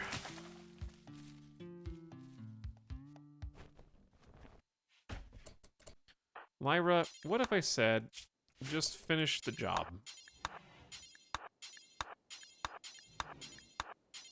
Because the longer these have to grow, the better it's gonna be. That was not the most ideal route.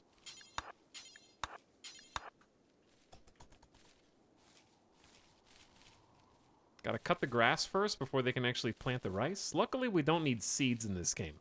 You think they'll ever do a farming update to Rimworld where you have to have actual physical seeds in order to plant crops? And just as hypothermia starts setting in, we go back inside, where it's a very comfortable 72 degrees. That would suck. I'd be down. Oh, nice. A character with decent social as a starter.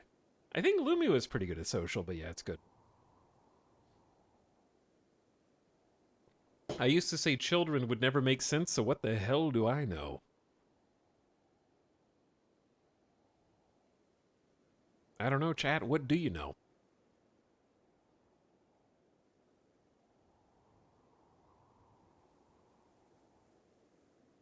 Lumi had great social till the brain injury. And Lumi still had pretty good social until she died. Italics, have you considered going for the Arconex's ending, but the colonists for each map have to be the children of the previous one? Bro, I can't even beat Arconex's regularly. So no, I haven't considered that.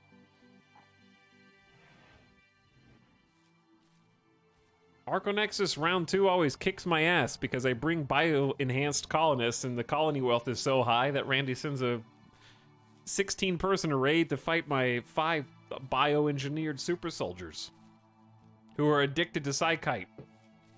Did the rice die overnight? Chat?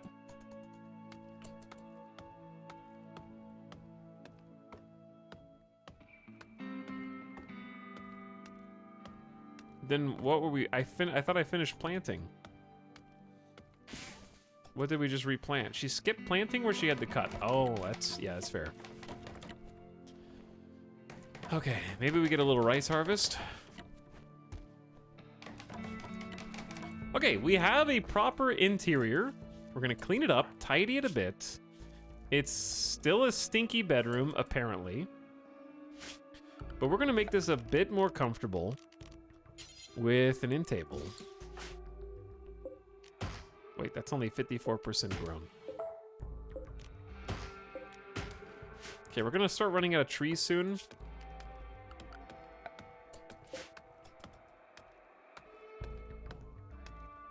In table, parentheses, no lamp. Also accurate, yes. But clearing trees out of this area is good because this is all fertile soil anyways. Your Myras are really good builders. That should be a good quality table. Tables add comfort to your beds. And beds, when comfortable, when you make your pawns comfortable, they get good mood bonuses, which can honestly make or break your colony. So I say we try to get some more rice planted here.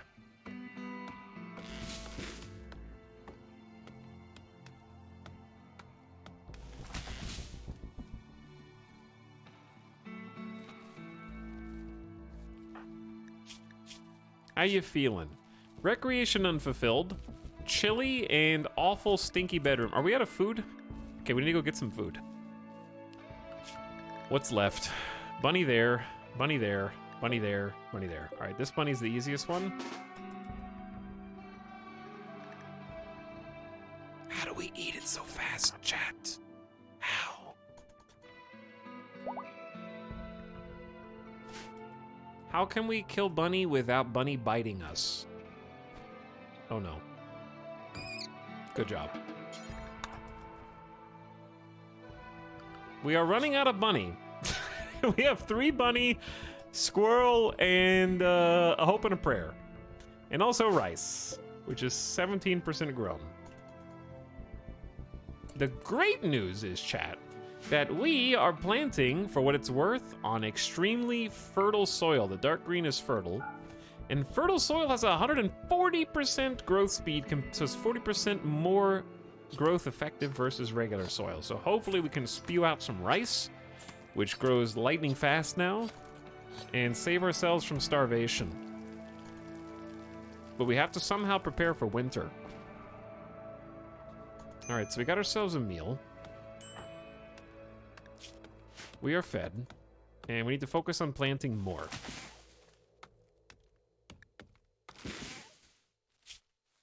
So we're missing out on recreation, and they're sleepy, but they should be quite extremely comfortable. This place is so cushy. The room is so expansive, even though it's awful and empty. And hang on, are those cardboard boxes? When are you going to take those down? Wait a second, are those flags where the boxes used to be? But it's so spacious.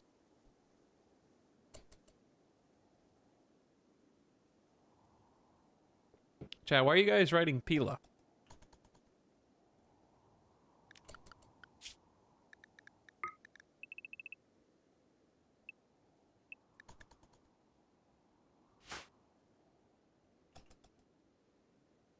Okay, relaxing socially is good, but your food is still draining. And the bunnies that are still on the map are incredibly far away. What we might have to do is find some more berry bushes if they've been growing in. We got an 89%er. An 86%er. We should wait until they are more grown if we can. That'll be the last resort. Off we go on a food journey to kill another bunny. The bunny population is in collapse. It is. I might be in collapse if I get infected. Okay, good job.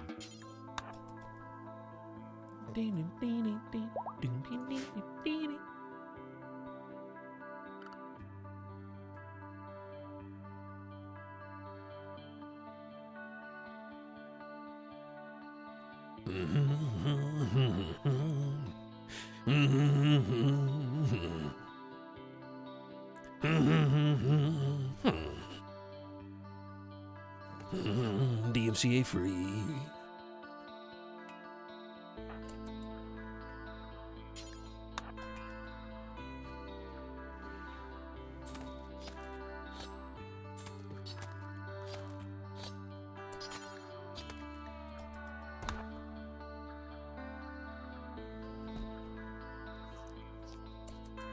Have you tried any of the new biotech stuff, or are you only a masochist playing Naked Brutality? Mostly the latter.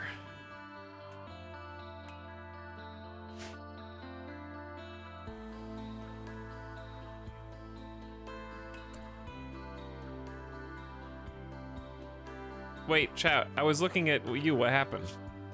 Oh.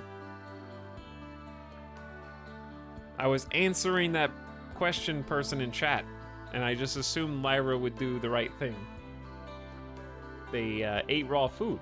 We should be cooking that kind of food before eating it. We're not animals. That's up to you, Lyra!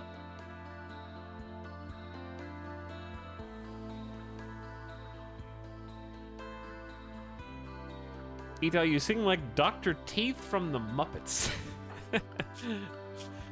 Chat, there's a bug in my room. Why are there bugs in my room? It's on my head! You have to believe me. Hang on.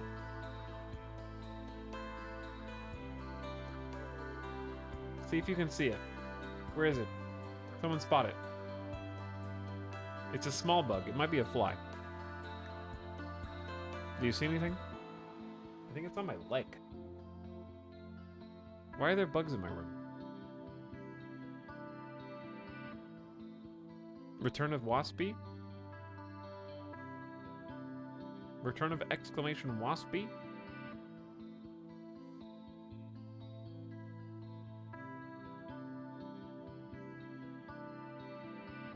I see Midas. His butt sticking out.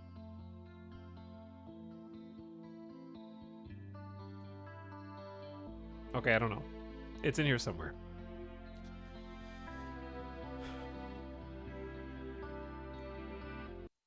Wrong button.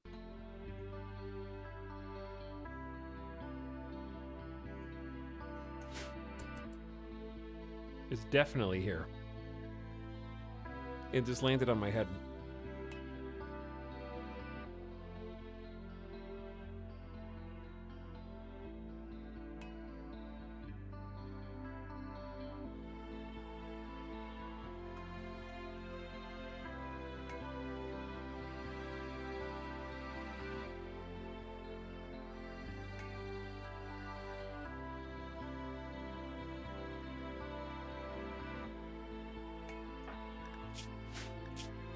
What do I do? Stop having so much fun! Go to work! The rice is only 29% grown and you don't have food today!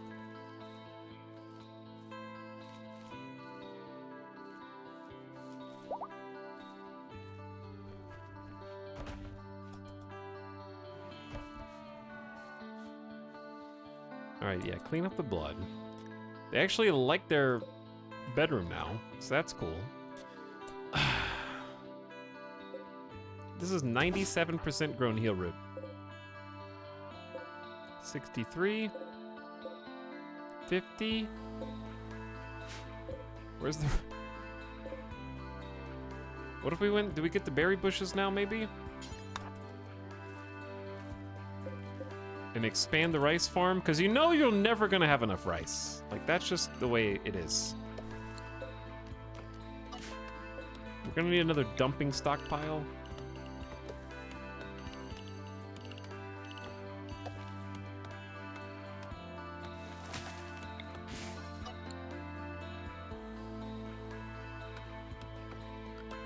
I'm hoping that we can somehow... Oh my god, the other two snow hares are on the other side of the map.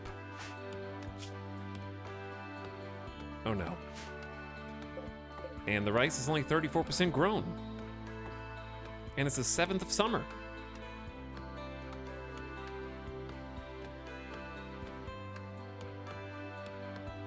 Let me just play some horseshoes next to this giant piece of sharp metal. Oh, what's up, Simcopter? Hello, E-Dog and friends. Thanks for 47 months, dude. Almost 4 years. How? I don't remember what we were doing in 2018. Okay, we actually have to go get food. Berry bushes, I think, are the answer right now.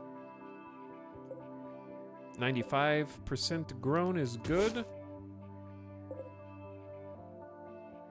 And then 92% we're just gonna have to make do. Or we can just go out here and try to kill another bunny. I just don't know how long it's gonna take to walk there. And it's 6 p.m. already. Anyways, what's up, Sim? Welcome back. Thanks for joining us and thanks for subbing. I am being hunted by an Arctic wolf, and pink doubters are going to be having the time of their lives right now because the Arctic wolf is right next to us. What we're gonna do is run inside and hopefully be fast enough. We do have 100% move speed, so I'm just gonna get a head start and go the hell back inside. Sam, I saw you were playing some RimWorld the other day. I was gonna ask how your run went. And what you thought of the contents.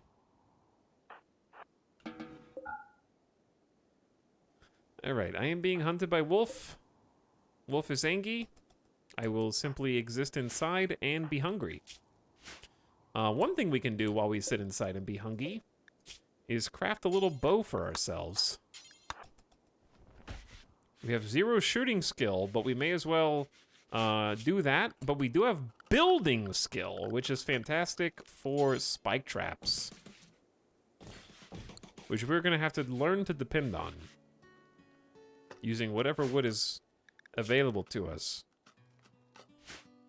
I'm not sure if Wolf stays in hunting mode when they're in here, or what the plan is. It's a good quality short bow, but a brawler is unhappy using a short bow, I think.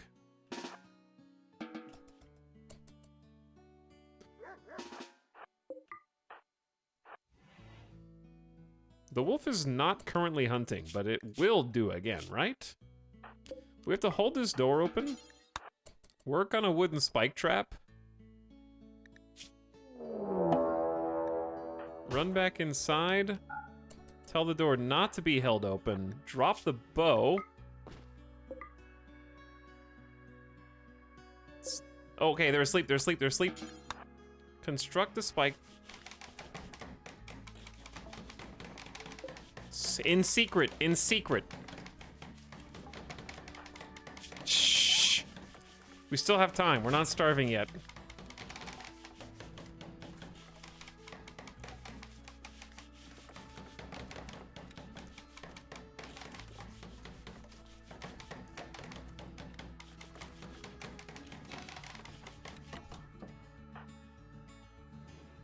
Okay, we have to eat.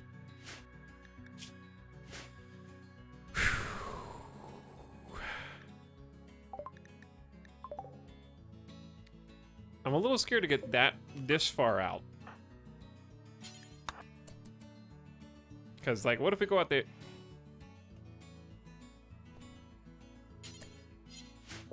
That's a little far.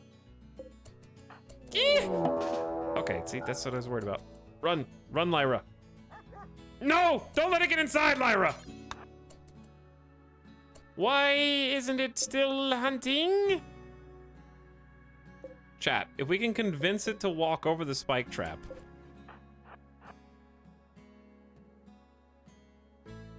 Oh my god, it's so close. It seems to stop when you go indoors. But anyway, Sim said happy Halloween. Happy Halloween, Sim. Hope the fam is good too. I'm scrolling up to see if I missed anything from you. Have you looked at Stardeus at all? Says Dizda. We actually did stream Stardeus. I thought it was pretty fun. I think I played it in early access. Like, early access.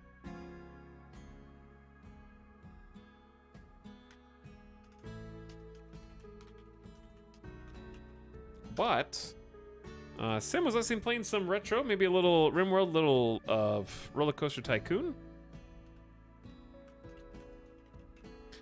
And he always seems to appear. I think Sim is summoned when you wear his merch. So, like it's like the bat signal. It just shoots up into the sky, and a wild Simcopter appears.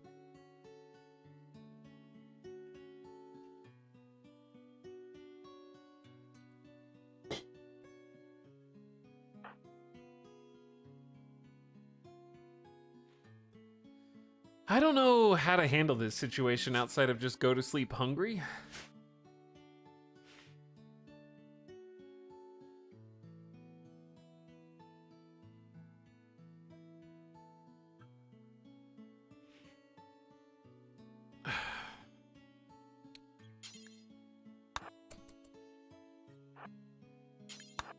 Because this is bad. I don't think the door gets closed. Ooh, maybe scare them away? I gotta hurry because my brawler is incredibly unhappy wielding a ranged weapon. And has 0 skill. Get out of here. Get out. Yeah, that's right. Oh my god, you can scare them away! Wow! Okay, now go equip the wooden club. Now go build the spike trap. Or maybe they just targeted another animal.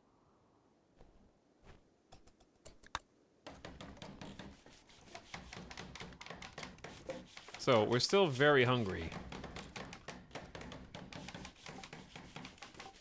And I definitely don't want to get into a starvation situation, but spike traps are the only thing that's going to keep us alive right now.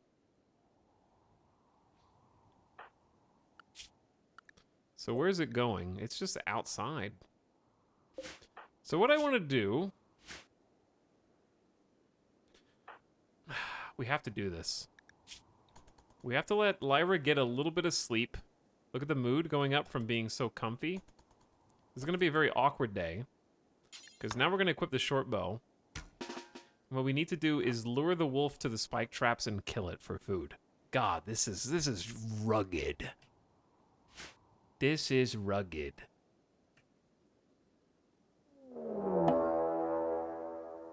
Okay, so it knows.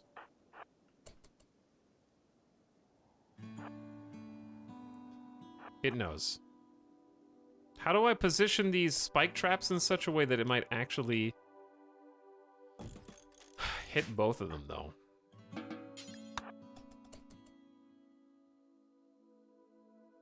Moving spike traps is a dangerous game.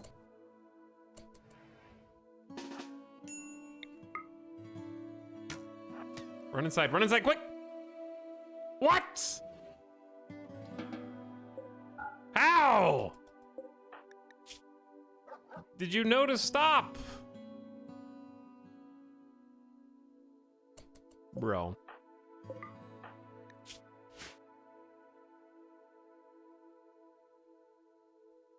Blocked.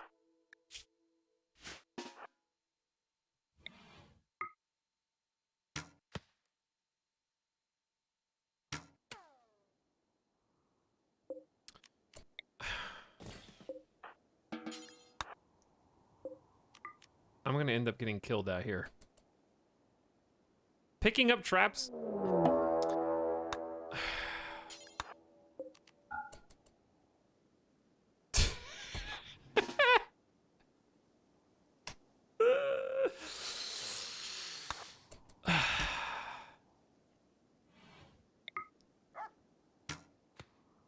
Get out of here.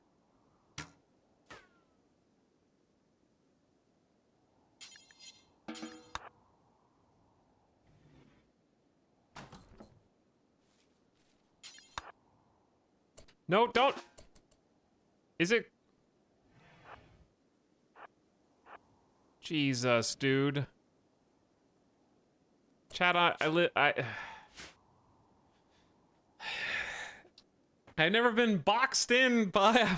I'm getting spawn camped by an Arctic wolf.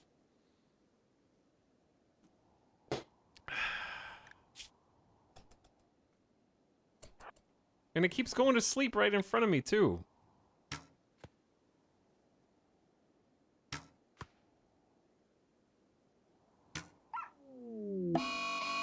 Okay, see, I actually didn't expect to hit it. Oh, shit! No! It's hitting the door! Oh, it closed the door! I am saved. Okay, 10 self, 10 self. I don't have any medicine.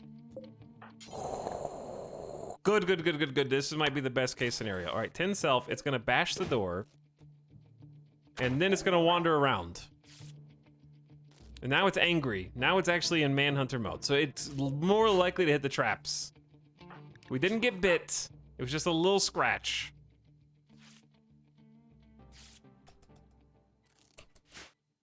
All right, all right, all right. Just come on, come on. Right here.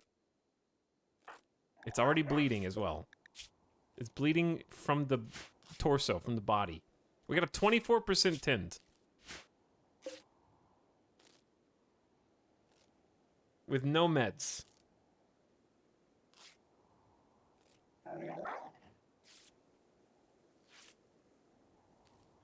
It's definitely gonna hit one of these traps. Come on. Yeah, yeah, yeah, yeah, yeah, yeah. Duh!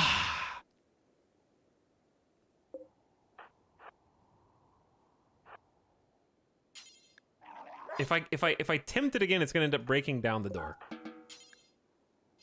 So we're gonna repair stuff first. You can't repair a wooden door while this. Alright, fix the door first. Come on, wolf.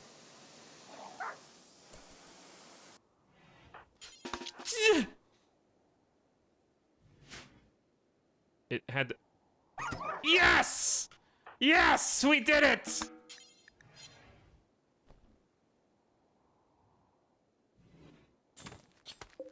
We're gonna eat good tonight, chat!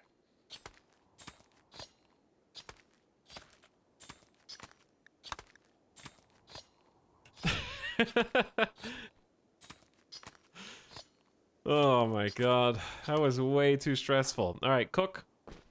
No, no, no, no, no, no. Hold on, hold on, hold on, hold on. Cook at the campfire. There's only 2.8 meals.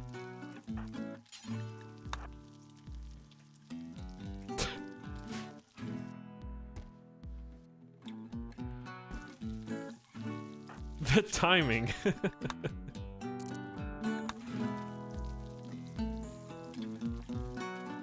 Okay.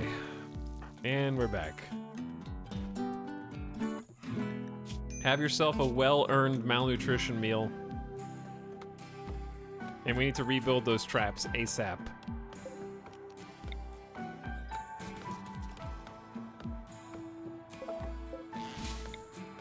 It's the only thing keeping us alive. The rice is growing. We live another day. We got two baby little snow hares left, and that's it.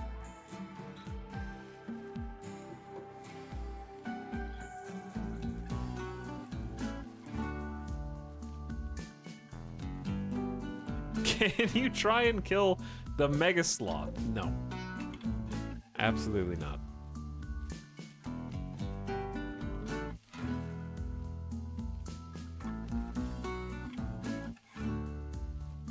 Plants level 5. Already leveling up. Alright, we're focusing on what's important. Getting a stockpile of rice growing before summer's over.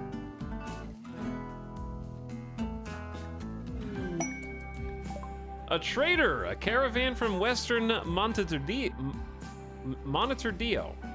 Probably not how you say that. Is a combat supplier. I don't have anything to trade. But there are traders here.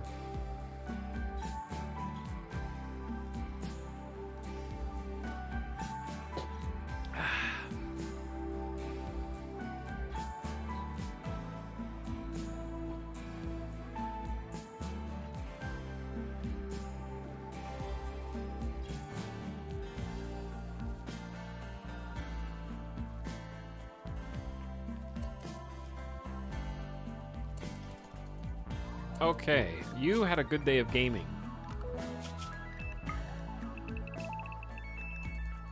Did you already eat the other meal? How, dude? What's up, traders? Oh my, do not graze on my crops.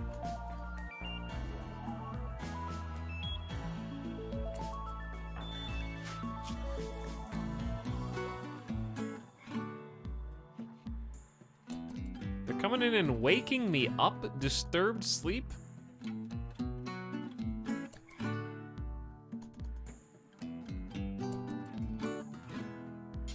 All right, let's see what they've got at least. Do you want a short bow? I can't afford any of this.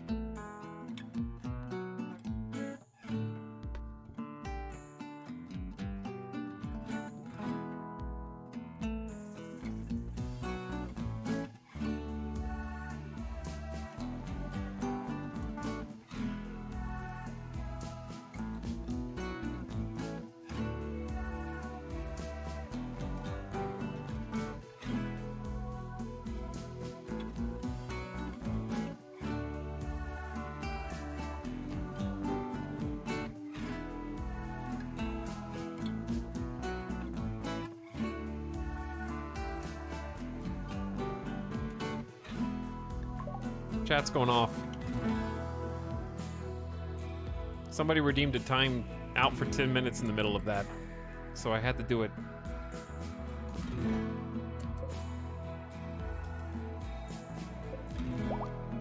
I'm just gonna try and get this heal root while we're here.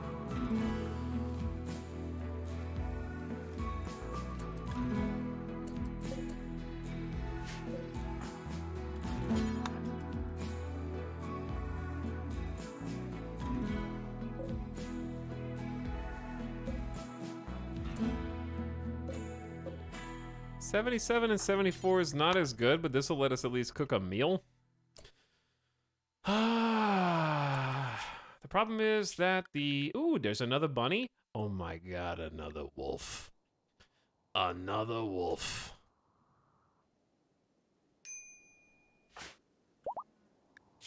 Lyra is recreation deprived, cold, has an awful bedroom. Gonna warm up a little bit here, probably. I'd say clean the blood. Do some cooking. Because I know you're hungry. Nicely done again, chat. Nicely done again. Dude, that's my chair. Get out of... that's my A without table chair. Move!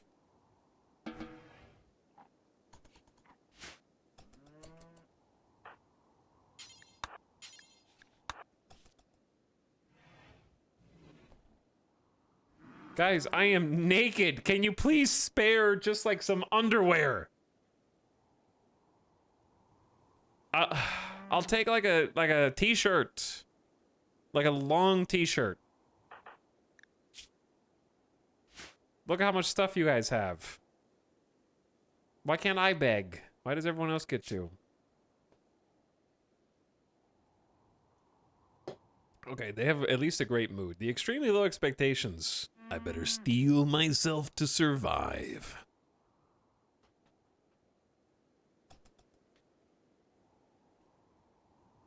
Get some recreation time, doing some meditation. You really gotta meditate here in order to keep it together. Rice is 55% grown. We're getting there, dude. We're getting there. We just have to live a few more days. A few more days. Let's go get some more food. Okay, you got plenty of rec time now. Bunny 1, Bunny 2, Bunny 3. Very far away. If we start getting chased by a wolf during that, it's going to be a little awkward.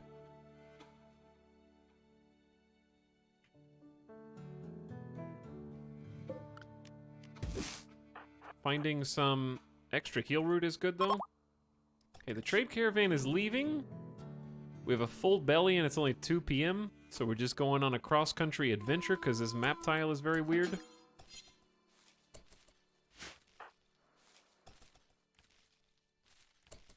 Botched. Okay. How about that one? The berries are growing back decently, but I need to wait.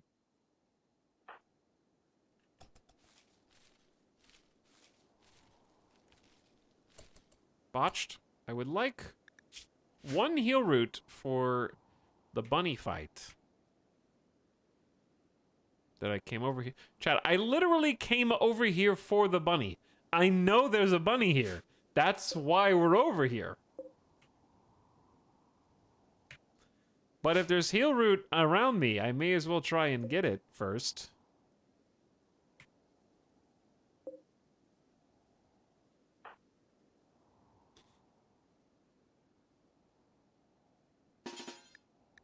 Because these berry bushes are only 80% grown. We can wait a little bit. Lyra, oh my god, dude. Oh my god. Two bites on the arm and leg, you're dead. No empty spot to haul that, okay. This is embarrassing.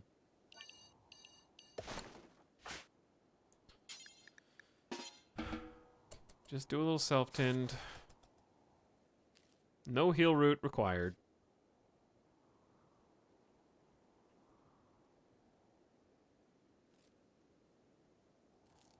%0 bite tinned. We're also suffering from some hypothermia. That was a 9.7 on the second one.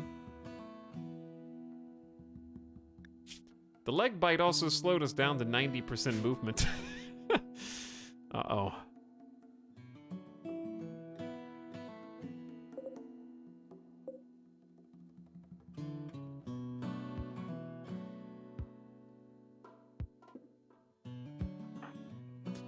All right, hurry up. Hypothermia is setting in. You're almost home. It's 32 outside. I don't know if the rice is gonna make it. You hungry? Of course you are.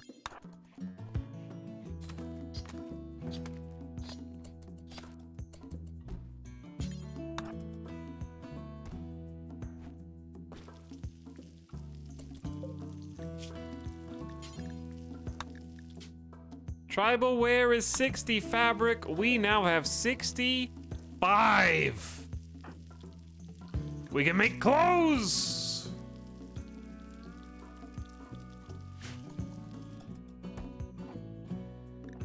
Don't eat that right now.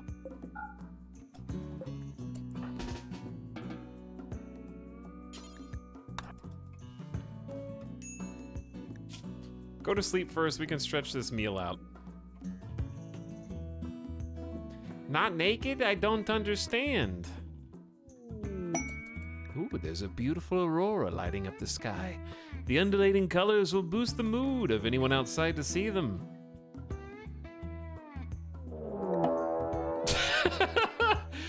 Build traps, quick! A pack of man-hunting squirrels have entered the area, driven insane by the disease known as scaria. They will roam the region hunting for humanoid flesh. They won't attack unless they see someone go through doors, or they'll attack doors. There's two angry squirrels, two angry squirrels, 1 non-angry squirrel. Okay, step 1. God, I don't want to waste wood on a spike trap. We don't even have the wood, actually, so this is sort of a non-issue.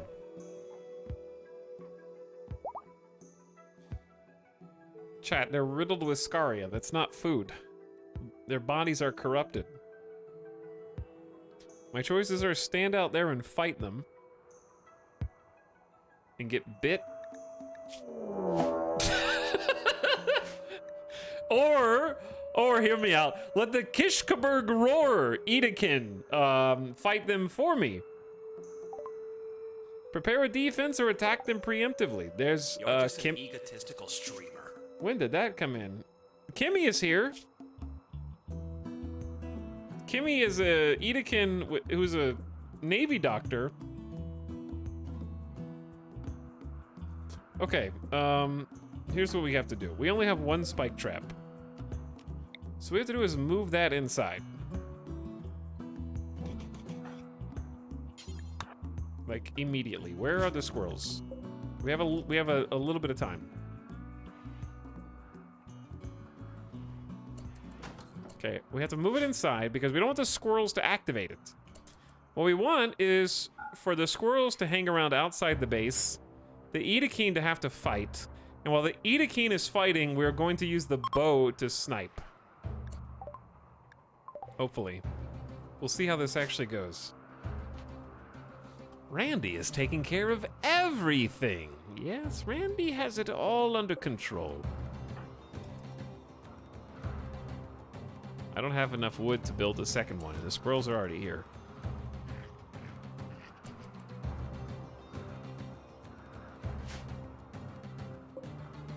I think Kimmy is preparing for a while. Kimmy is a pyromaniac who is psychically dull, gifted with doctoring, social, animals, and shooting. But because they're at Edekeen, they have special xenogerm, which gives them the ability to call nearby animals to their side, which may even be able to overpower manhunters. They have slow wound healing. Wounds heal half as fast as normal. They're incredibly fast when they're naked, but they can't be naked up here. They're very cold right now, though. Maybe they're not. They're not that cold. Never mind.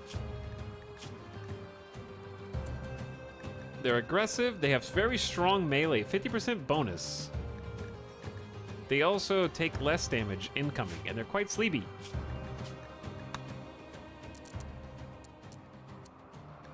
All right, music, relax. Who just subbed? Professor Bones says, Peepo Rive. Did you start Ober? Peepo Rive, yes. Thank you, Tier 3 sub, Professor Bones. Back for 22 months. Appreciate the 5 subs in 1. Speaking of 5 subs in 1, Ottercog is also out there gifting some subs. OMG Volpix back for a year. Piggybacking off of that.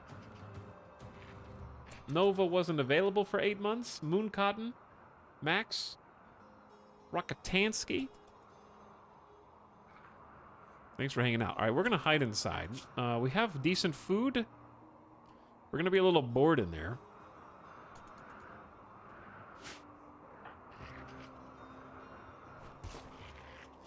And we can make ourselves some tribal wear. So, Lyra has 2 crafting skill. It'll have to do. Somehow they got a good quality short bow out of that. I don't know how. We have a poor quality tribal wear, as expected. But the poor quality tribal wear covers the torso and the legs. And you know what it gives? Some insulation from the cold. The snows are hitting hard outside. It's 27. I don't know if the rice is going to survive the snows, chat, but we got to wear the tribal wear. The Edekeen is on the way. Kimmy's heading in. And we've got our first little bit of clothes. We've been extremely comfy.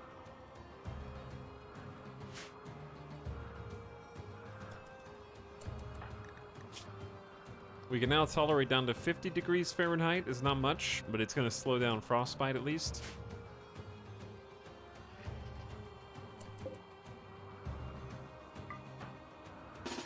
All right, now you have to equip the short bow and wait. I have a plan. Well, my plan was going to involve sniping at Kimmy. Ooh, we got a bite or scratch. I'll take it. Where's the other squirrel? Don't shoot at the squirrel. The squirrel's helping us. Okay, the squirrel is no longer helping us.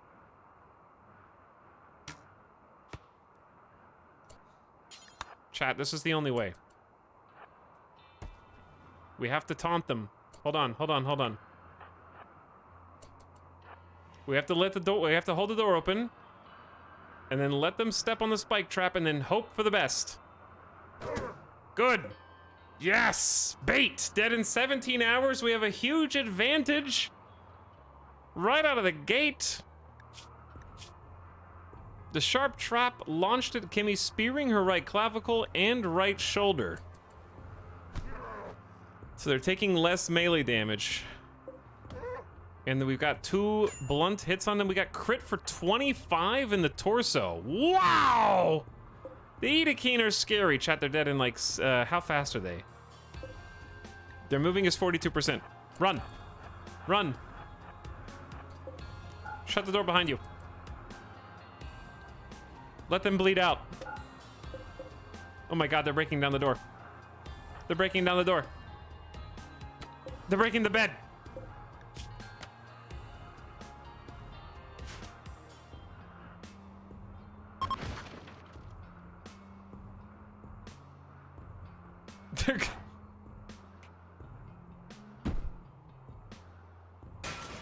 Okay, easy. We can rebuild those things. They're inside the house. They're just breaking shit. All right, chat, here's the plan. We're gonna run circles around them. Run outside. There's a fire. There's a fire.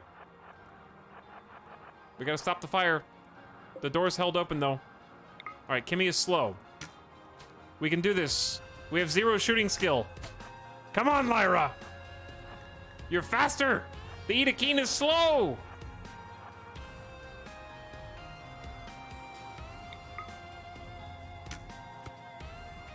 The fire's gonna spread. Okay, run. Quick, we gotta put the fire out.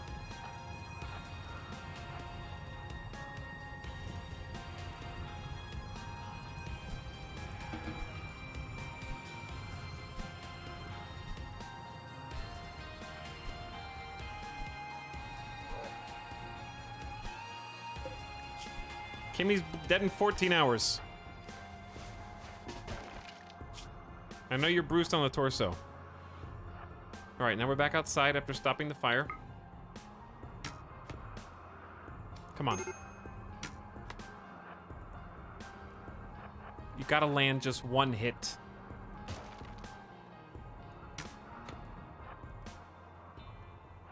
You just gotta land like 1.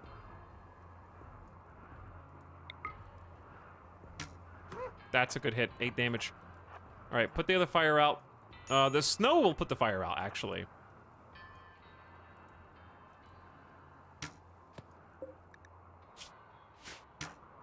Yes! What a shot! Through the heart! Lyra is a survivor! Okay, all right, okay. Now, we gotta do some rebuilding.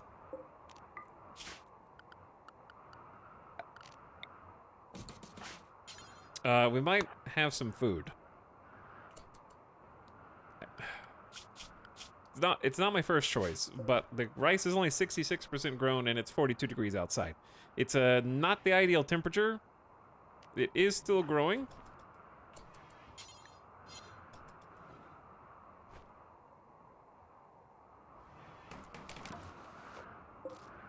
Okay, don't rebuild the spike trap. Do patch up your torso. They almost 2-tapped you. Like, if we had another hit to the torso like that, we'd be dead in 2 shots. 50% bonus damage to melee is brutal.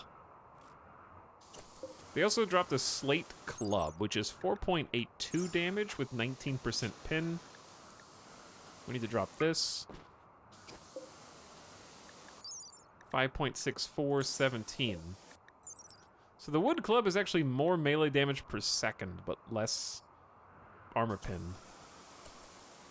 Is one of the squirrels good? We have a dead rot squirrel, and we actually have a good... We do have one squirrel that we can eat.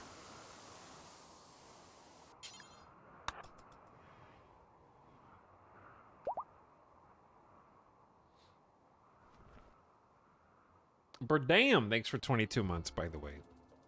Welcome, Slub. Okay, we have some rebuilding to do.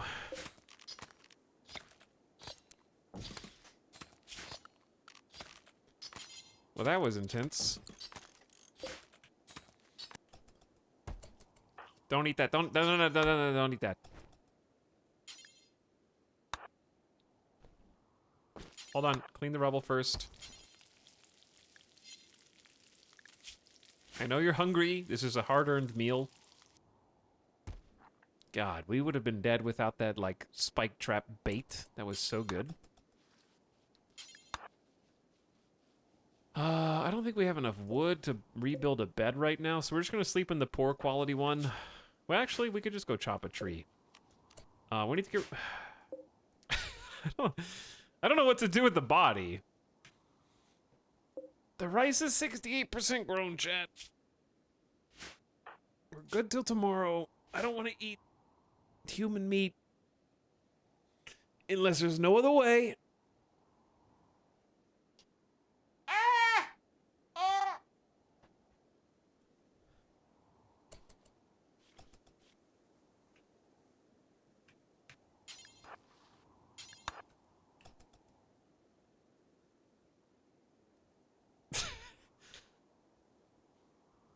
It still counts as a human, chat. These are just genetically engineered humans. It's not an animal.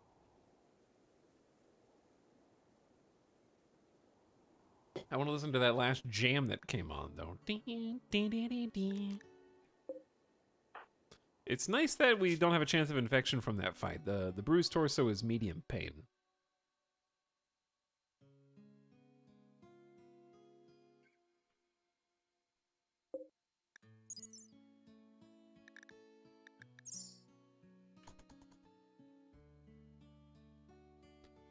I'm not sure how cold it has to get for the rice to die. It has to get cold for long periods of time as well.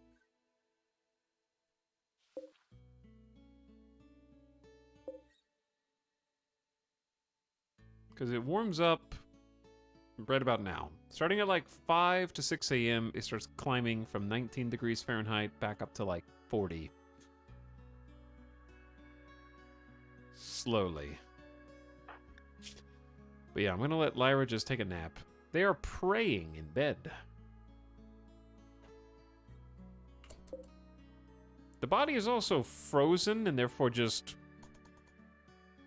Well, it's frozen for as long as the temperature is freezing.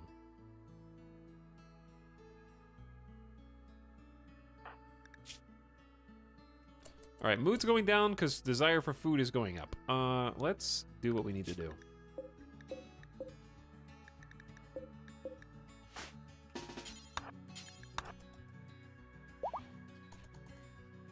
Off we go on another adventure to try and stave off starvation.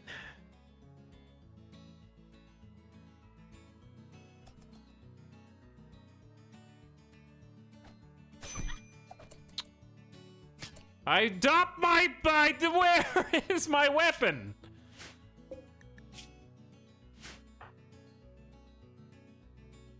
Why don't I have a club?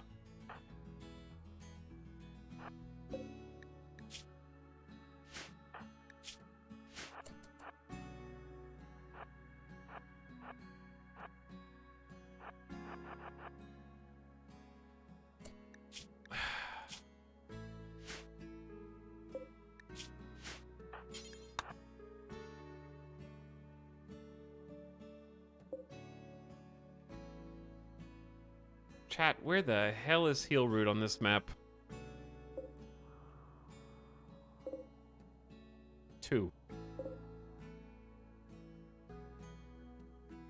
Where's the second one?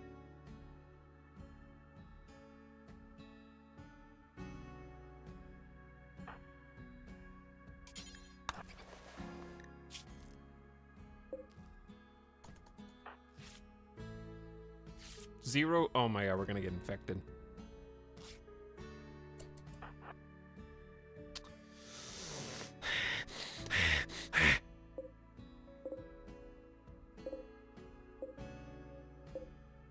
I don't have time. Get the berries. I don't care what the percentage is.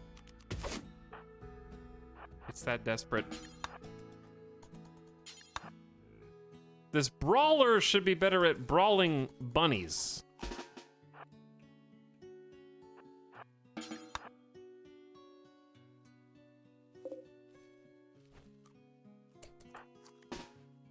Get over here. All right, that's almost enough for 2 meals, but it's at least enough for 1.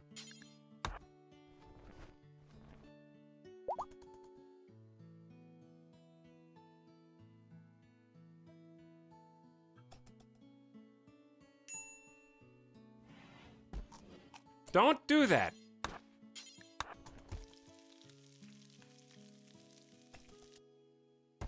Okay, we need a table. How? Just eat without a table. You're gonna start starving, and that's worse. Okay, let's chop at least a tree or 2.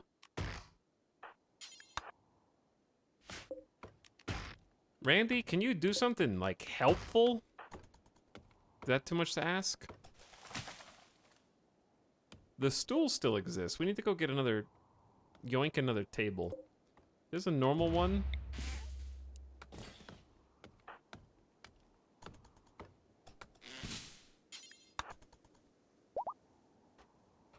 No help from Randy.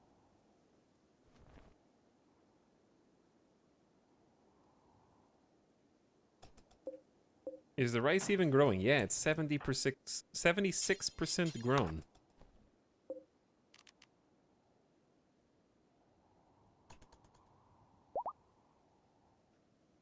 We are now watching door.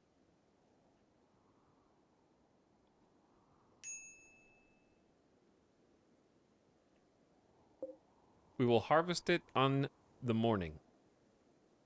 We'll harvest tomorrow. Once it's like 80%. Because then the rest will have some time to grow. We'll harvest all the like 80% rice.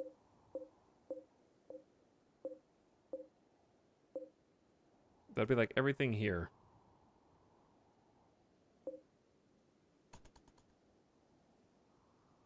But yeah, we need to chop the trees.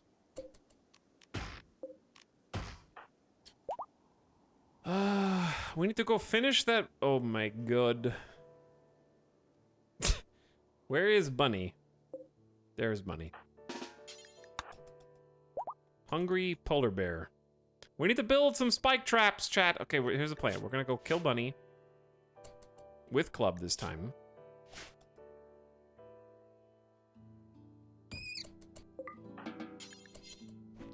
We're gonna eat a nice meal, then we're gonna make spike traps. Oh, Christmas time.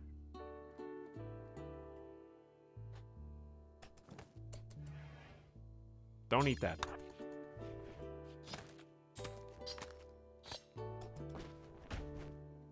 Don't stop eating that. You almost have enough for 2 meals. You're doing fine. Now there you go. Now you can eat that. Okay, make a better bed. And then we're gonna make spike traps. Beds are, how expensive are beds? 45. Oh no. Excellent. Yeah.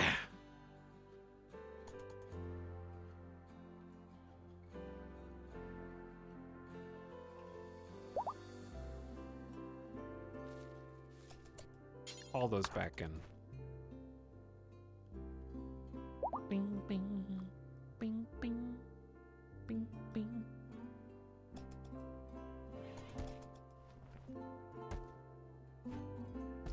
Ding, ding.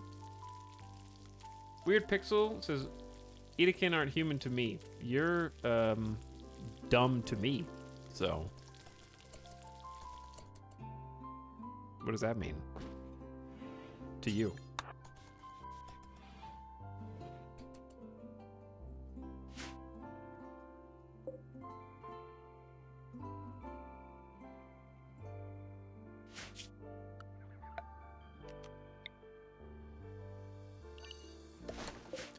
This is an important stockpile for corpses, especially rotten corpses. Boop. For now it's gonna be really hard to bury humans, but we might want to eat them. So for sure, animal corpses at the very least.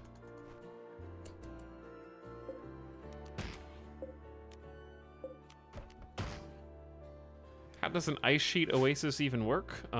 It is a biome type from the geologic formations mod, where it's ice sheet with an oasis. So the temperature is still averaging -6 or -9 on this tile, Fahrenheit. So you still have the cold, but you have a little bit of not ice. You have some soil, and you have some trees. It's like, yeah, it's like geothermal. Squirrel meat rotted in storage. We just couldn't cook it fast enough, I guess. Bing, bing, bing, bing, bing, bing.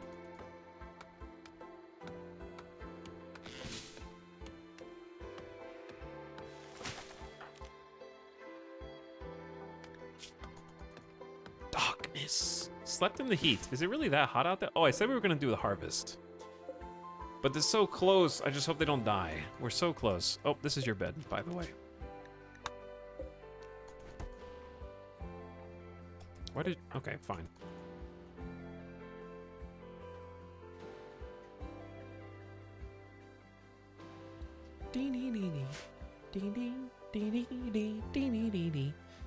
Chat, to like half a dozen of you with all of your suggestions or questions. Why haven't you done X or Y? It's day 12 of Naked Brutality Randy losing his fun, and we've already had an animal insanity and a rape.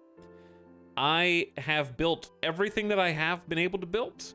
I have not just been going at 4 times speed every day being like, what can I do? I think I've done everything that there is to do. In fact, I have won the game.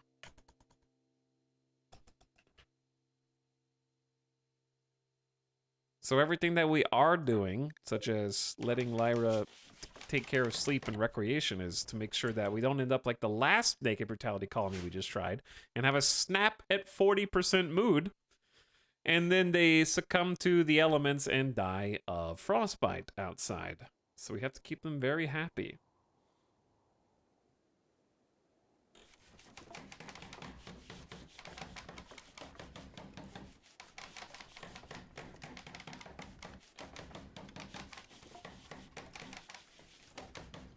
The most important thing we could possibly do right now is get these wooden spike traps rebuilt.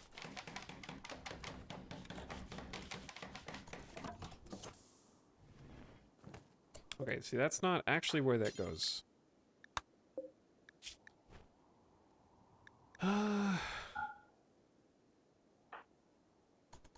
but we are getting rid of the squirrel body that is suffering from scaria, because it is rotting and creating rot stink. And on the way back in, we're gonna get some food.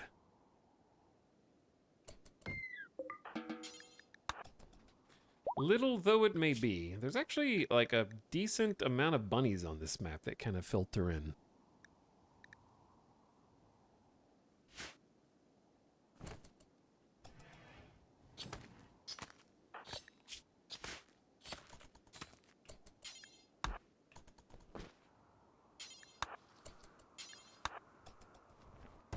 There you go, have yourself a meal, eat it whenever you want. How about now? Just kidding, it's forbidden. So is the berries. Go do something else. Dude, look at all the stuff we have to trade. Okay, but seriously, it's a hard snow and it's 32 degrees. I say, I let Lyra eat, and then we just do a harvest, because I don't know if the hard snow is actually going to bring the temperature down tonight. Maybe not. It might be growing. This is not ideal temperature. Temperature growth rate multiplier 16%. It's barely growing.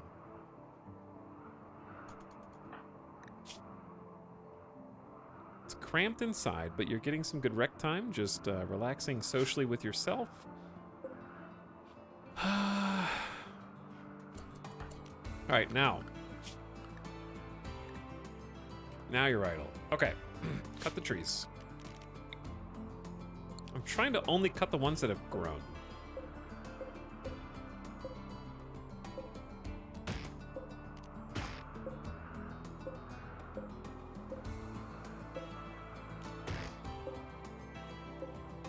We'll eventually cut down, like, all of these in this area.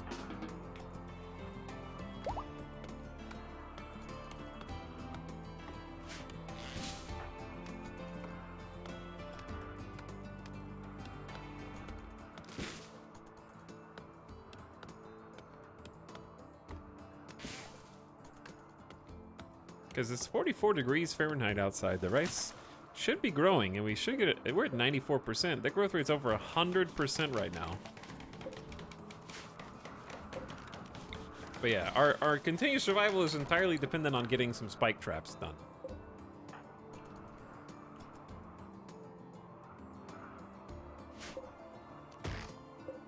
Because we are not going to be able to beat... Like, we have no shooting skill, as you saw. And if we get raided by Edakeen again, like we did last time, they're gonna kick my ass. Like, they almost two-shot me in hand-to-hand combat, and that's after they stepped in one of the traps.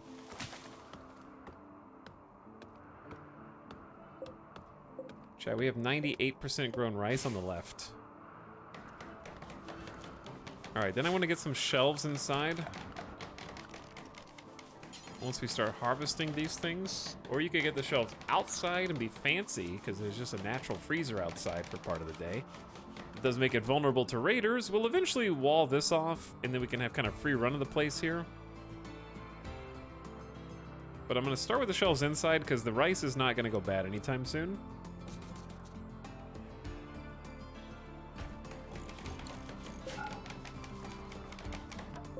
Got a good quality shelf, and the excellent bed is called A Work. An engraving on this furniture depicts singers playing craps. A mink fades in the distance. Okay, see, now it's 36. I'm just gonna go for the harvest. These are all 98% grown.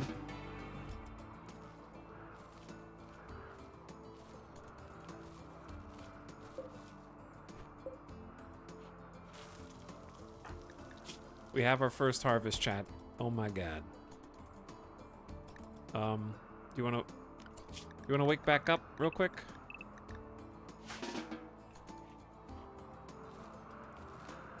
Botched. Botched. How about prevent sowing? Okay, you don't need to cook yet.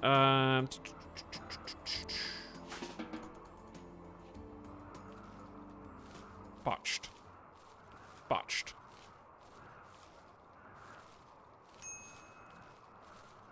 She eats like twice a day. I'm scared that it's a hard snow and it's getting colder every day as we get closer to fall. So I'm hedging my bet.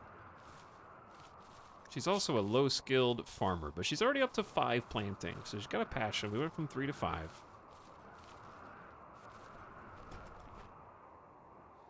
Okay, this is still a thing, chat. We now have 126, that's 12 meals worth of rice.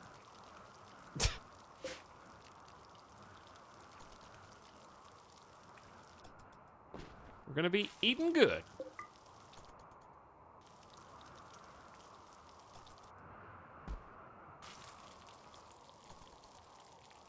And then we have some more rice. If it does grow, there's gonna like 2 more rows of this. I heard an animal die. They're being hunted by the wolf and the polar bear. We could make these 4 at a time, but 4 at a time is actually really risky unless we're a good cook, because then we'll have accidentally 4 food poisoning at a time.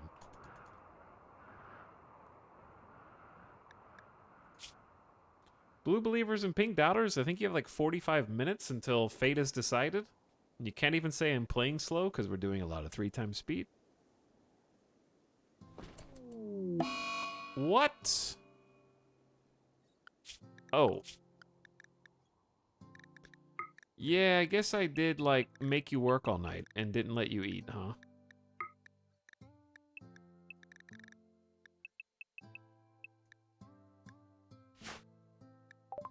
Lyra has broken down and is wandering around in sadness because of a poor mood. The final straw was ravenously hungry.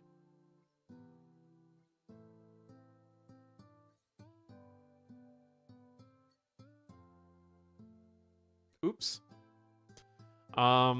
Okay, so what if I told you I did this on purpose so that we could have a few days of catharsis and no mental snaps?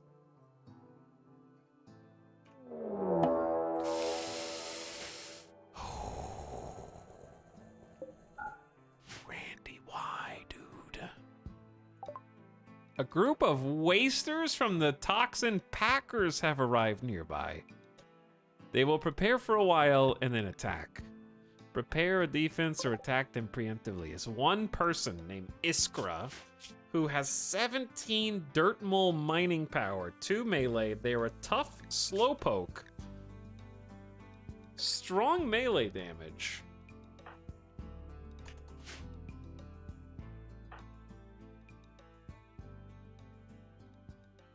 Oof. Lyra, I'm gonna need you to wake up and not go outside. I'm gonna need you to stop being in a sad wander right now. Also, the fire went out, so it's gonna start getting colder in here.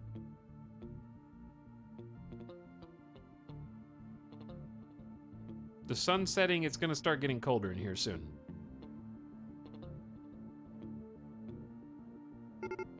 Okay, they're beginning their assault. I have no control over Lyra in their state of dismay.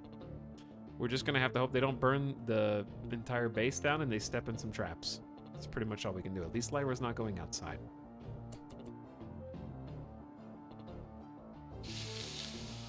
Do it, do it. 1. Okay, all right. They're tough. Dude, they're barely even hurt. Ah! Lyra! Fire! Lyra, fire. Crops. Snow. Come on, snow, please. Hard snow. What? Lyra. Lyra, snap out of it.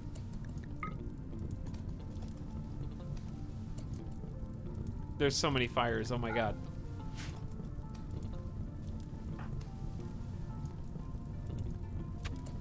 Now they're just coming in. They're just coming in. Lyra, wake up. We can still do this. They're a slowpoke, we can outrun them. We can outrun them, Lyra, together! Ah! Oh, shut the door.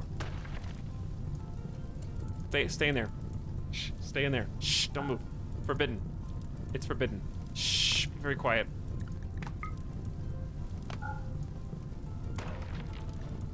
Lyra, this is not funny anymore.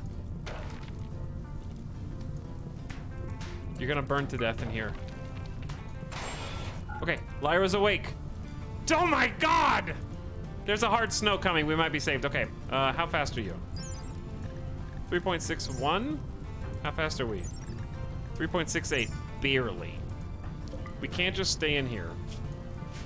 How am I gonna get around them? I thought they were a slowpoke. How am I gonna get around them, dude?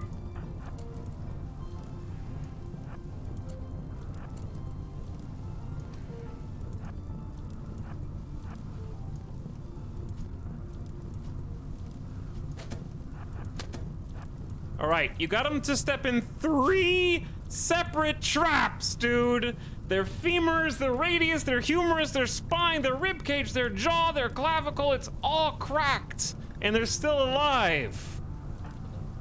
You gotta run. Oh my god, 27 damage. Oh my god! I'm stun locked! Run, Lyra! Run! Ah! Use your brawler skill, this is bullshit! Dead in 12 hours?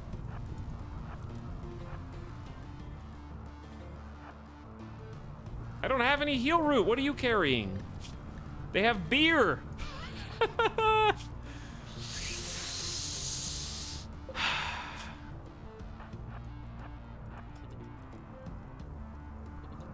I honestly thought 3 traps would kill them. Or that they wouldn't be... Dude, dirt moles... Okay, I get the strong melee damage. How much is that? Plus 50% melee damage. But tough is... Like, what are they wearing? They're just wearing a shirt. How am I supposed to win this? Alright, when are we gonna have enough time to, like... try and do a little patching.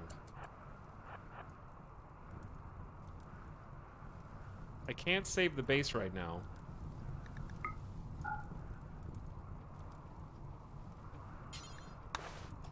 We're gonna try and do one tinned if we... I don't know if we have enough time. I'm not even halfway done. They're getting weaker and slower, though. Jesus.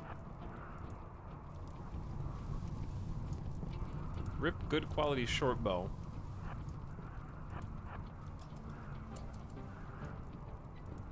Chat, I'm gonna collapse of hypothermia soon.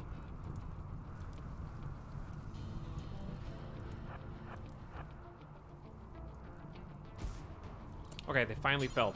Tend yourself.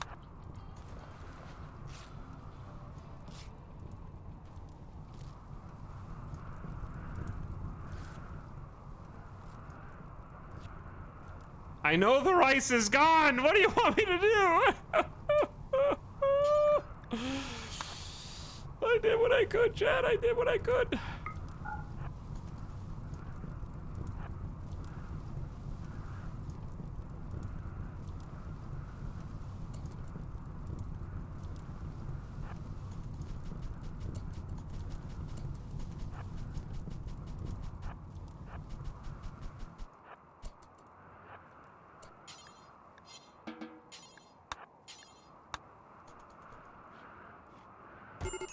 No! What? No! They were this close to putting the wood in the fire! What? 1 milli-inch! And then they'd be fine because hypothermia has knocked them out.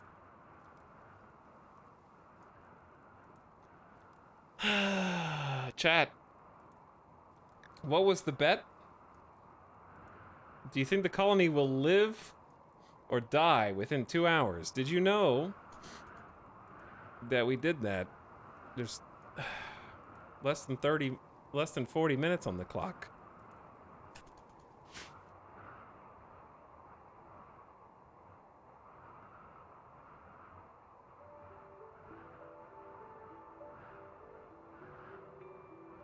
What do you mean it's not over yet? She can't get up.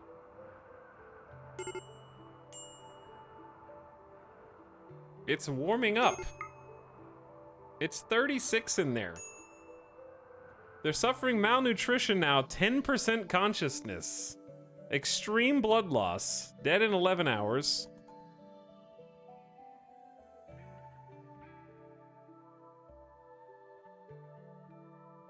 It's 32, it's still freezing. Heat wave incoming. That was an extremely harsh Naked Brutality start. Okay, aside from the ice sheet shenanigans, having 2 raids and animal insanity in the first season of Naked Brutality is wild. And that dude was incredibly strong. The fact that we even dodged the final, like, 4 straight attacks.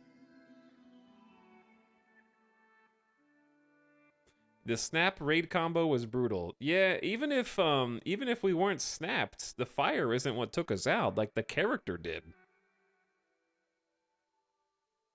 But the dude walked, like, just tanked 3 wooden spike traps solo is insane. Like, I actually planned, aside from letting Lyra snap, I would have done that the same way, as far as like, oh, just lead them through all 3 spike traps. So that the actual snap didn't change the strategy, it just burned the base down.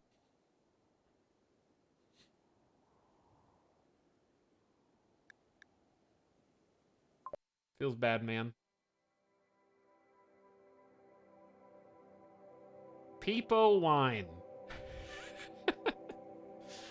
Oh, look at this payday. 33% versus 67 for pink doubters to blue believers. Pink Doubters stand to inherit a 3-to-1 return on investment for their 1.3 million channel point initial. They each voted with 250,000, or Cornmaster voted with 250,000 channel points. So what a return on investment. Pink Doubters are going to be just sleeping on their bed of money. Sipping their people wine.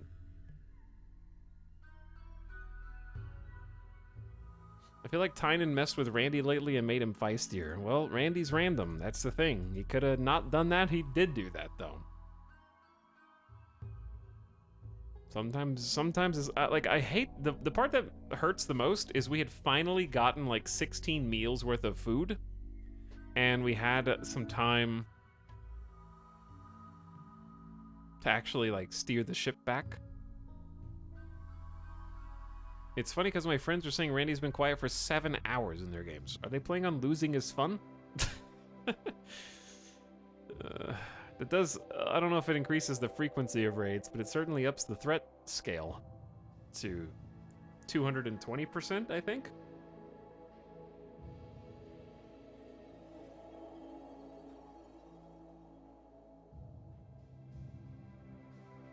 But that's the thing. When you have something as random, sometimes Randy is harder than Cassandra, and sometimes Randy is easier than Cassandra.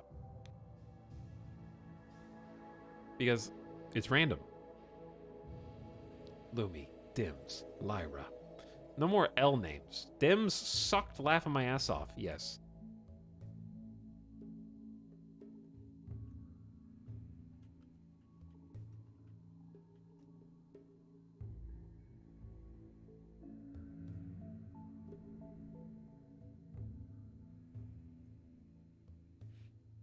What an adventure, dude. What an adventure. I don't know what I'm going to do right now. I'm tempted to do a little column A, a little column B.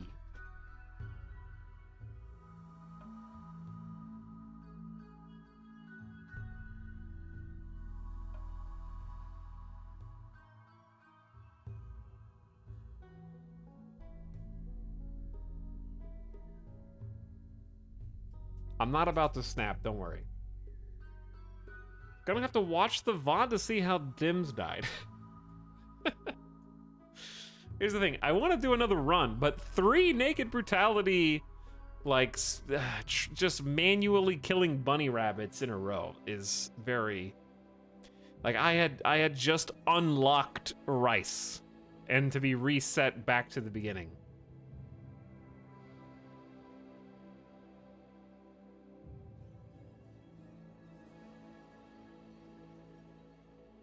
All right, I need to take a mental snap break, and then we'll figure out what we're gonna do, okay?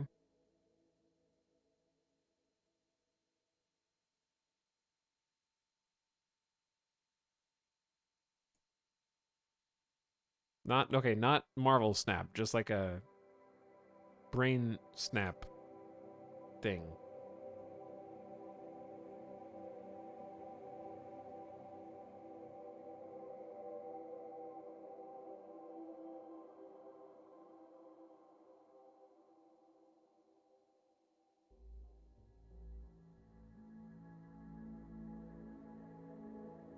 Okay.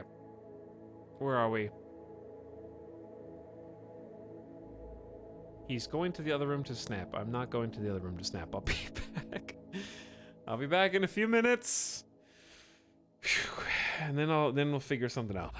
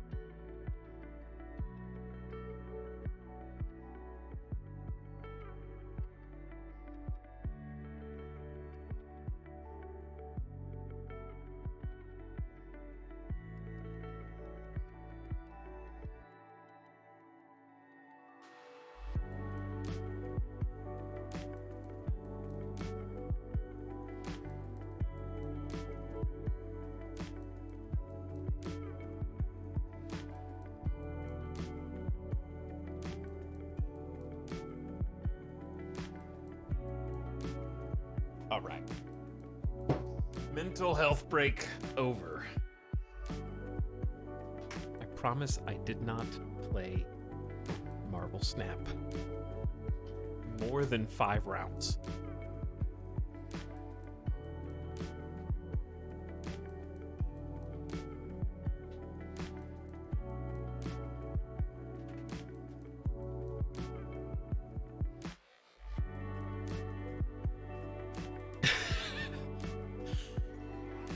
Boop. Someone in chat said, "What is going on in the new main menu picture?" And then chat's Influx said, "Buddy, you got a lot to catch up on. This is new DLC that came out recently. It's got a lot of stuff in it, and we'll never see it because we're going to keep dying in naked brutality." All right, chat.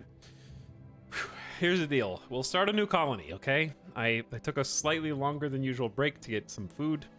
By food, I mean granola bar, some water, and you've been rewarded for your waiting. Now, the catch is, we're not going to be playing till yup time tonight, okay? Well, but I will get it started. Naked Brutality, Randy Random. Reload anytime. We're not going to save scum. Losing is fun. New map seed. You also have to sit through character creator and map creator.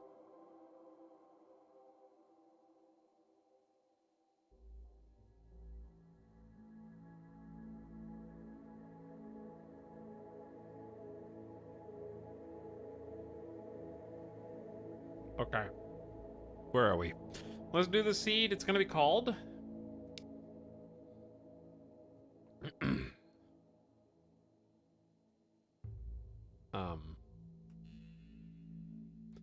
I don't like doing the same maps. So we're going to do a different map each time. Finally, I get to see the beginning of a new RimWorld game. Ooh. How are VOD watchers even going to find this?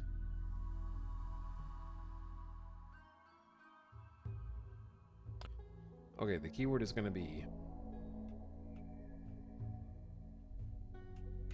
Gordle doozy. No one's ever done this map seed before.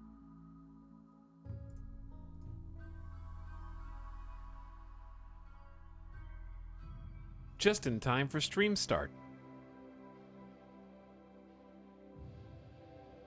VOD watchers, hi. Don't acknowledge them. Don't talk to them. VOD watchers, rewind 3 hours.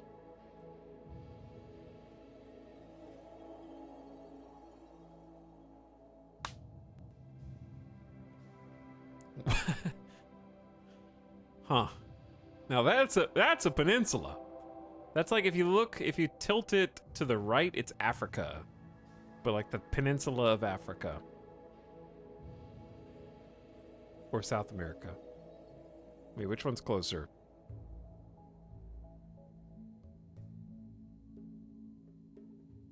Australia.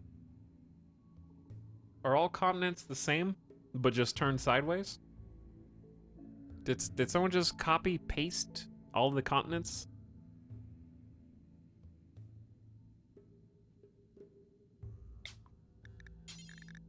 We're going back to Ice Oasis, chat. I don't hate that, but we can do better. More rock, I think, is good.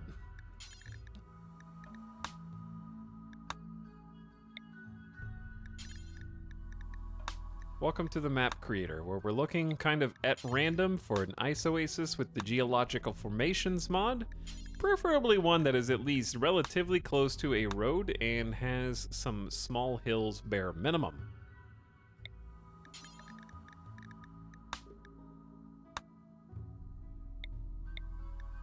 And doesn't have a bunch of pollution, because I'm not ready for that level of challenge. All right, go back to the southern. I feel like we usually pick southern hemisphere. I don't know why. They turn out better for some reason.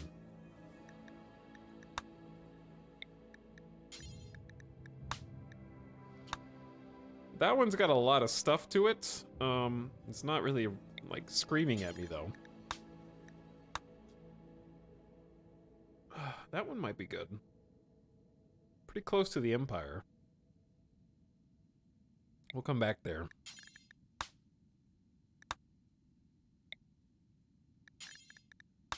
Looking at the map preview up the top right, by the way, in case you're curious how I am choosing this.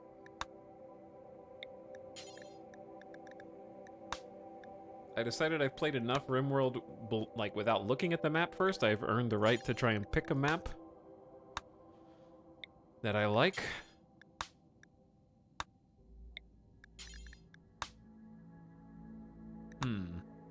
That one's just kind of in the middle of nowhere and very close to pollution.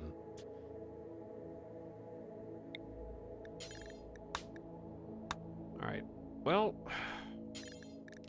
I'd say it's either the one that we were looking at over here. Ooh.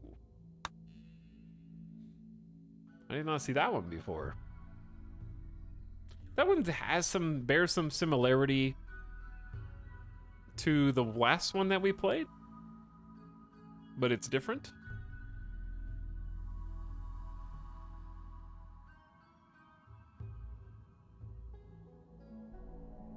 There are mods for Paradox games where they replace every continent with South America turned sideways. There's actually a mod for everything.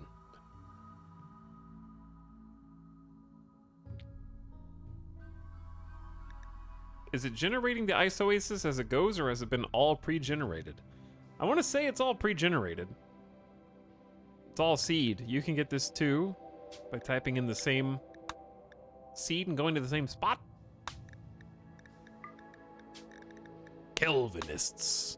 Okay, back to the character creator. Melee didn't do so good for us last time, did it? That doesn't mean we're not going to do it again. Neurotic and ugly. But that mining skill, though.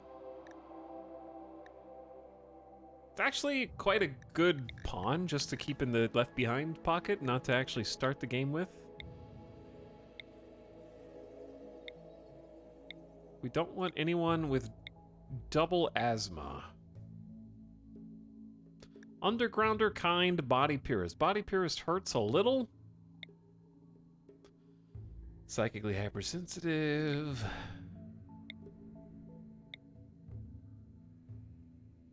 Beautiful chemical interest, but good construction, mining, crafting, medical, intellectual. That is a very solid pawn. Pregnant first trimester, who is also a double fireball melee brawler. No planting skill to speak of. That is a very strange challenge mode. And also not gonna go well. Chat. In this game. In this game. When she's ready to have the baby, do we need to have another doctor to have the baby?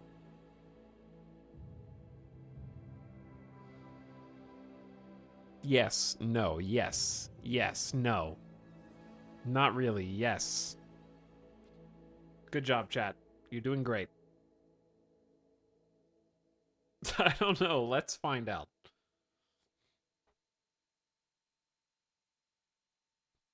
It's strongly suggested in a red alert pop-up. All right, I'm not taking the first trimester pregnant mom and then making them fight to, like, with their hands to survive, because they're gonna just get hit too many times, or we're not gonna have a doctor and something bad's gonna happen, something tragic.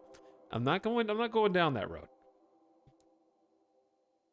Plus, we don't have any plant skill. We need at least a little bit of plant skill. We'll keep Norris down there anyways.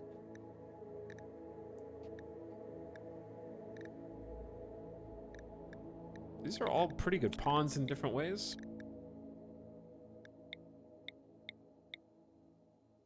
Frail. Zero construction. Delicate recluse. No cooking. Bad. Wake up addiction. Yikes. 69 years old. Bad back. That's a death sentence. Who is this? No planting skill, no art, no intellectual, but they're tough. Ooh, gourmand. Eats 50% more food. But those stats are crazy.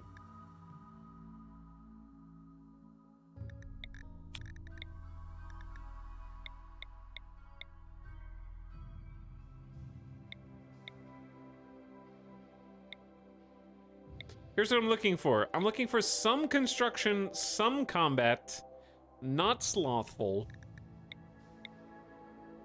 and like at least more than 0 cooking.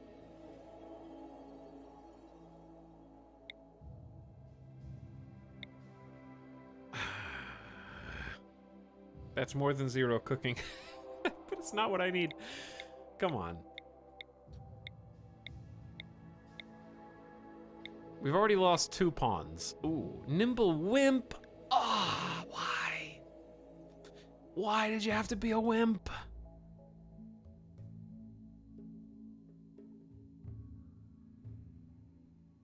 Otherwise, such a good pawn.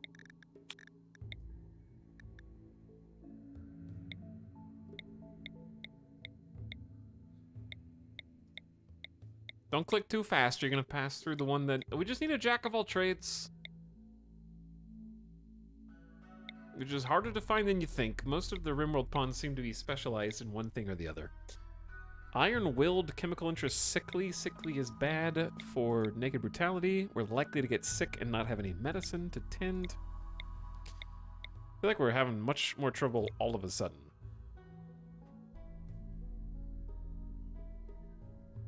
"19 years old. Stats incredibly low.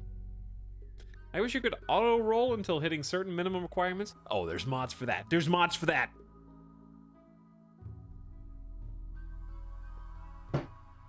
EVP, there's mods for that. Dude, mods.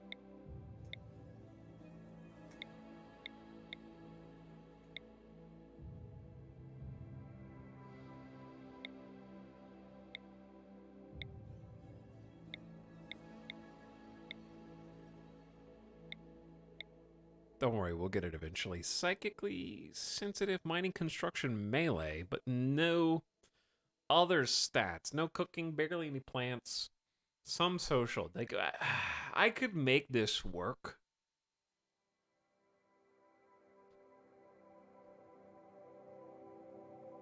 The lack of cooking skill is going to be an issue. But I could make it work. We'll keep that one in the back pocket for a sec.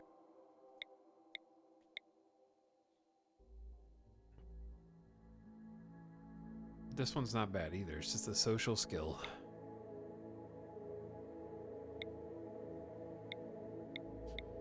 Again, I don't need 16 fireballs.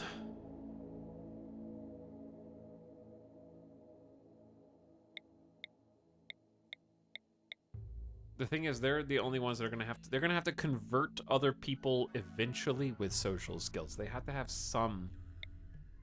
They have to have more than 0 medical, more than like a fireball, and probably social, combat, construction, and then higher than 0 everything else.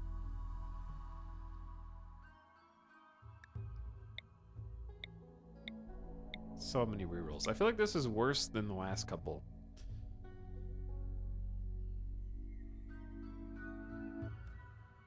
The combat skills are lacking, but everything else is pretty good.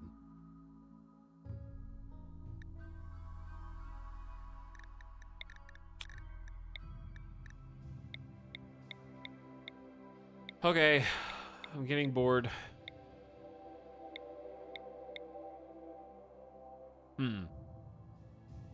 Ugly teetotaler, so no drugs. Oh, too smart. That's what... Too smart? Actually, this is a really good jack-of-all-trades pawn. However, too smart is actually what caused us to lose the first naked brutality colony. So, they snapped in the first day and then froze to death. So I just refuse. No more rolls, just choose one. This is the deal. This is, you guys wanted to start over? This is the deal. Suck it up. Okay? Rome wasn't built in a day.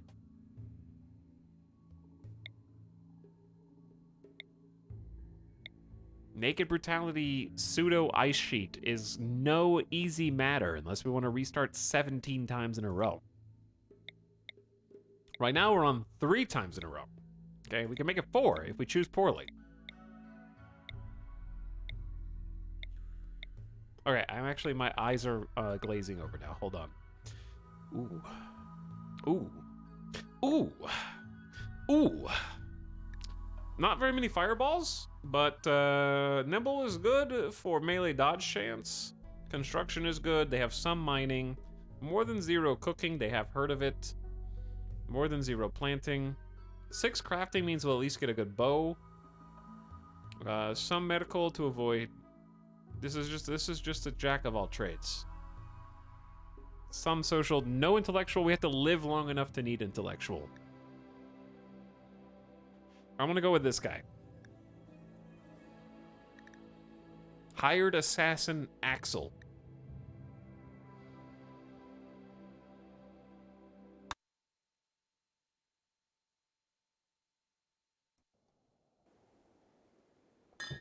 Ding.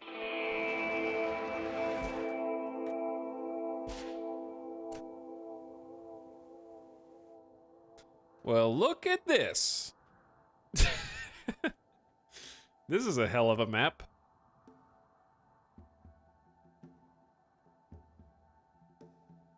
Say hello to new main character, Axel. Axel is a baseliner and a believer in the Kelvinism ideology, which we have a screenshot of for you if you do !rimworld. In childhood, Axel was raised to become an engineer. For years, he planned to stow away on a cargo ship and start a new, more adventuresome life. One night, after his parents fell asleep, he managed to sneak on board a cargo ship just before he left port. But in adulthood, Axel became a master thief, working mostly for organized crime. Over time, he made a name for himself and shifted his business into the paid removal of human threats.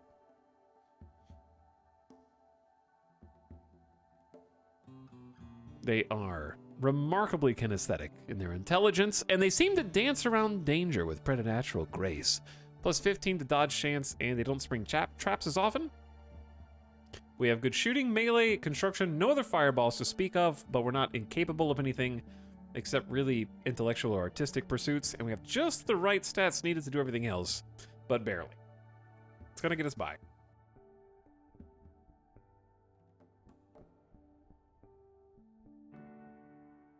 So, let's take a look around. We've got a grove with some heal root. Some of it's growing. We're gonna need that with some planting skill we're gonna have to develop. I do think this is a worse pawn than the last one, but we did get totally dominated by the mole man. We do have some local steam geysers. Unlike the last 2, there's actually 8 steam geysers on this map. Dear God. This is a very active geothermal area. One right there. 1, 2, 3, boom, boom, boom, all in a row. Another one down there. Another one right there. This is a super steamy map.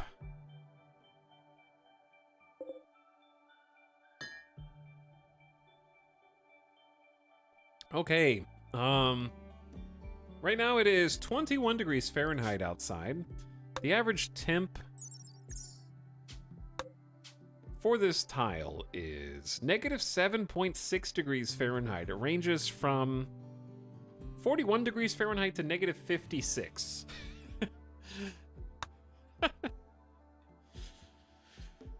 Oh, God. Okay, eventually we do want to dig into the mountain. We do want to eventually dig into the mountain.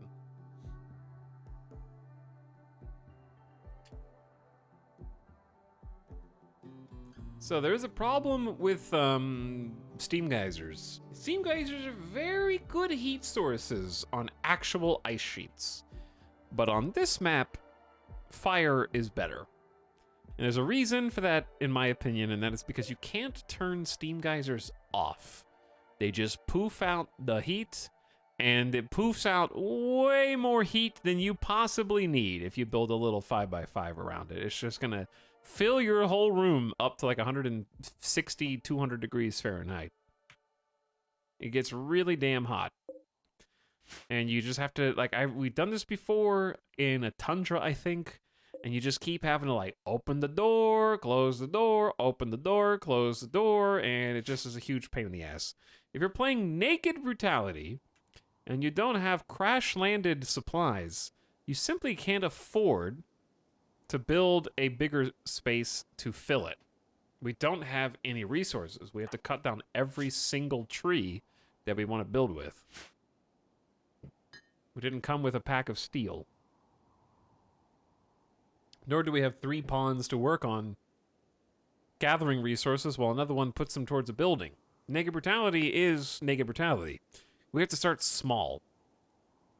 And small, in our case, is adding on to something that already exists. There is a perfectly placed ruin right here. It does have a couple of marble doors, which are quite annoying. But we can live outside of our typical means by just using the existing resources.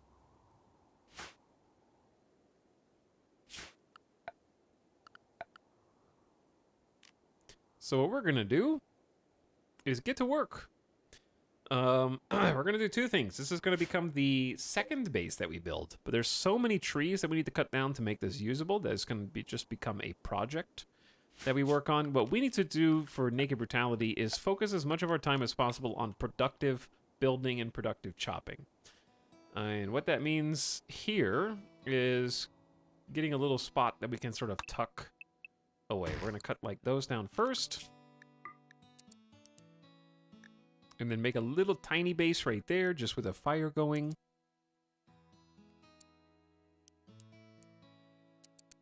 Flip some switches. Turn some priorities up and down. We need the plant cut before we really do anything else.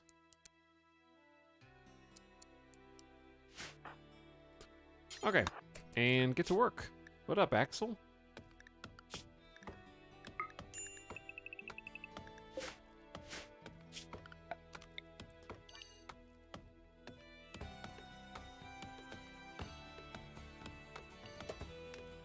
Oh, hell yeah.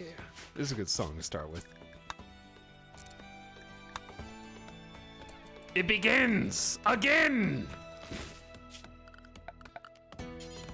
He just can't stop.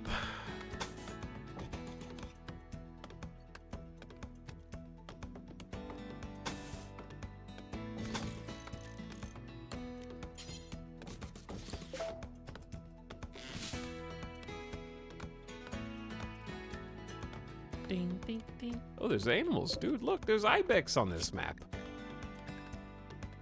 Ibex and snow hares. If we can make a bow, Axel's actually got some shooting skill, but we don't have any crafting. Well, he has 6 crafting, so we definitely want to make a bow ASAP.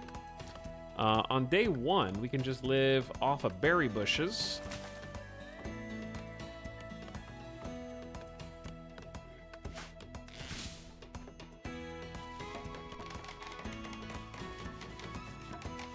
Remember when ibex used to have a revenge chance? I do.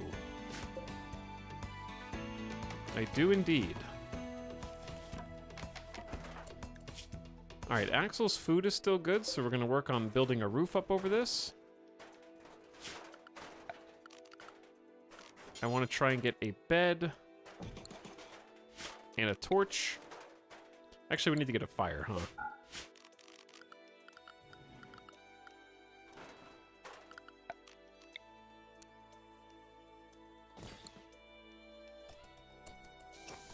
Don't rip Axel, please. Okay, I understand your heart's in the right place.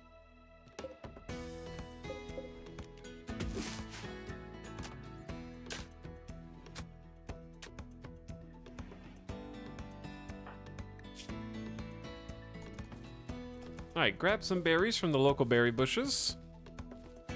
So yeah, this is like, I would say this is slightly easier ice sheet. But it's definitely harder than Tundra just because the temperature, I'd say. And the fact that you're really limited to what you have right here in front of you. There's nothing on the edges. Accept some scattered rocks. All right, you don't need to be doing that, Axel. Just cut down some more trees.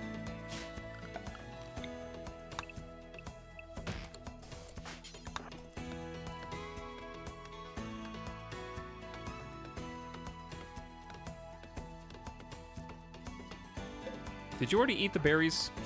No. Did we botch the harvests?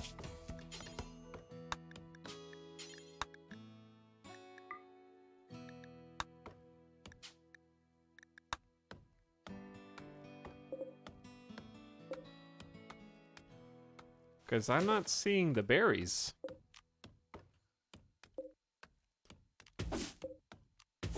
There's some more. All right, with our 3 planting skill, this is taking ages. But this is all I got from 3 berry bushes? Ridiculous. All right, make yourself a bed, because it's like 3 p.m. You do have some building skill. And then... you have to have at least 10 of an ingredient to cook with. Harvest botched. That's what's going on. Harvest botched. Dude, it's berries, man! You can't even eat berries on day 1? We're gonna starve to death, dude!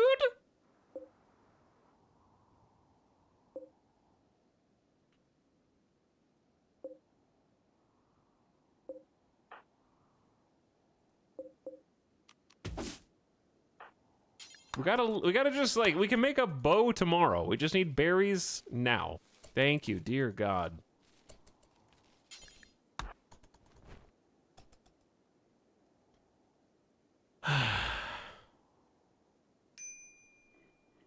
Minor break risk, I know. Stop doing that. Cook yourself a meal, eat without your damn table, and you're gonna be fine.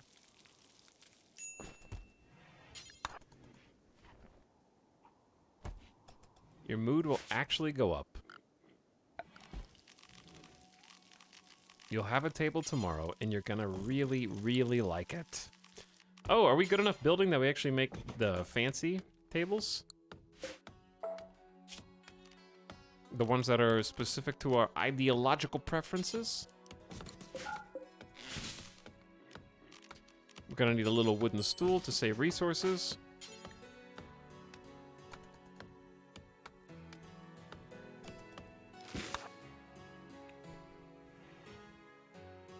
Axel, don't snap.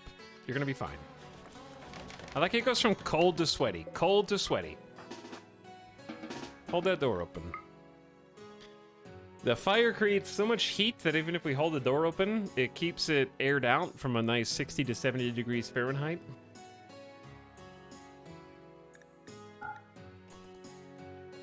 How good is the bed? Good!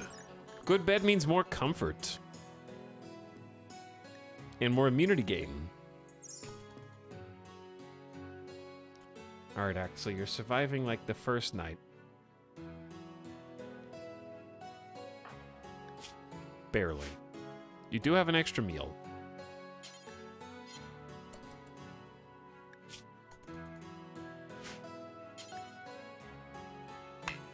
And we're working on clearing out this little ruin so we can live out of something made of marble.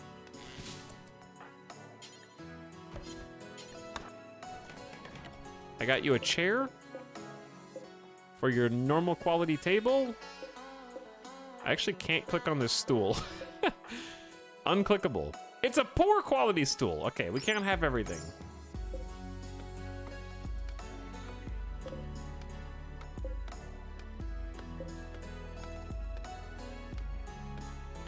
So now the plan is get a crafting spot.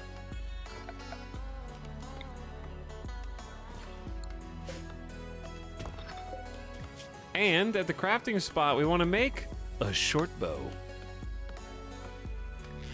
Which is going to cost about 30 wood.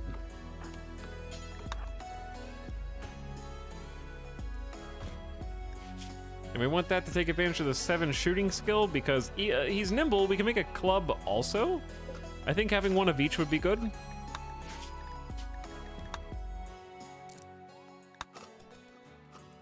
So we're gonna make 1 club, 1 bow. Keep that equipped so we have a defensive option. I'll take normal, considering your low skills. All right, we do need to go get some more food, because he's gonna be hungry soon. We could try to go hunt this ibex.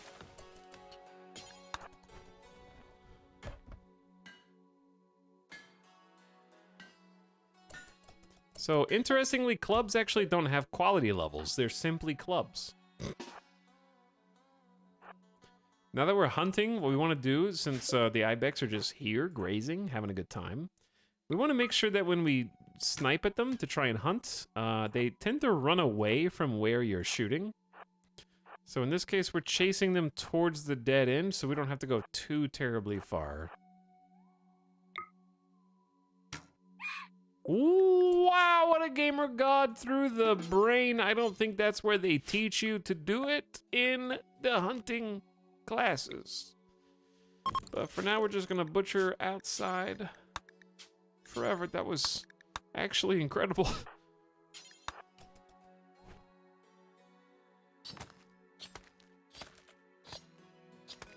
Look at all this meats.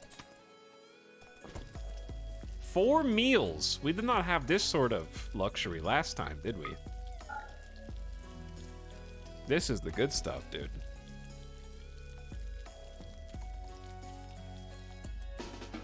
All right, you got the meat. You can cook if you want. Yeah, just go ahead and cook it all up. He is an assassin after all. That's true.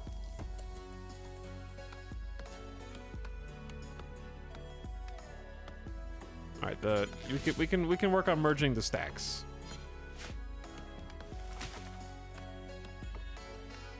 Third pawn's a charm.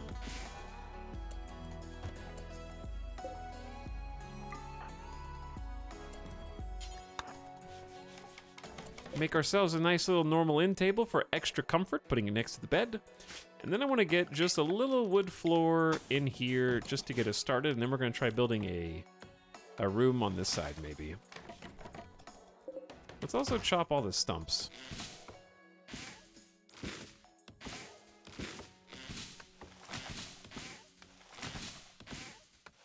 There we go.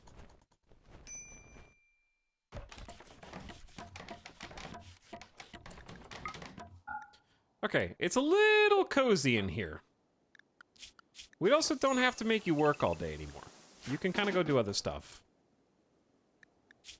Get some recreation. You're super recreation deprived. Your awful bedroom. You like it. Come on. Wait, how good are you at mining? 5? Okay, it's not bad. It's honestly not bad. Unsightly environment. This place is kind of unsightly.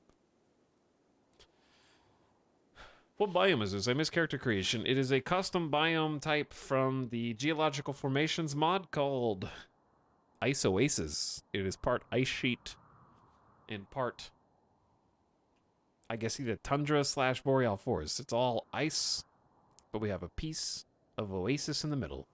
And we have a really cool rock formation here too. Part ice, part oasis. Okay, it's like 65, 66 in there.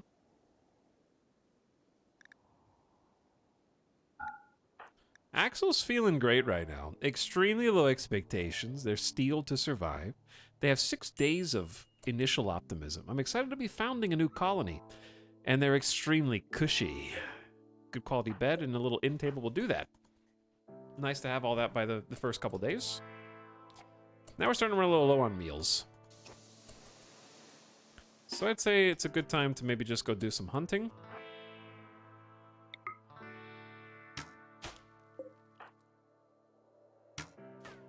Okay, maybe we're not... Maybe that was just lucky the first time. The short bow isn't the best, but it's good considering their low crafting skill. Ibex, you can't run that way.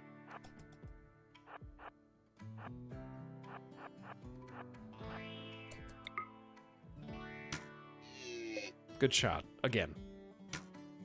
Good job. Okay, it should be bleeding and getting a little slower now, maybe. We got to track it down before it gets too far out on the ice. I love that transition.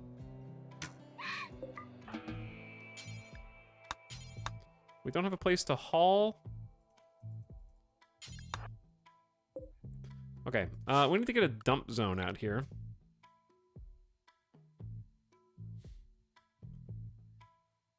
Dump zone.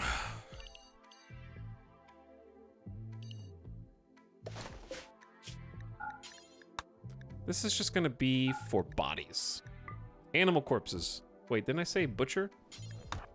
You dingus. Go get the ibex.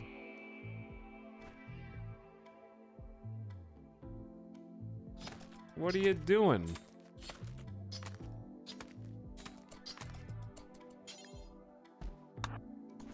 Was that only 26 meat? Okay, that wasn't nearly as good as your friend.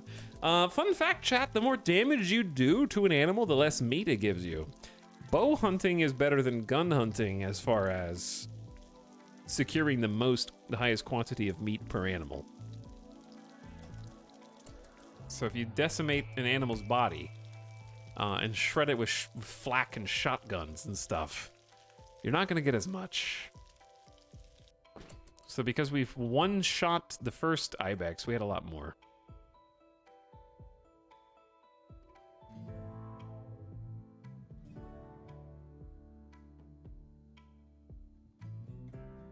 Where's the other ibex?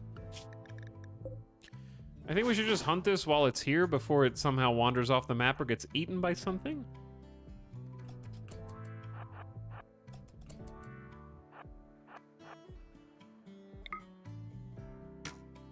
Probably need to get closer with this short bow. That is a weird route you're taking.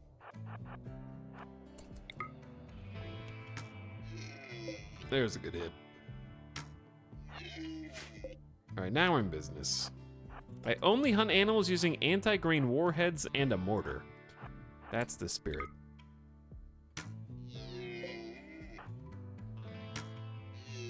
My minigun is making holes in the meat! Yes. Ibex, please. Ibex. Axel, come on. Axel, you have a 7 double fireball shooting.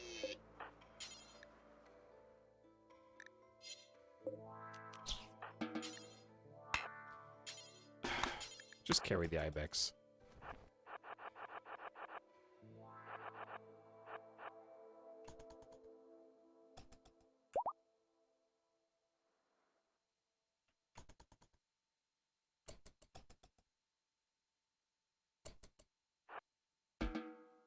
It's not, okay, so you're not assigned to hunting at all. Now you're assigned to hunting. Put it out of its misery. I love that the food is just all in completely different places. We're trying to like build this up. It's just taking a little while. But I'm gonna let Axel stay in a good mood, build some recreation time. Maybe go do a little butchering. How much cloth or plain leather do we have? We're getting close to being able to make some clothes for our naked colonist. These meals will spoil in about 3.7 days, which I guarantee you we will have eaten them before then.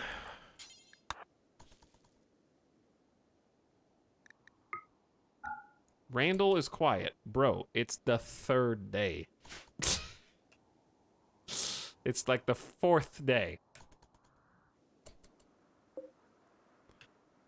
Contains an ancient mechanoid transponder, ancient exostrider midsection. What the hell?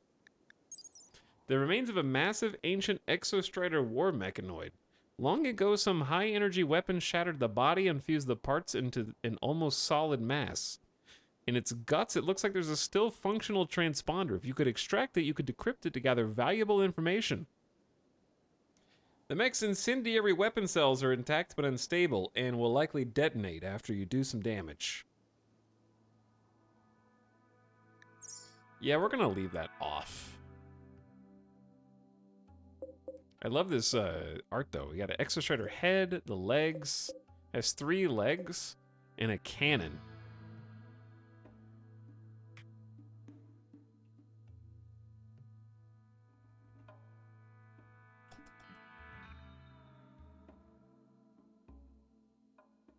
No spoilerinos, Chad.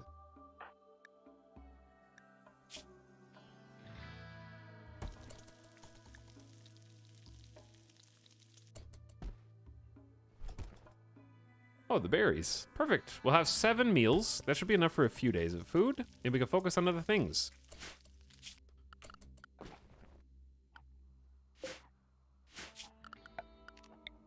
Step 1. Gonna be just chopping a few trees.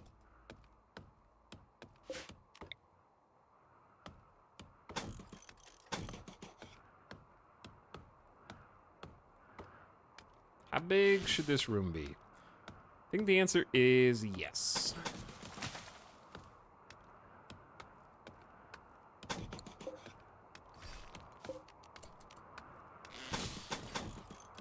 Not like massive, but big enough so we can do a little bit of expansion here.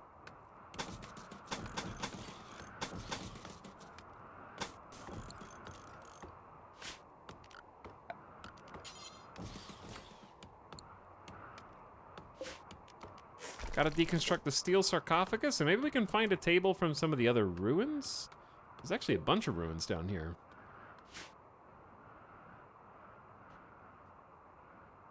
We can just build our own at this point. I don't really see anything. Okay, are you cold? Hypothermia shivering. Yeah, it's a problem. It is 36 degrees outside. And I need to start, like, actually planting some crops.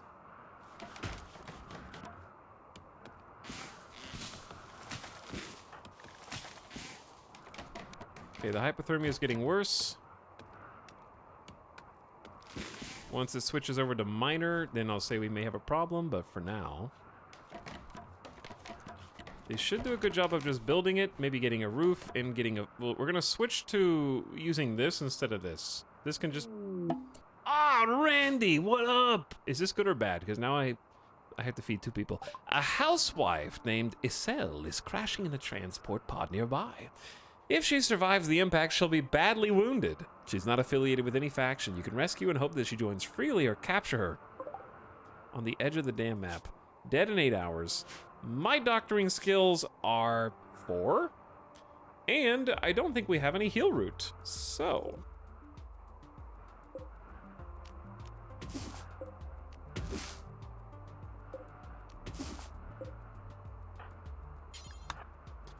Dead in 8 hours. How long will it take me to harvest 1 heal root? If it botches, we go. It didn't... Where is it?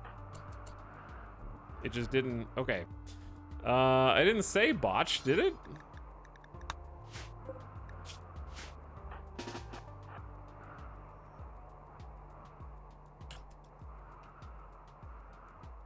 Mod check? Okay, they're suffering blood loss. We're suffering hypothermia, but it's actually getting warmer outside.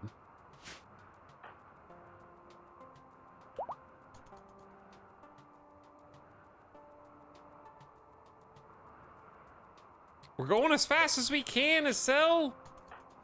I'm gonna do my best to just tend you. To try and stop the bleeding.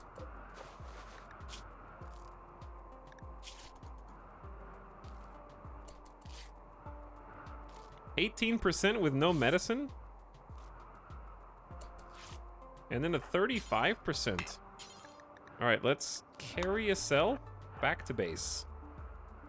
I'm helping, chat. I'm helping.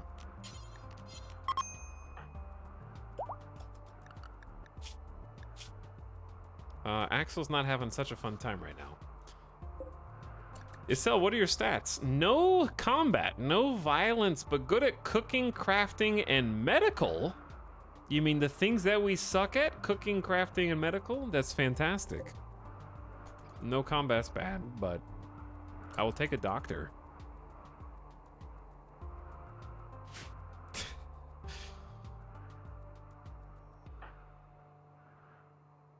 I don't feel like keeping a captive because that sucks. I think I'd rather, like, just hope that they join us, and if they don't, just let them go. Maybe. Okay, feed yourself first.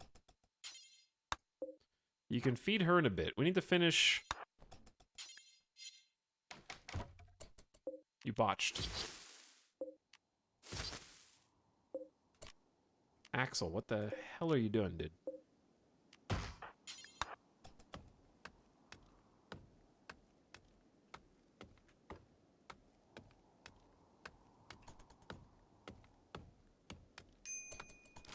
Okay, 20. Work on door. Good job. Now work on wall. There you go. Hey, wake up! No sleepy. Just build, dude. Just build for 3 seconds. Just build. Okay, we can feed her in a minute. She's fine.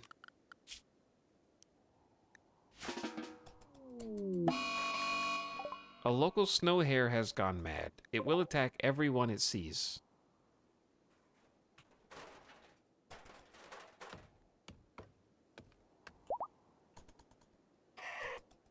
Ingy.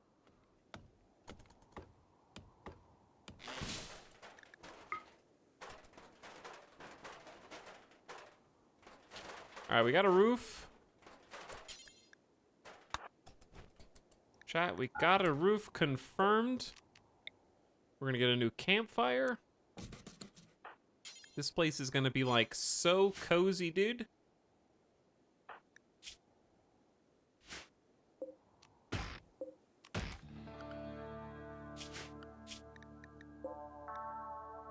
The bunny is coming. I'm keeping my eyes out. Axel's mood is deteriorating. Cold, drowsy, darkness, hypothermia. I know, I see it. Okay. Bunny's coming. Oh shit, we missed. Go get the club. Axel, run! Don't let the bunny attack you. Just go. Oh my god. He's throwing. He's...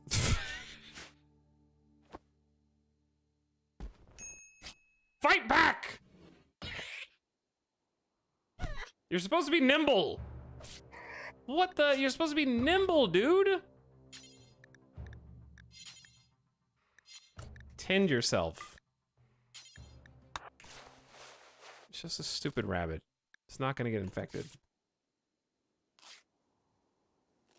No immediate danger. Tiny little bites on the leg, the arm. Isel has decided to leave, bro. I'm gonna feed you. Okay, just wait. Wait.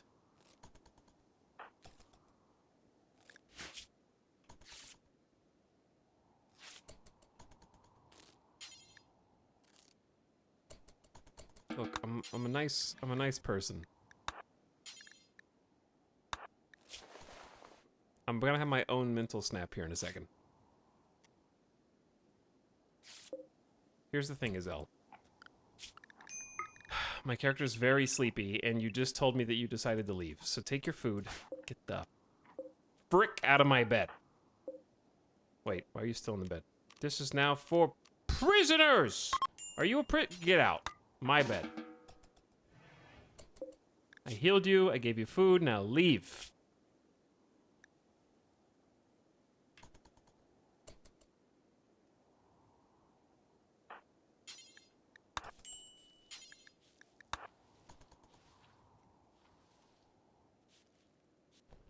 Chad, I would actually capture her if I thought I could feed 2 people. But also, I'm trying... Listen, what would Axel do? Axel was an assassin. He's chill. Wait, what's her ideology? Supremacist transhumanist. That's kind of what we're gonna do, actually.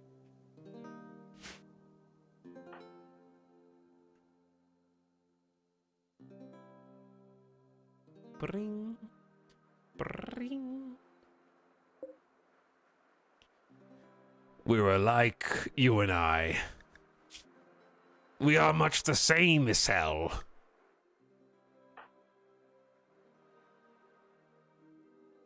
But, okay, I honestly just can't feed 2 people right now. I don't have any food, chat. I gotta let them go.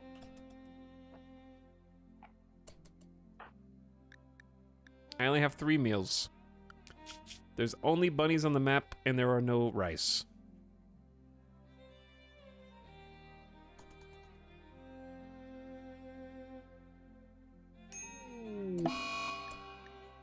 Anyway, chat, I really enjoyed the stream. I think it's been fun, and I like this campaign.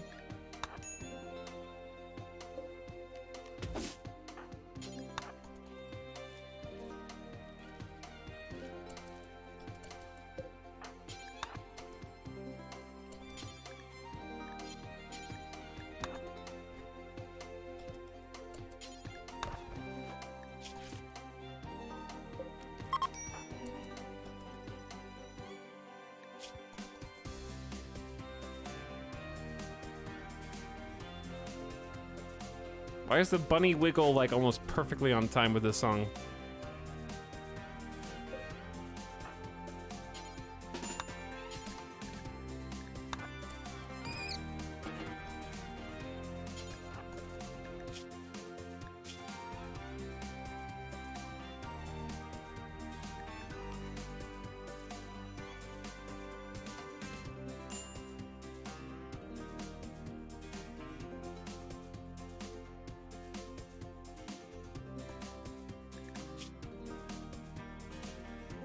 Well.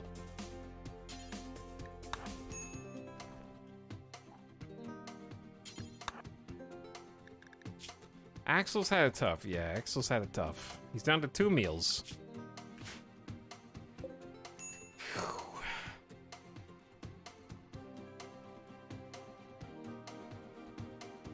One bunny.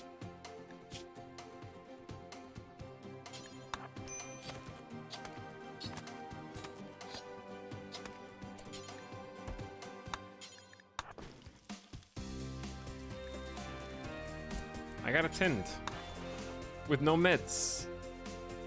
15%. It's probably fine. We're not even halfway done with it.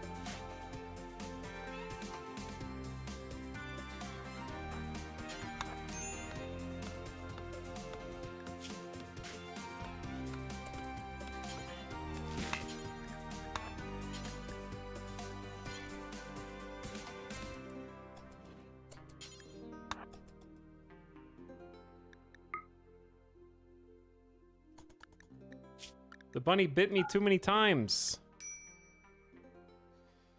Ah!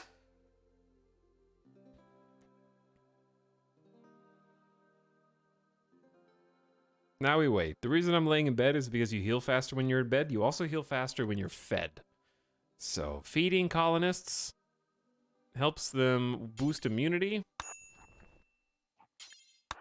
And beds also give them an immunity gain speed factor. They have a like 7% higher immunity. It's a waste of like 2 full in-game days.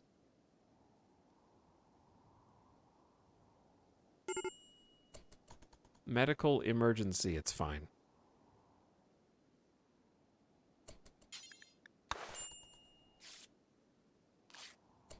Zero. Okay, we got like 15 and like 33. Maybe it's not fine now. I don't know.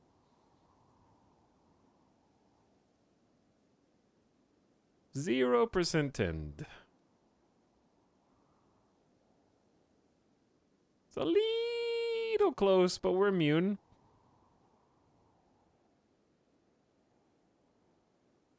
He's not feeling so good. Extreme pain, 10% consciousness, and suddenly feeling great. Suddenly just a little weak.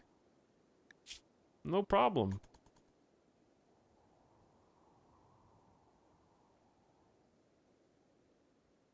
I don't know what the hell we're gonna eat.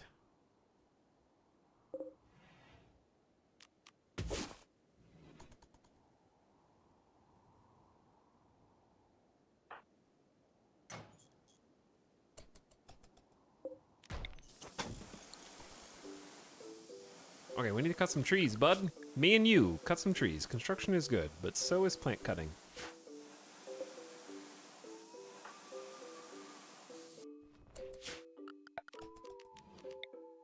We need to start cutting over here, actually. All of that, because that's where we want to plant the crops. Yo, there was a lynx hunting Axel for food.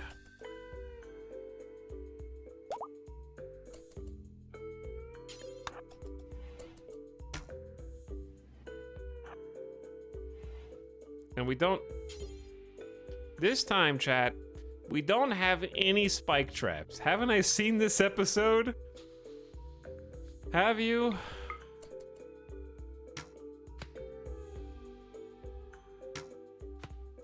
Get out of here, nerd.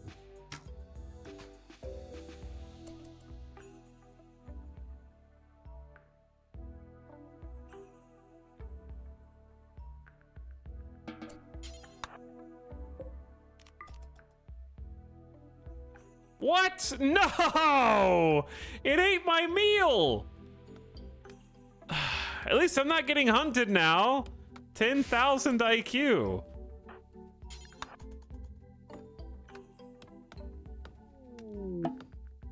What? Where? Issel's spirit has broken? They are starving? Where are you? How are you suffering from malnutrition, dude? How are you even still on the damn map? Are you lost?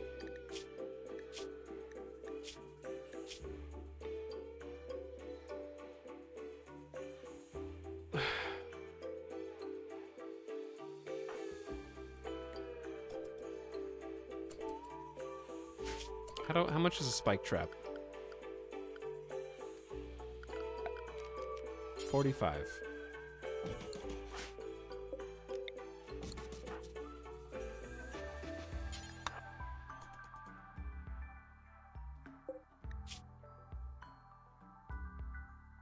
Where's she going?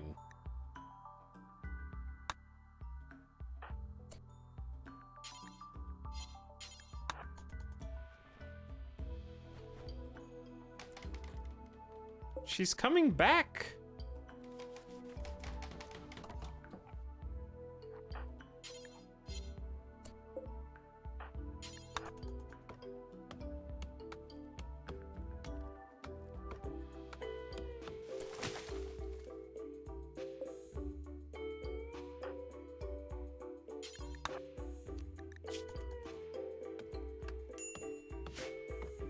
Okay. Excuse me. Do you know what I'm doing over here? I'm trying to hunt a lynx. Oh my god. You want food? I'll go. All right, I guess this is happening. I let you go and you came back. Now I gotta convince you to join. Hold on, hold on. Feed her the 2 raw meat first because she's actually starving. Like big time. 2 meat isn't gonna go very far. And you're not gonna like it, but here's the deal. I don't make the rules. Lynx.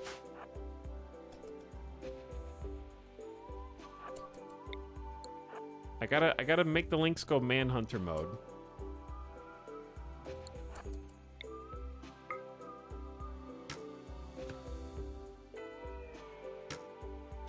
We have to hit it though to make it go manhunter mode. I don't know if I'm gonna be able to outrun it. I gotta eat. I know you have a short bow, you nerd. Is there a closer bunny?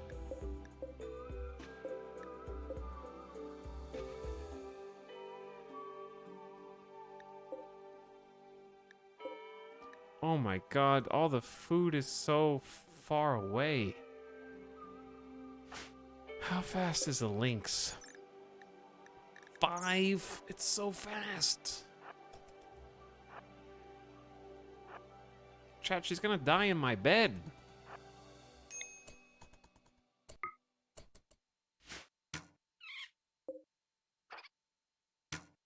I can't even kill a bunny right now. This is real struggle mode.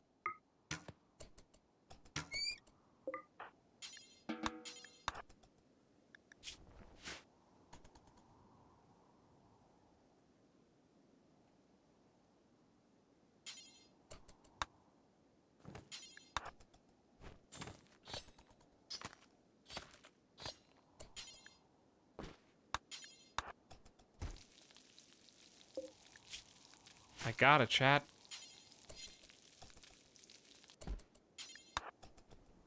Trying to keep you alive. However,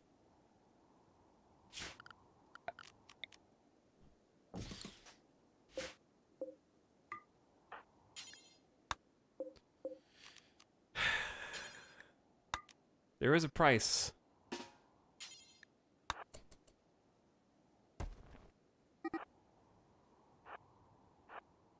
Nope. Dude.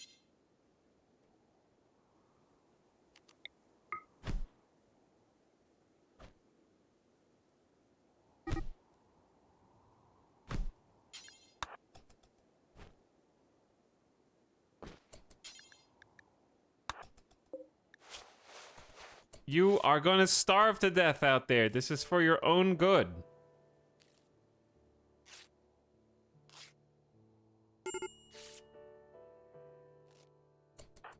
Hang on, I gotta get my own food. I don't have a bed. Oh no.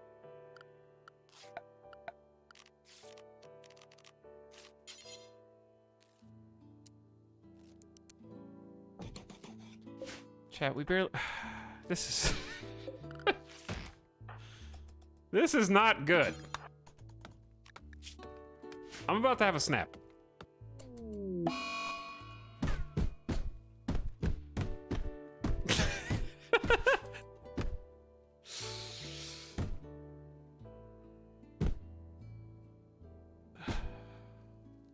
This dude is having, like...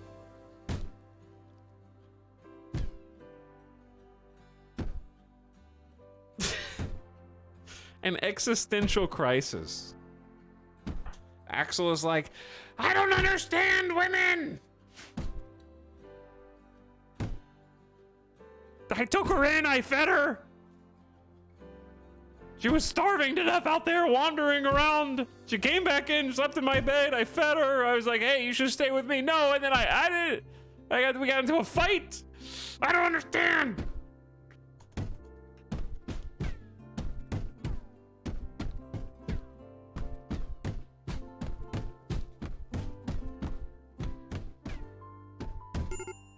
Dystopian rom-com.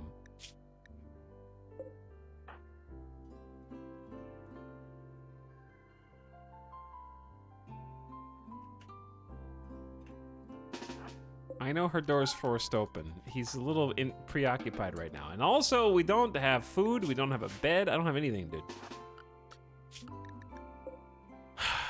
All the animals are at the damn edge of the map. There's no berries. I am still upset that the last farm burned down in the last attempt at this, because that was the one that was working. Unbelievable. This one feels impossible by comparison, because now I got 2 people to feed. And I don't have any more handy-dandy ibex.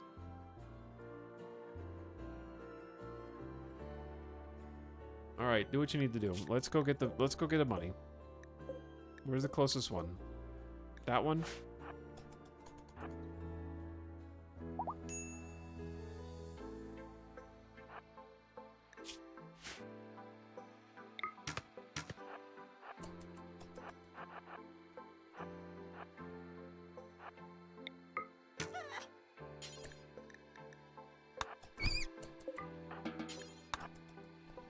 One meal coming up.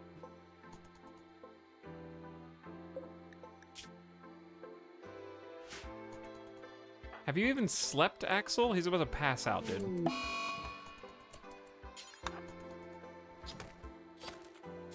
Get yourself some food first.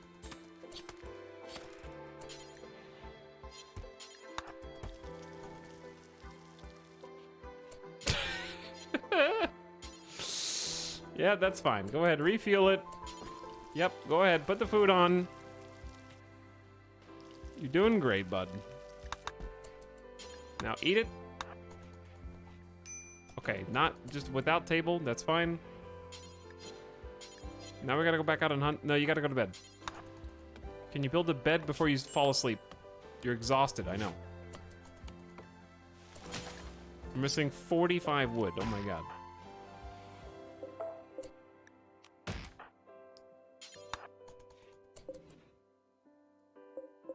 Some of these trees are deceptively not the size you would expect them to be.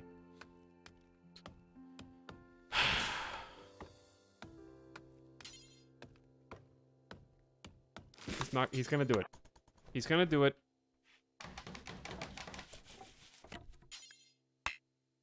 Nope, this is your bed now, buddy. In the dark. Yep, in the dark. Temperature is bad because we need one, literally one, to make a campfire for you. There you go. All right. All right.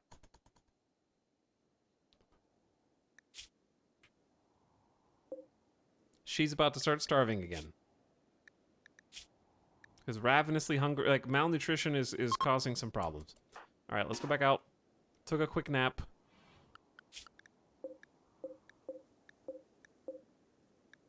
The bunnies are so far away. It'd be grand if we could kill more than one and haul more than one. I see the berry bush there too. It'd also be great if you could actually land your shot.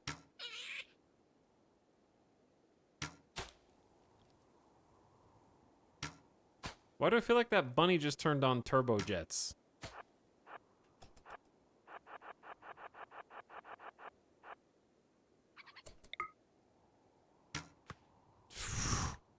This is a 7 shooting skill. I know it's a short bow. But damn, oh my god, you are not meant for this world.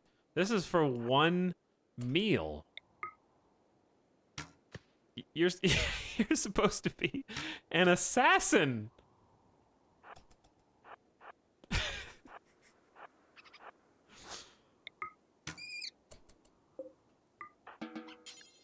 That's for one meal. They're both hungry. Hold on. I think I know what we have to do. I know what to do. I know what to do. We have to kill the other one. I got an idea. I got an idea. Micromanage, chat. Micromanage.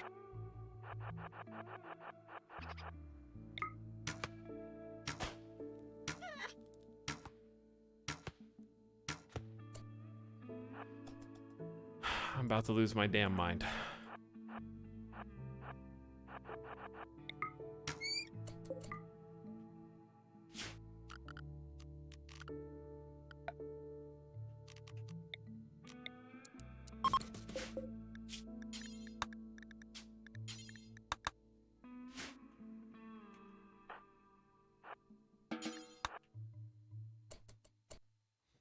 Hold on.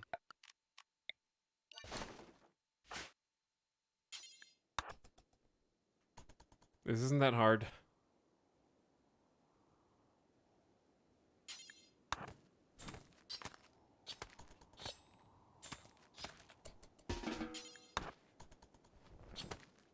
Okay. Now we can bring both the bunnies to the butchering spot and then just simply haul the meat. And we get 2 for 1. Now we're thinking.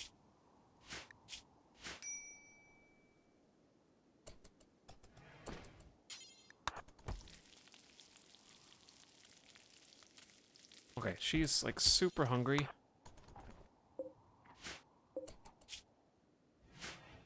Cook.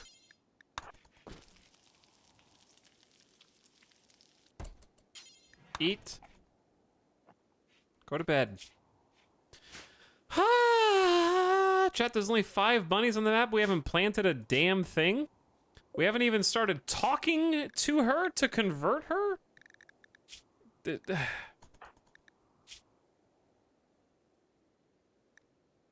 Another snow hare, another half a day. Yeah, this isn't... 10 shooting, by the way. He has 7 shooting, but yeah, the point remains.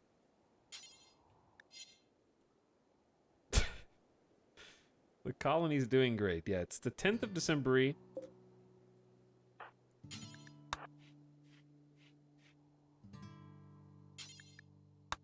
Are you even talking to her? Wait, do we not have a spot to talk to her?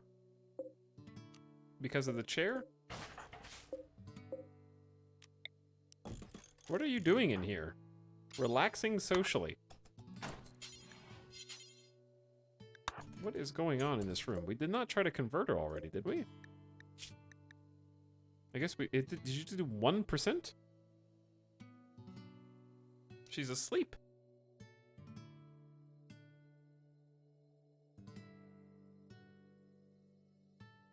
I like how she has the flooring and the table while he lives in a dirt ruin. Guys really be living like this, though. Guys would literally rather live in a room with a dirt floor and a campfire rather than get therapy.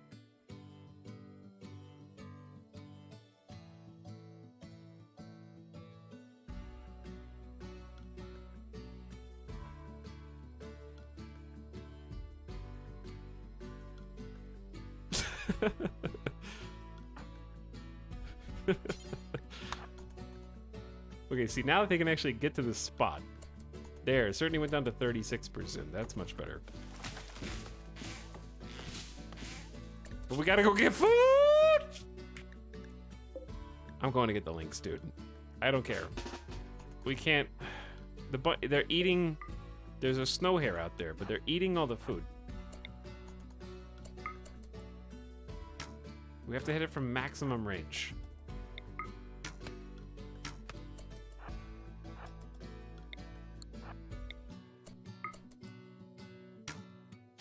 It's the only way.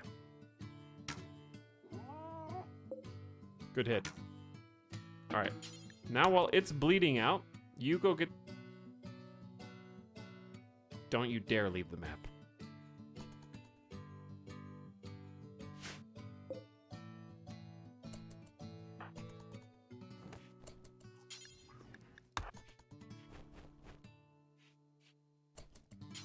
Stop eating the raw meat.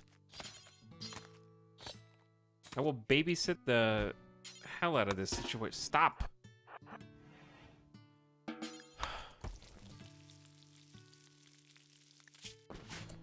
Okay, now you can feed.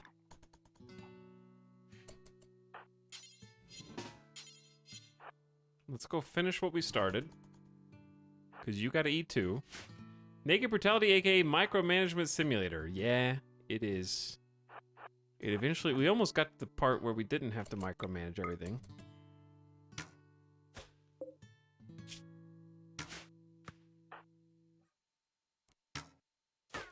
The Lynx is at 66% moving, which means we should be able to outrun it. I'm gonna keep a relatively safe distance. Bro.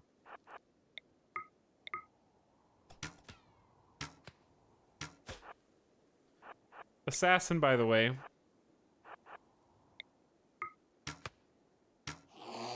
Wow. Finally.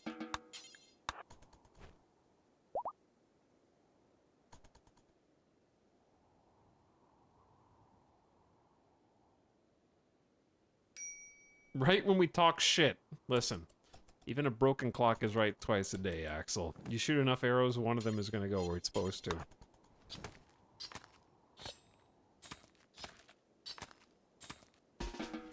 Stop eating that. That Lynx is only worth 2 meals.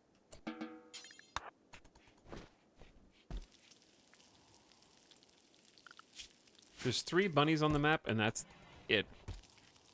Other than possible berry bushes, which we've already totally botched.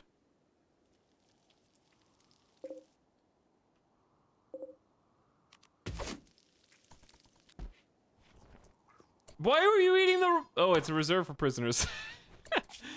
Okay, that makes sense. Can you convert her? No. Alright, go to bed. Do whatever you want.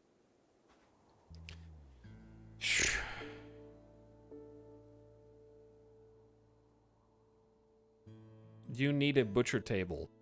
Bro, I need a lot of shit, okay? Do you see this?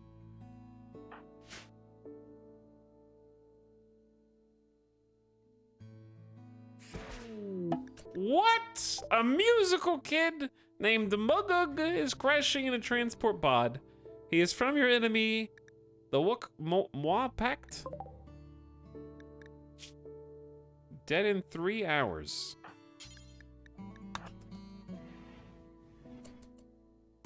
My clothes now.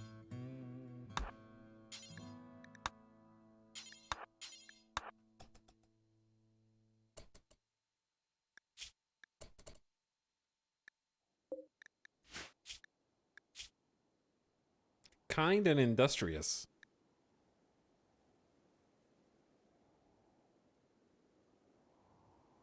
This hat makes me look like I'm balding. Wait, my character's already bald. Never mind. Okay. 4 construction, 4 plants, 7 artistic, 4 intellectual. Eat. Chat. I'm gonna get the debuffs. But also, there's only 3 snow hairs on the map, and what can you do? You know, it's... Sometimes you just have to give the people what they want.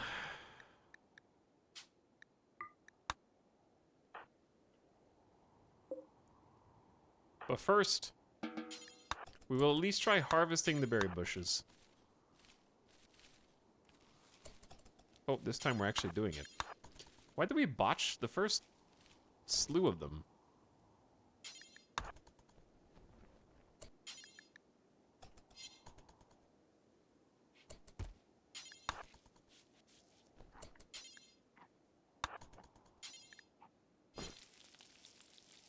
Like, that's 2 extra meals.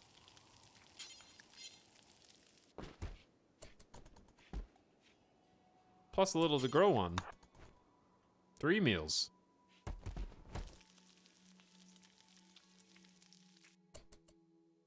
Hello, Isabel.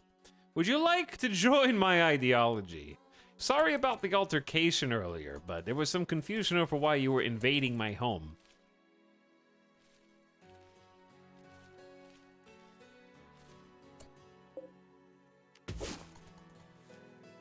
Definitely want all the heal root we can get. Don't eat that. You're not even that hungry. Okay. Cut down some trees. You're both out of firewood.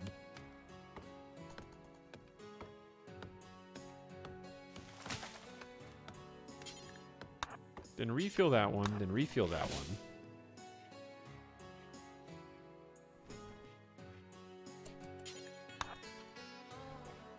Eat the prisoner meal. Isel is like, actually, your ideology doesn't sound so bad. They're down to 26% already.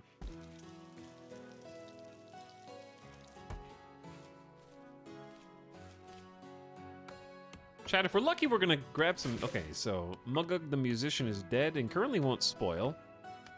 We're cutting down some trees because we need to reform this a lot. I'm trying to avoid... Oh, dear.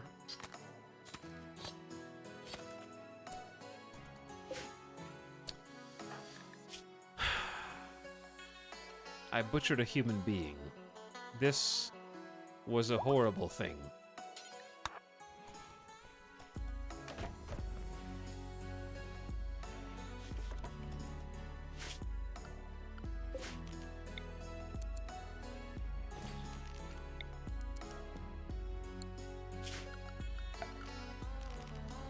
Indeed it was. What am I looking for? In table. Trying to get a little more cozy.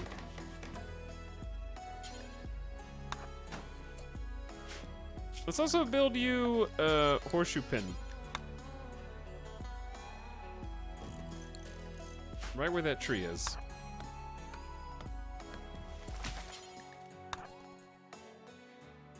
Isel, have you heard the good word, the story of my origin, of the Calvinist movement?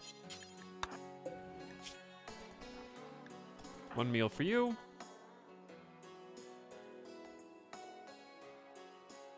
Okay, then we're down to 2 meals, but there's 3 bunnies on the map, and meat of questionable use and validity. We also haven't grown a damn thing, and it's almost fall. So, I'm not really sure how this is gonna work. Like, it's only gonna get... It's 19 degrees outside right now, dude.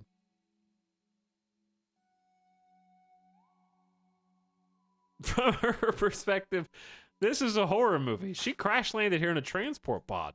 She's lucky to be alive. I saved her from starvation twice.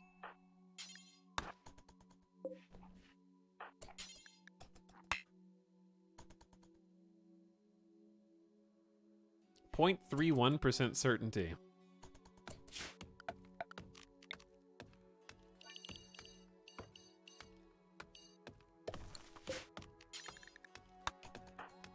should have done this ages ago, but we don't have anybody who's good at growing anyway. And I got one whole meal left with 3 bunnies on the map, chat. I think this is a GG, unless Randy does something crazy. I'm not giving up yet. I'm gonna plant this. We're gonna have to go hunt the bunnies slash... Because even the meat's only, like, 2 meals.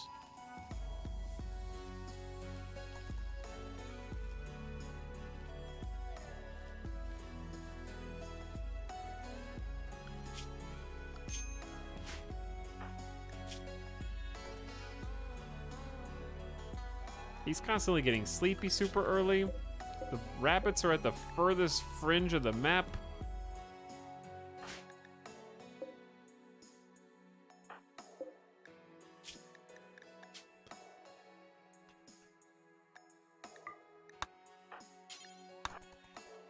Well, there's nothing to it but to do it, chat. It's this or die.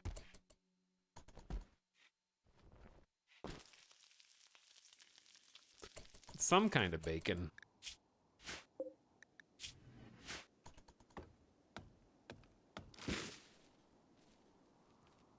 Randy, send me a herd of cows. That would be awesome.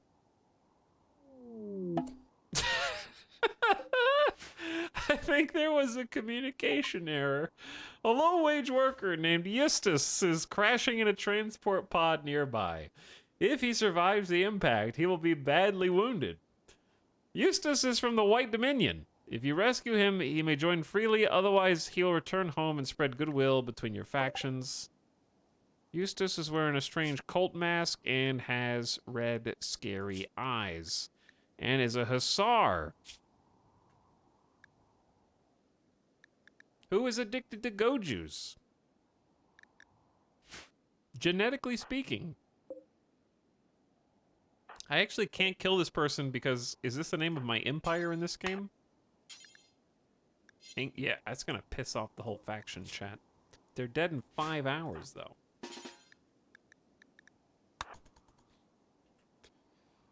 Okay, I've had enough of this. Chat, I'm tired. The G-Man says, sure did not miss, though, for 51 months. That was an hour ago. I'm sorry I missed you, G-Man. I'm sure something crazy was happening.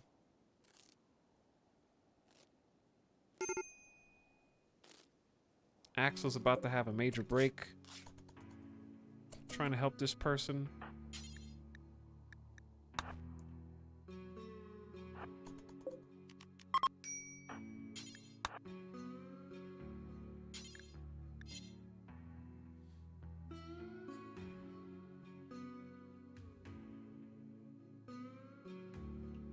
But you don't want to piss off the Empire.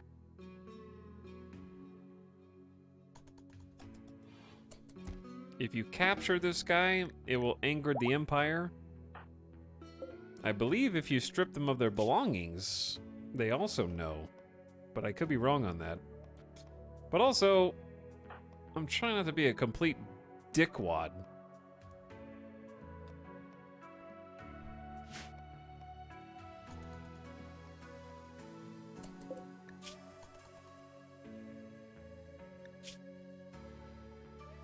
Because he might just be able to get up and leave.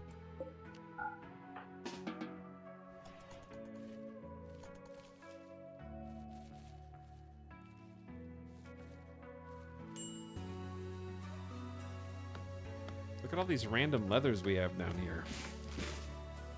I know you just saved me, but this hospital is terrible. Awful.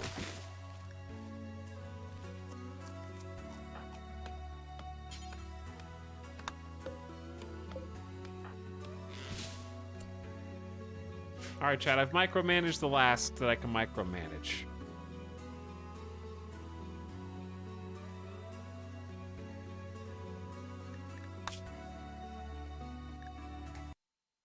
I'm tired.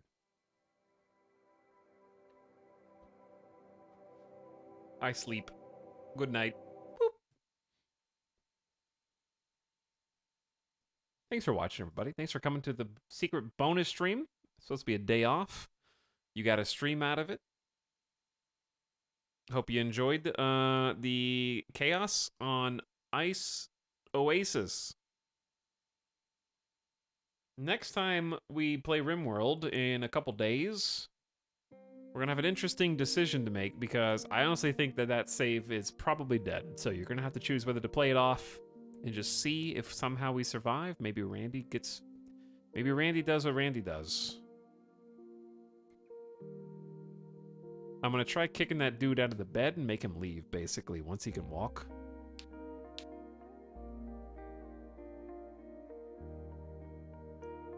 So we're just gonna keep doing Ice Oasis, Naked Brutality, Insanity. I think so. I think it would be fun. Honestly, the second attempt was so strong. Like, we really had a great chance. And we got beaten by a mole man who survived 3 traps. I don't know. Sometimes it happens. I was typing /raid in chat and my brain typed /Randy. We're gonna go on an industry raid.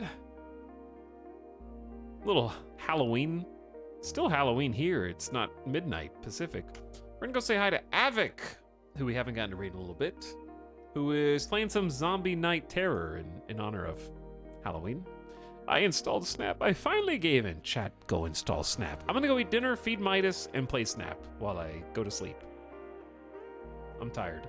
I will probably see you guys again in a couple days, because I was gonna take off today, but I'll probably just take off tomorrow instead.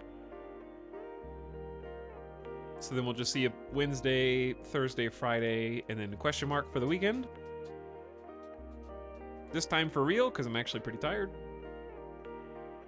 Good night, thanks for streams. Good night, thanks for watching. Good snapping today. Good, terrible RimWorld, but it was hilarious. Hope you enjoyed my pain and suffering. I'll catch you over there on Avik's channel. Give him a follow. Check him out. Give him some love. If you haven't already. Bye. Good night, everyone.